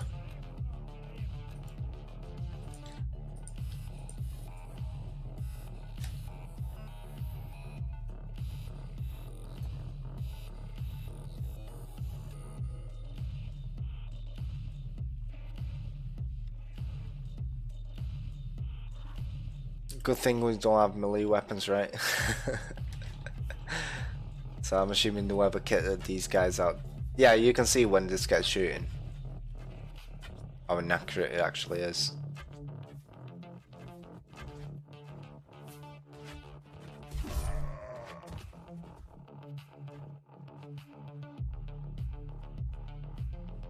Now you're fighting against sergeants who will just wreck your face.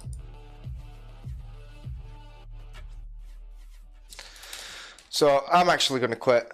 Fuck this. I'm going to play some GTA 4. Excuse me. I'm going to turn off the music though. Oh, it takes a while to load, doesn't it?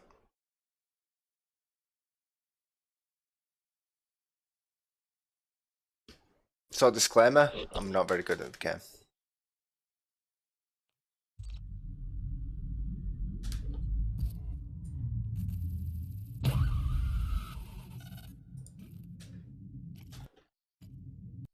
Come on, let me go there. No, not interested in that.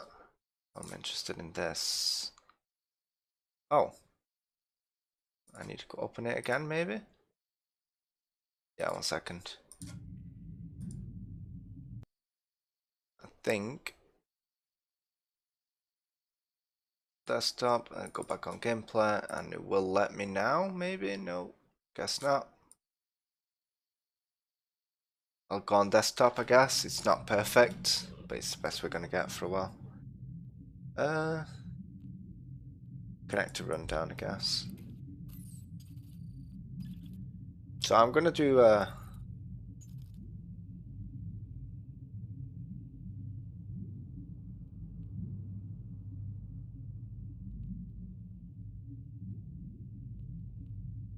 what should I do? What should I do? Should I go for the admin and try and complete that alone? Because I've never completed it alone.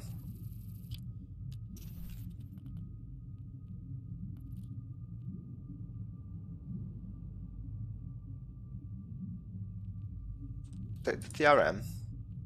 take the combat shotgun. If you're all on tried first, yeah, that's where I'm gonna go. I'm gonna go for shotgun sentry.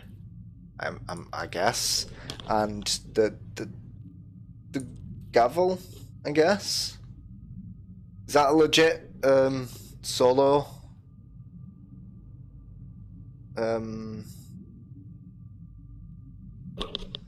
Because I don't know what to expect, to be honest.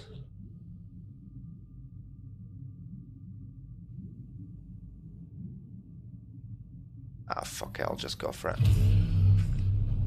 But what I'm gonna do, it's oh, that's bright. That I'm gonna turn off the lights. Be right back.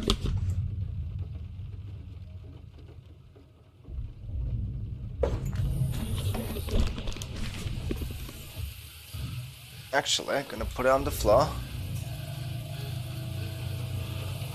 And no, that's not good. Is that good enough? Yeah, you can kind of see me.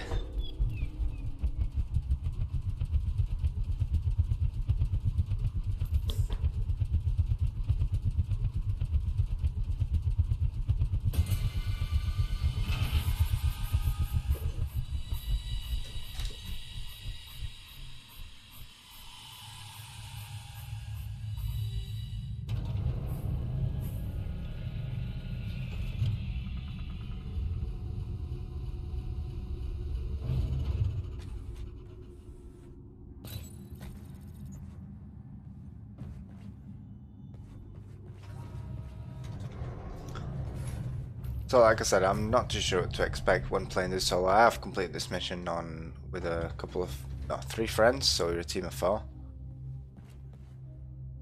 And we did quite decently. Pass it first time with no problem, but it is first level, so it is expected to pass it first time.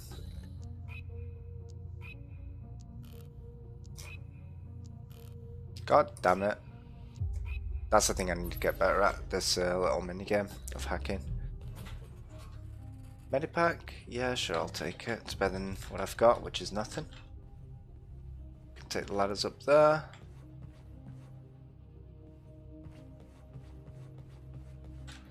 So what's the map looking like? Oh, nope, nope. But I started there and I could go anywhere that I want. There's a locker there. Sure, I'll try this door. See if it's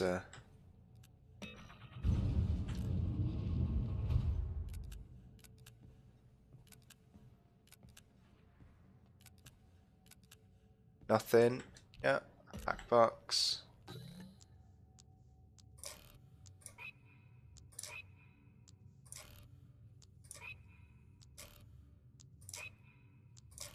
How'd you get good at this fucking minigame? Because I feel like I am hitting it, but I might just be missing it by a few seconds. Hello pack? No thanks.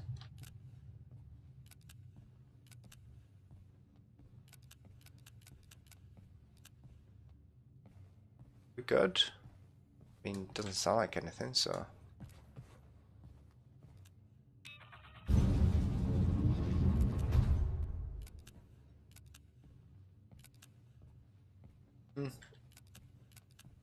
No.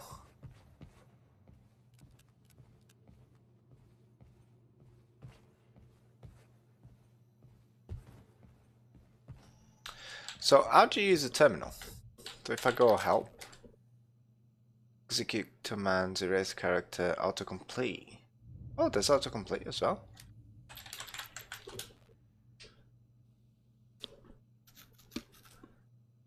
Try spring inside current security on to get its location. Okay. West. Awesome. So, what am I looking for on these?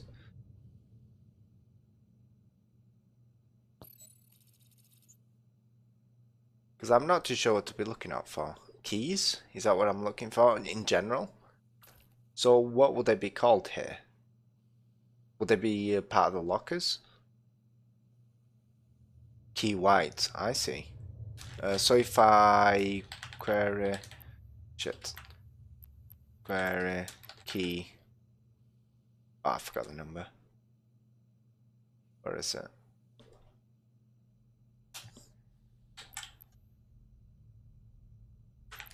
Query.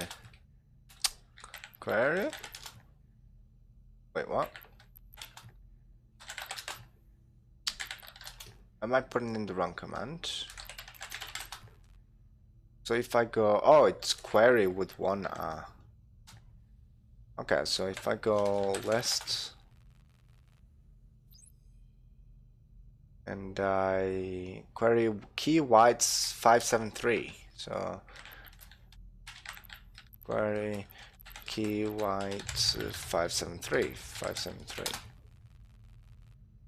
It is location zone 50. So how do I find zone 50? That's the other question. Where will it be? So I need to find out which zone leads to zone 50. So this is door. Okay, so he'll tell me here, won't it? That's 49D. Ah, I see how this works. That's quite interesting. You can also see. This is enormous. You can also see the list, the zones to see what's in there. Ah, okay. 1 second then. Where's that computer? You can also list the zones to see what's in there. Yep, I'm in there. So if I go commands, I want to see list zone.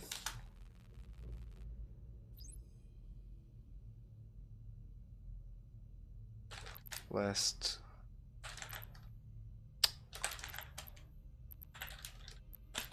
Like that.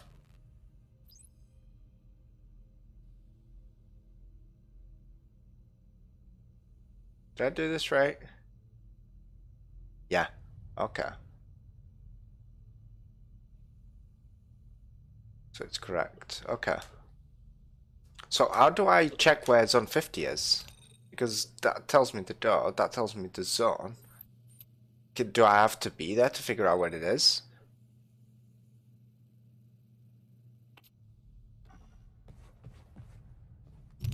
That's zone 49D.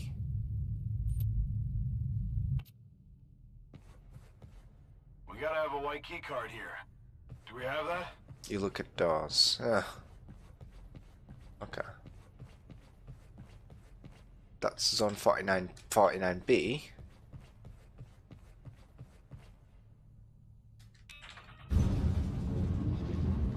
Okay, so that leads back into the room that I was just at. That's okay. 49B, 49A. So one would assume that if to progress, I need to go this way. Yep. It's the only logical way. At least I know how it works now. The listing and all that.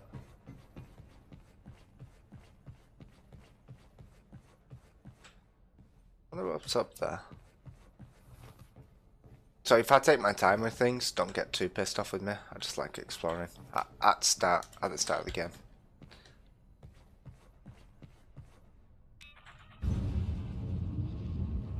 Just to make sure before I go. Yeah?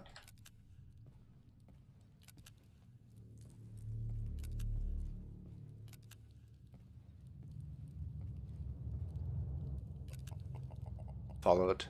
Oh, thank you very much for the follow, my friend. Don't wake them.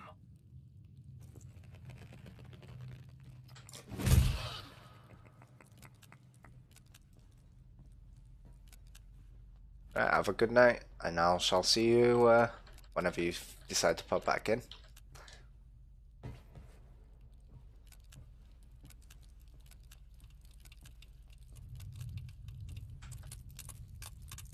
Huh. Glow stick. Sure, I guess it's better than not having anything. More glow sticks.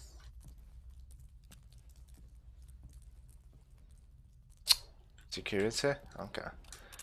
So what I'm gonna do, shotgun sentry, Right. Yeah. This looks like a good place.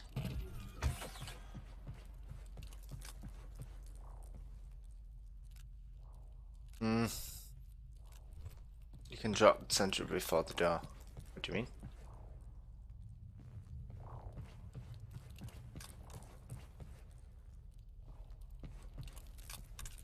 You mean on the other side? Why would I want to do that? Because then I have to aim it inwards, and that's where I'm planning on standing. Oh, then close the door. Oh, okay. I thought you said Dan close the door. Okay.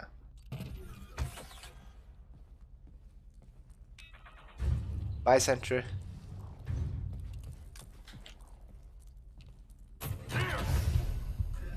I'll take the combat shotgun. It's quite close combat, so. Oh yeah, I forgot. You know when I saw the ammo, I should have taken it and refilled. I didn't even realize.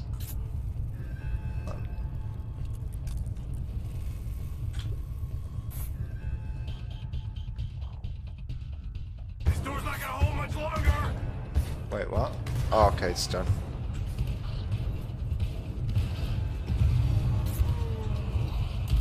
Okay.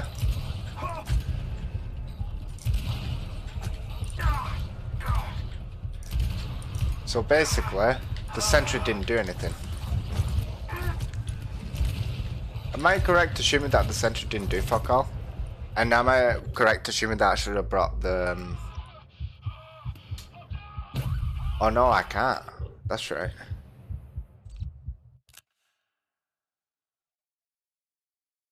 And I believe with 5 you can scan faster. What do you mean?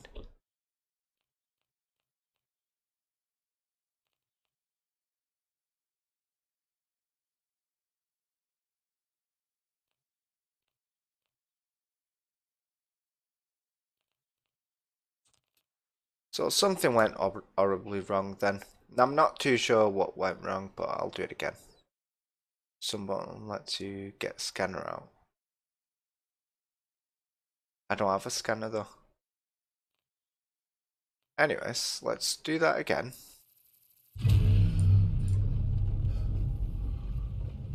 The shotgun pretty much did nothing. The shotgun sentry. Which is quite surprising.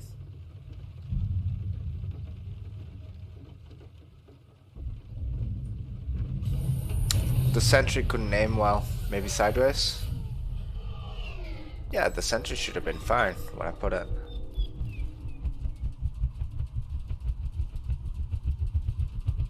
So I'm gonna explore the rooms. I kinda know where I'm heading now.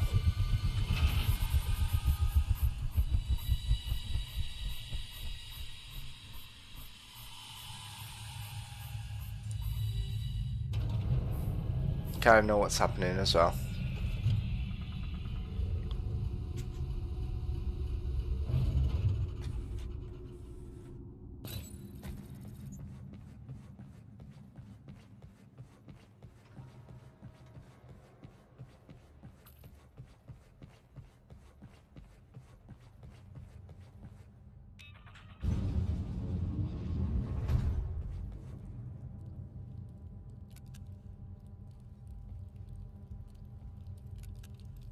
This is a scan door.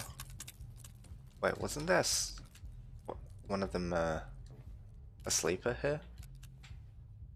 I guess it changes. It's random. Okay. I just assume because it's the first level. Okay, so this is where he is.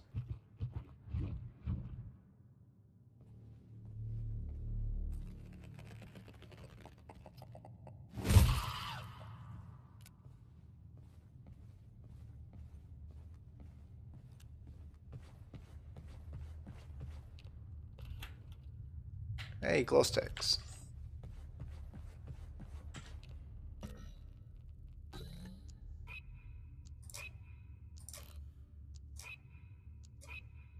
Okay, so the trick is to click before it reaches it. I'll take the ammo pack and I'll use it. Wait, what? Okay. And excuse me, thank you.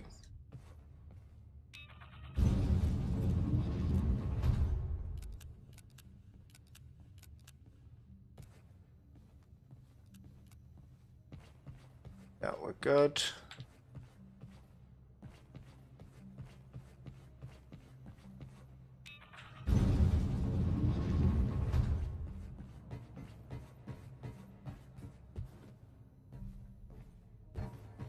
Try the number buttons until you can get scanner out, which normally is used for hacking.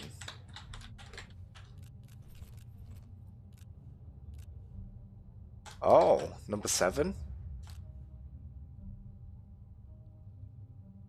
Okay, well, so what does this do? Help scanning, did you say?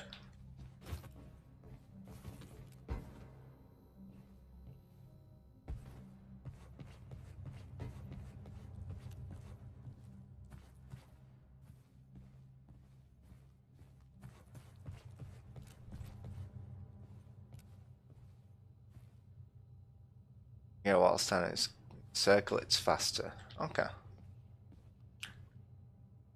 So I'm gonna put the sentry right here. And hopefully it'll do some better work than what it did last time.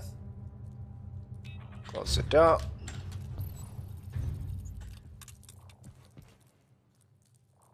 Let's stay again.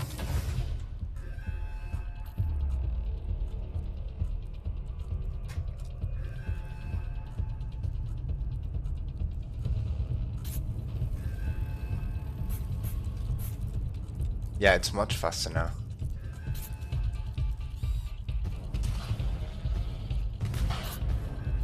It's working now as well.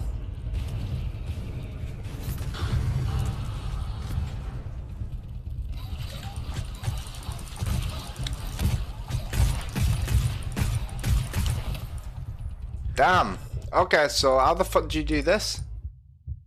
Am I missing something? Am I missing something? Are you not supposed to do this solo? Because I don't quite understand how the fuck you're supposed to survive that.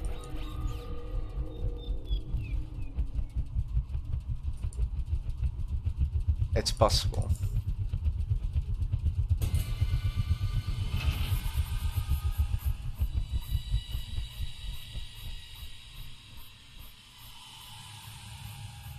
If you run sideways, you can't get hit. So he's strafing? Strafing a technique? I can try that. No problem. Yeah, but then that's abusing a glitch, isn't it? Assuming you do what you have to do. So I'm not going to faff about, I'm just going to go for the door straight away.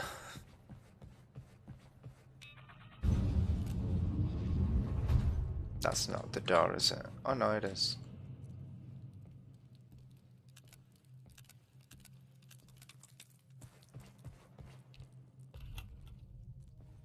C-foam grenade. Now that's useful. I can close the door, C-foam it. See, now that would make a big difference on the last runs. Okay, so now I've got a real chance of doing this. I'm gonna...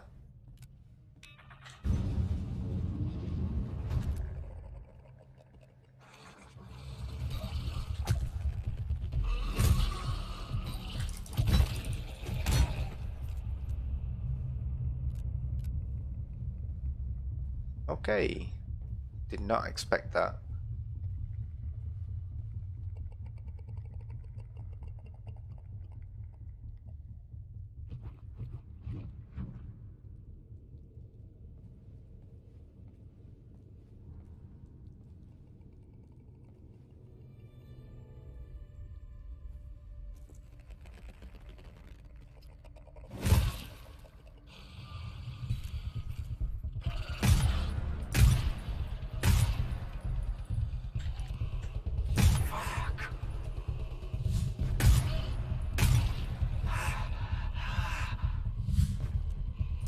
Am I not in the room that I've already been?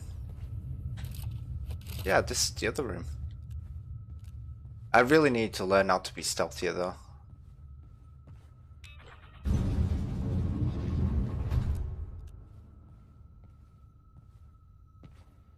Because I'm gonna need to be stealthier if I wanna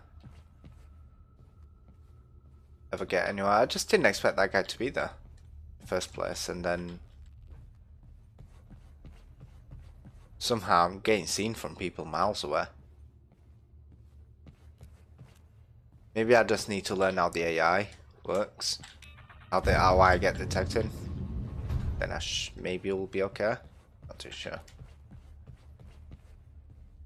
Let's try this again. Sentry right. Yeah. What's the door?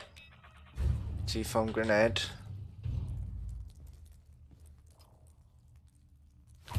Then 7. Run here. Activate the scan.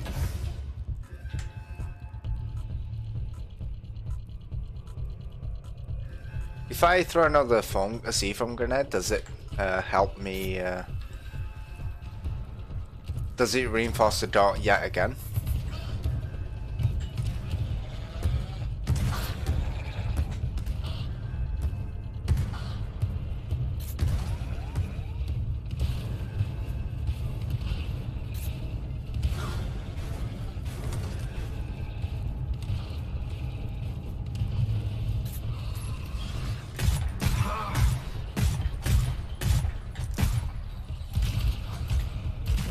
I don't think this is the best weapon for this. Need more firepower. It's okay if I can hit the headshots, but with the amount of with the speed that they move as well.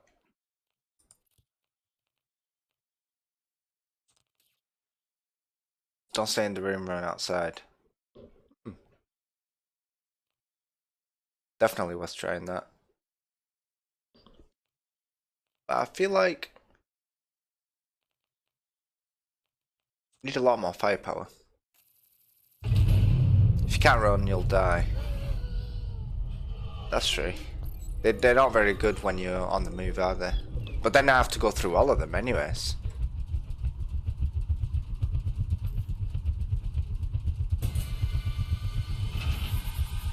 Okay, it's a learning curve. It's a learning curve.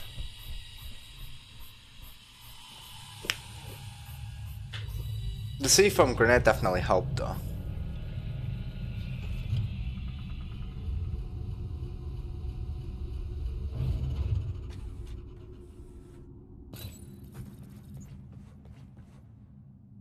Solo running is really harsh in this game. Yeah, I've can kind of tell.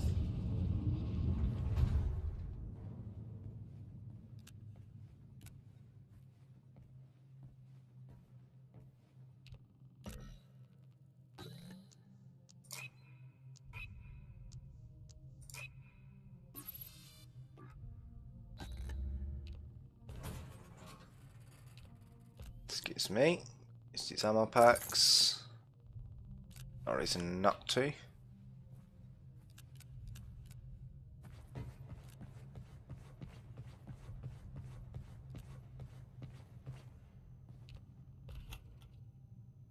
T-foam grenade. Awesome.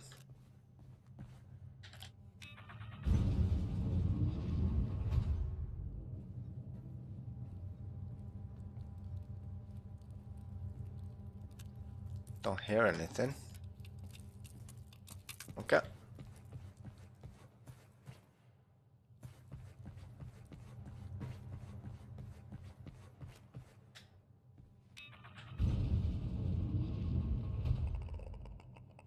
Two.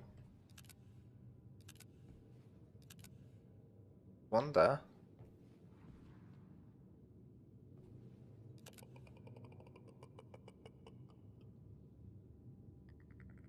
Need to find out what the other one is before I do anything.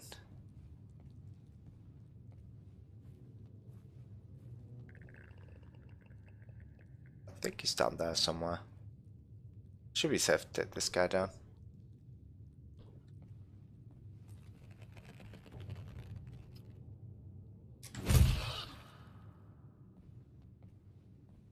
Now the other one. There we go.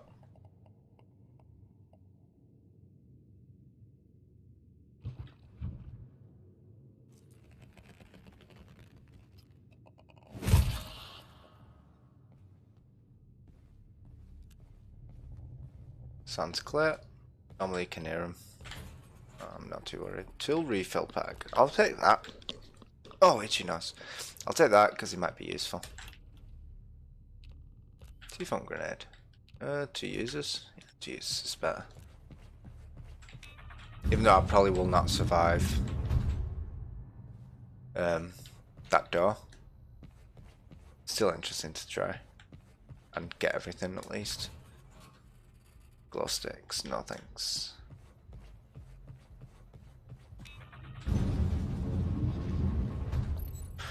Huh. Okay, so...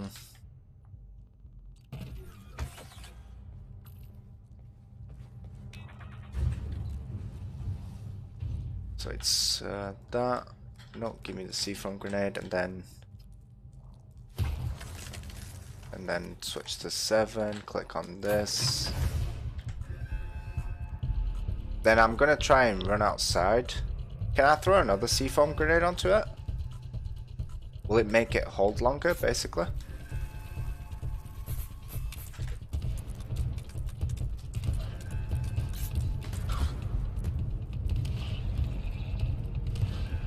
We can try that. I don't think it did. I need the scan though. Oh no, it did.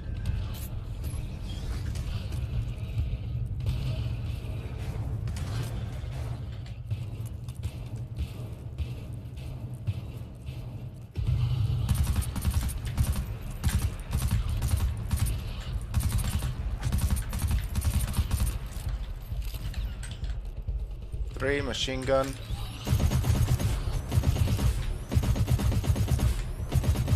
If I can hit. Nope. Nope. Nope.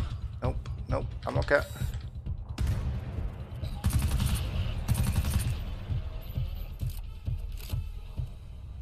Hooray! It is possible then. It's just not easy. There's no save games either. And I'm running low HP as well. So I'm hoping that on the next door I get some HP back. I'll take the C4 grenade, 100%. At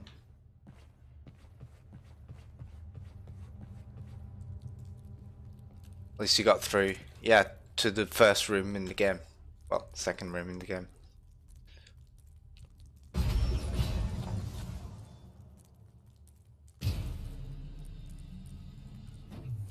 We'll just reload.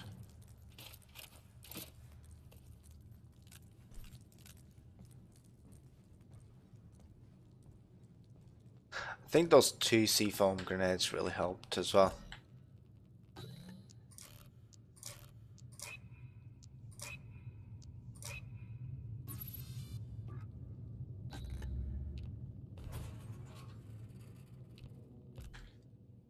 Four uses. Oh, damn right, boy.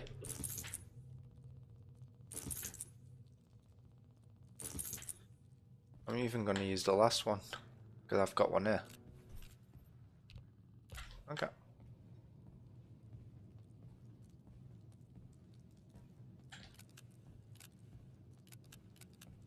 We're clear. Long range flashlight. No. No thanks. I'll skip on that one.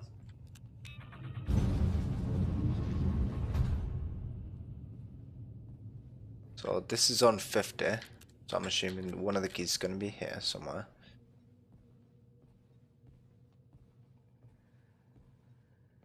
There's no clicker, so...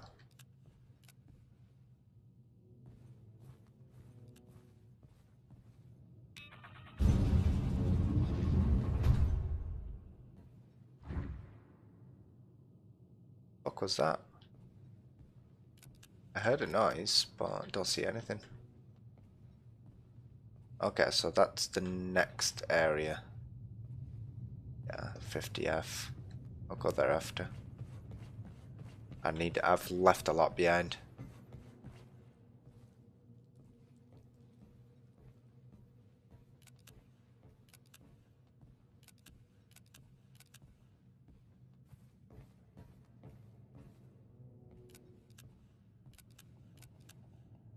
Click it. C4 grenade. How many? 2? Yep.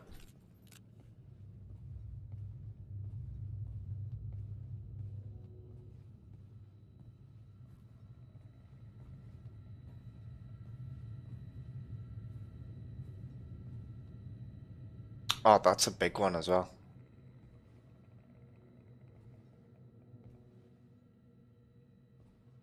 So, all I need is the key. Then I'm out of here. I'm pretty sure that's the objective, isn't it?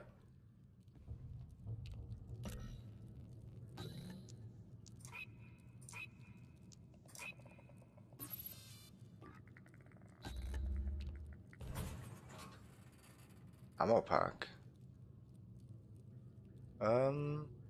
Sure. I can use one, I guess. No. Put it back.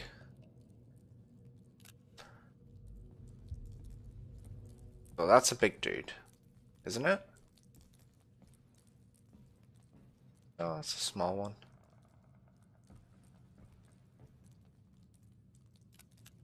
I don't know where the other ones are, so there could be one right underneath me, but I'm gonna take the risk. Yeah, go to sleep. That's it.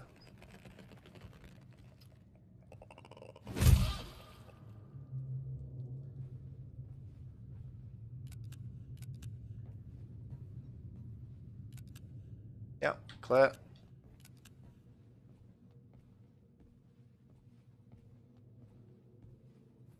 Another computer. I know that one of the keys is here. I just need to find out exactly where.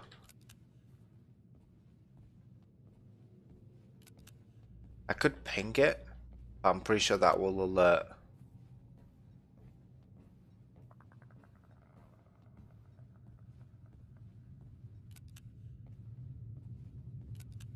The clickies.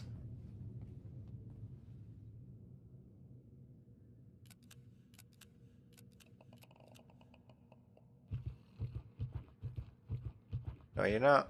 Go to sleep.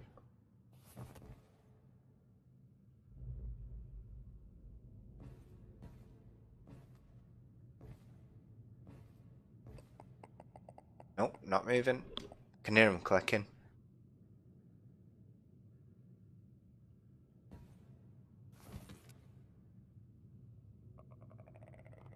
Yeah, nope.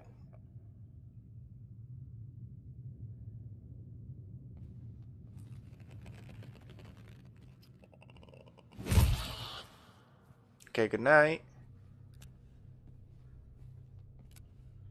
We good? Yeah, we're clear.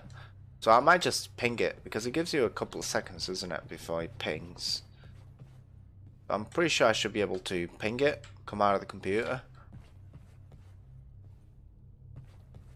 and grab it. And at least track it around about where it is.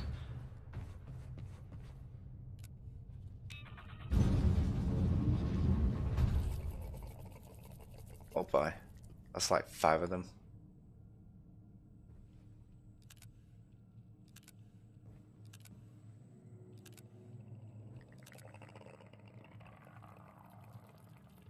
Oh, they're all above.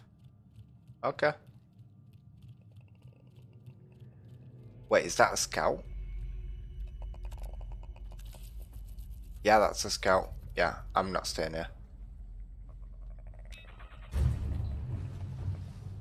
No thanks, I'll skip.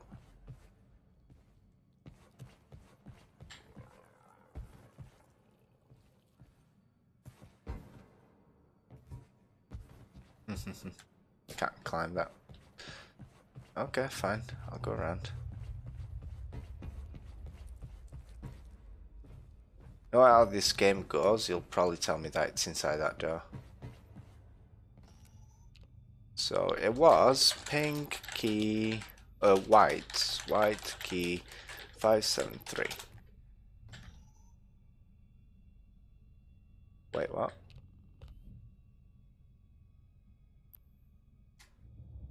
Is it key white? Key white 573. Nope. List zone 50. Okay. Wait, what? Oh, I see. Pink key, orange 326. No?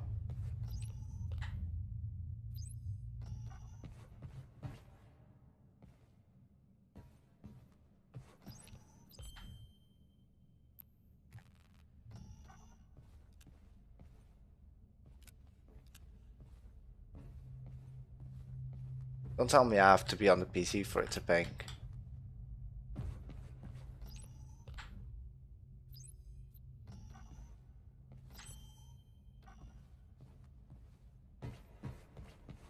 Yeah, I think I have to be on the PC for it to pink. That's a bit ridiculous. But okay. Fine. You wanna play this game? Play this game.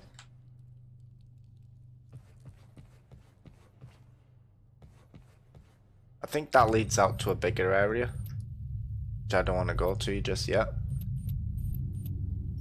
Yeah, that leads out to a huge area that I'm not interested in just yet.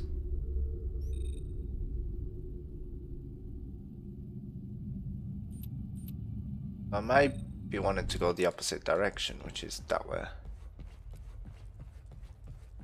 Said 50D.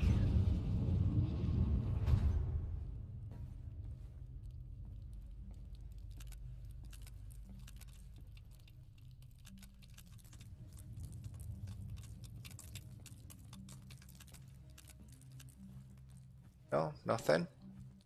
Nope, don't see anything.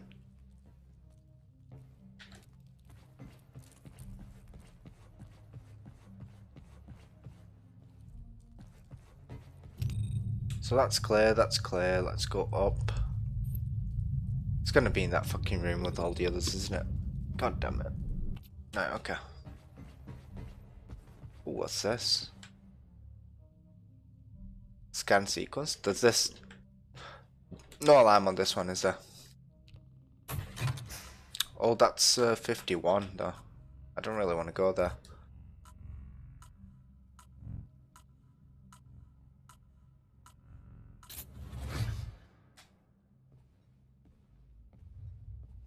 Gonna move back slowly. At least somewhat now. I guess that's good for reasons.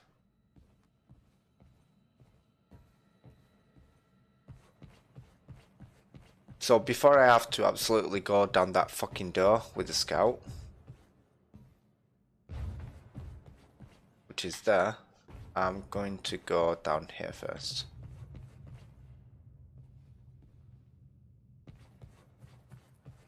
Is it down here?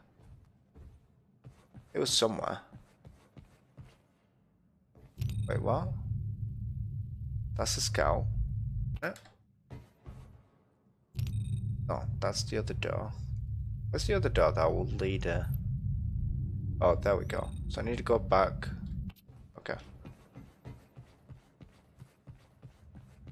Back to the entrance and then turn left here.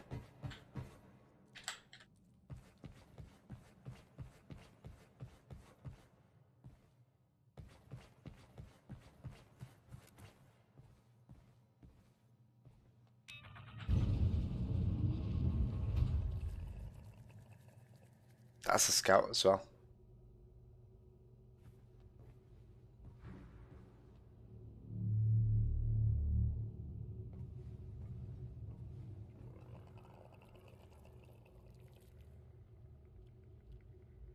So I need to get up there.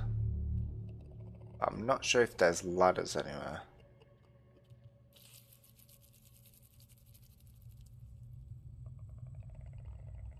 Or stairs somehow.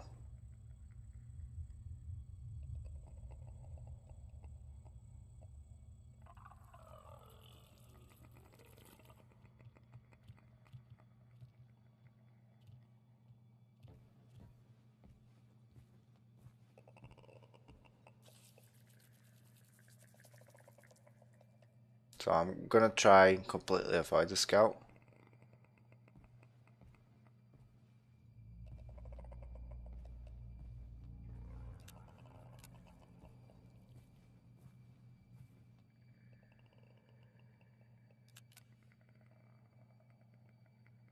But I might not be able to skip everyone.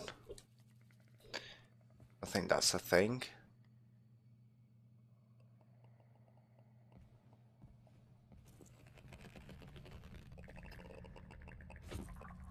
Holy fuck, there's two. I thought there was only one.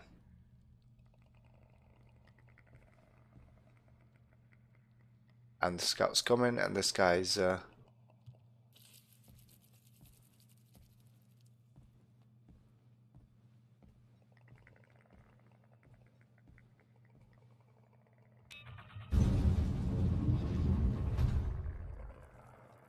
I'm just opening more and more doors.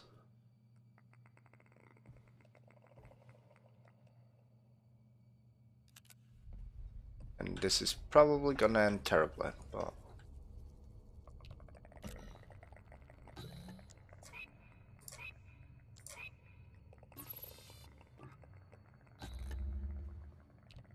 open sesame. Ready back, yes. Go. Take that back. So I can take that guy on.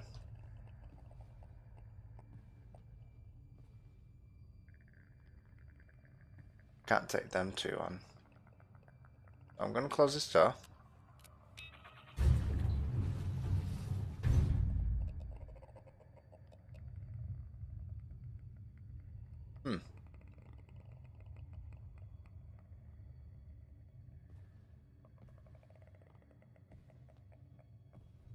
I think this one's safe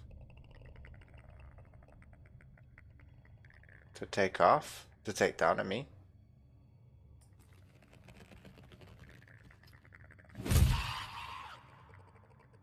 Yeah, that one will be safe to take off, to take down as well.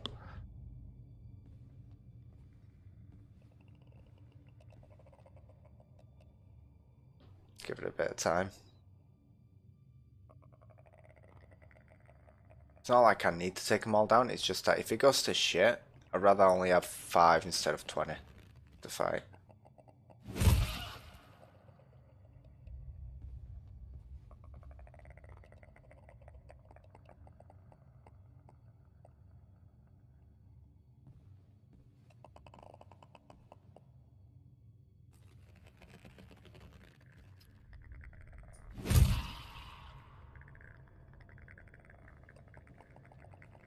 Okay, we're good.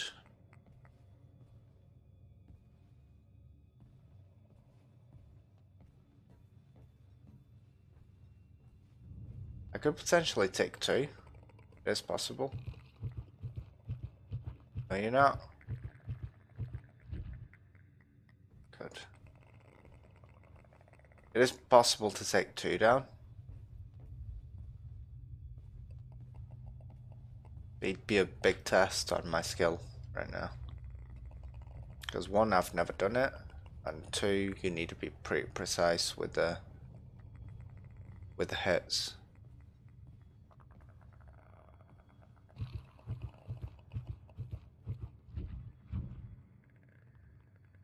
There's 3. Okay, yeah, no chance I'm taking these guys down.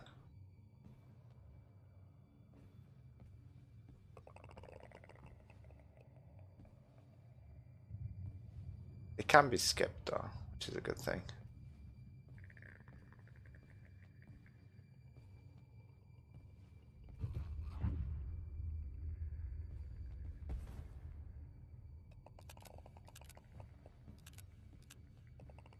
Nothing important here.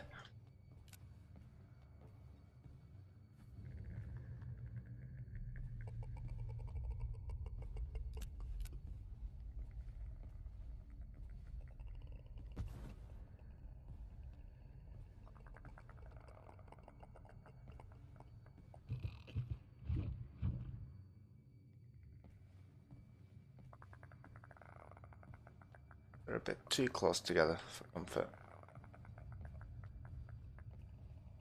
This one's a bit more isolated, so I think I'll be okay if I hit this one. I don't think it's close enough.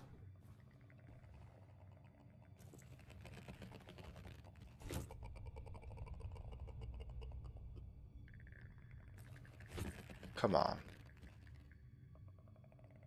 I think if they're red like that and I hit one of them, it detects. Yeah, but if they're grey, then they can't tell.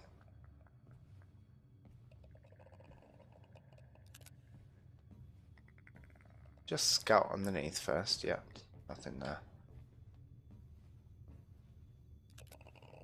Oh boy. This way is a no-go. Let's go back.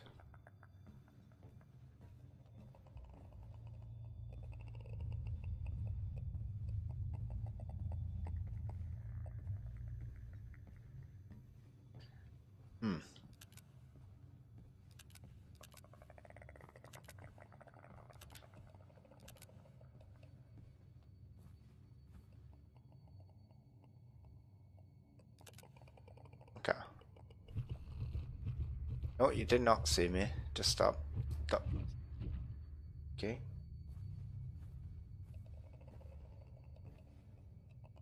Can't even see shit. Oh, there we go. There he is. I'm worried about the guys on top. But I've seen a bug where you hit someone who's underneath, and then the guys on top can't hear you.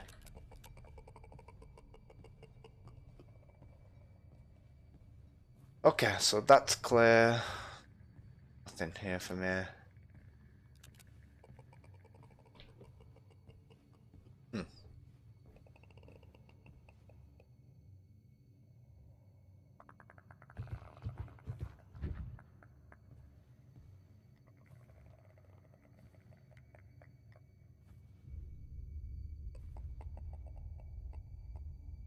This one should be a clean hit. Should not trigger anyone else.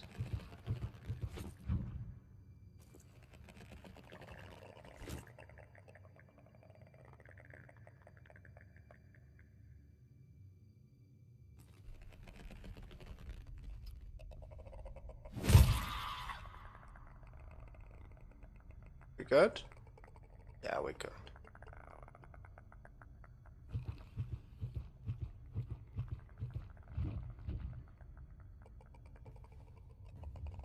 And same with this one.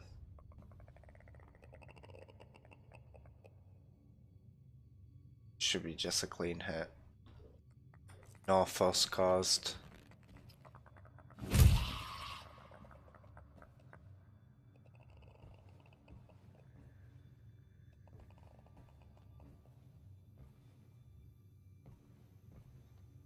Oh, there was two here, wasn't there?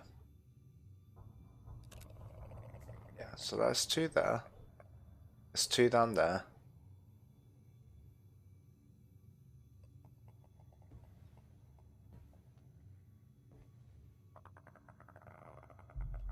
So I'm gonna take these two down. That's the plan.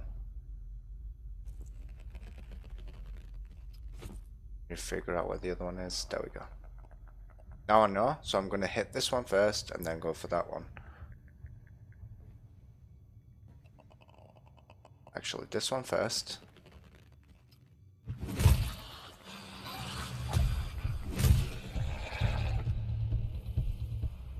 There we go.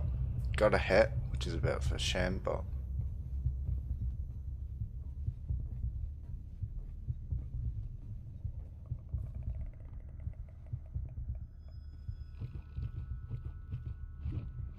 same with these two, that's what I'm gonna do. Hopefully not get hit this time though.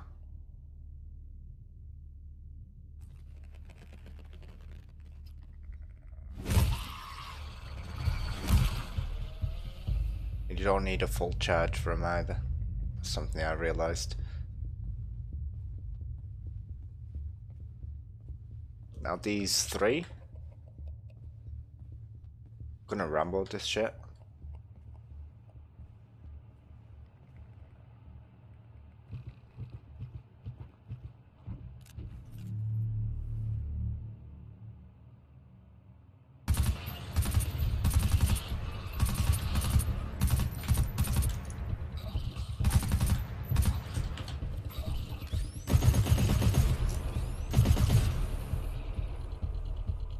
There's still one. Okay. Okay, that was good practice. There was no need to kill them all, but it's good practice, so I kind of know what happens when you do take on 3. So I'd say 3's can be done.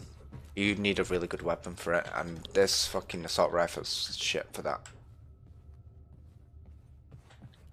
So at least now that I've tested how far I can go with the weapons, I can kind of know what situations to take on and which ones to leave behind.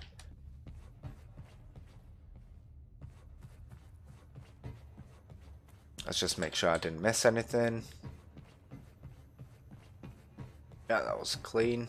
Don't know why this area exists here. I guess because it's random. There is a chance there's something spawning here, but... Right, now this area. It's a bit close.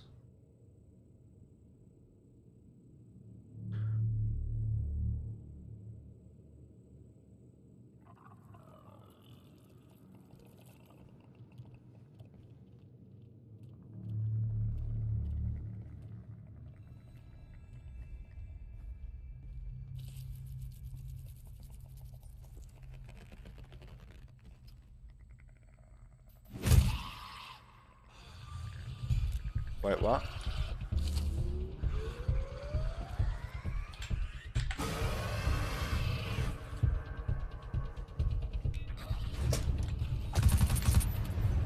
Okay, I didn't expect that. Dude was miles away.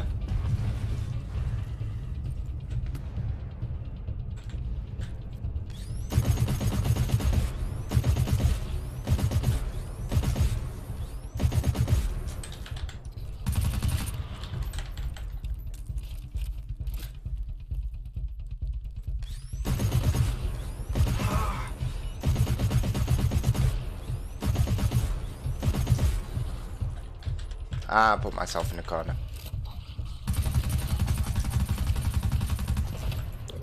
God damn it, he was so far away. Dude was across the fucking room. How the fuck did he hear me?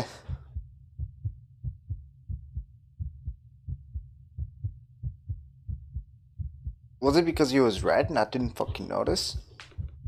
You shouldn't have gotten me from there. Yeah, this is rough by yourself. This is really fucking rough. Let me see if Cash is online. Then he might be able to play. No, he's not. Ouch. I might have to leave it for today then.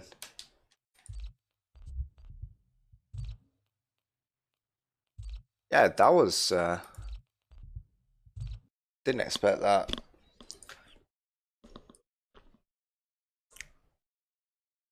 Huh, so many games and nothing to play. Oh, what time is it? 7 o'clock. Got another hour to waste. Addy, have you got any suggestions?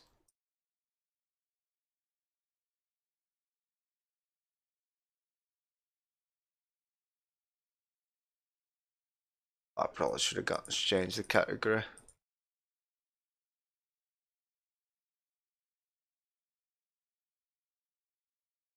What other games do I have?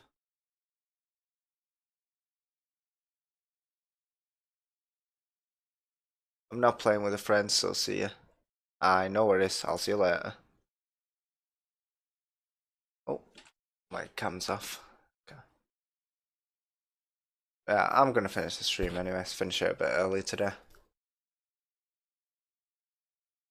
So yeah, thank you very much, and I'll see you guys later.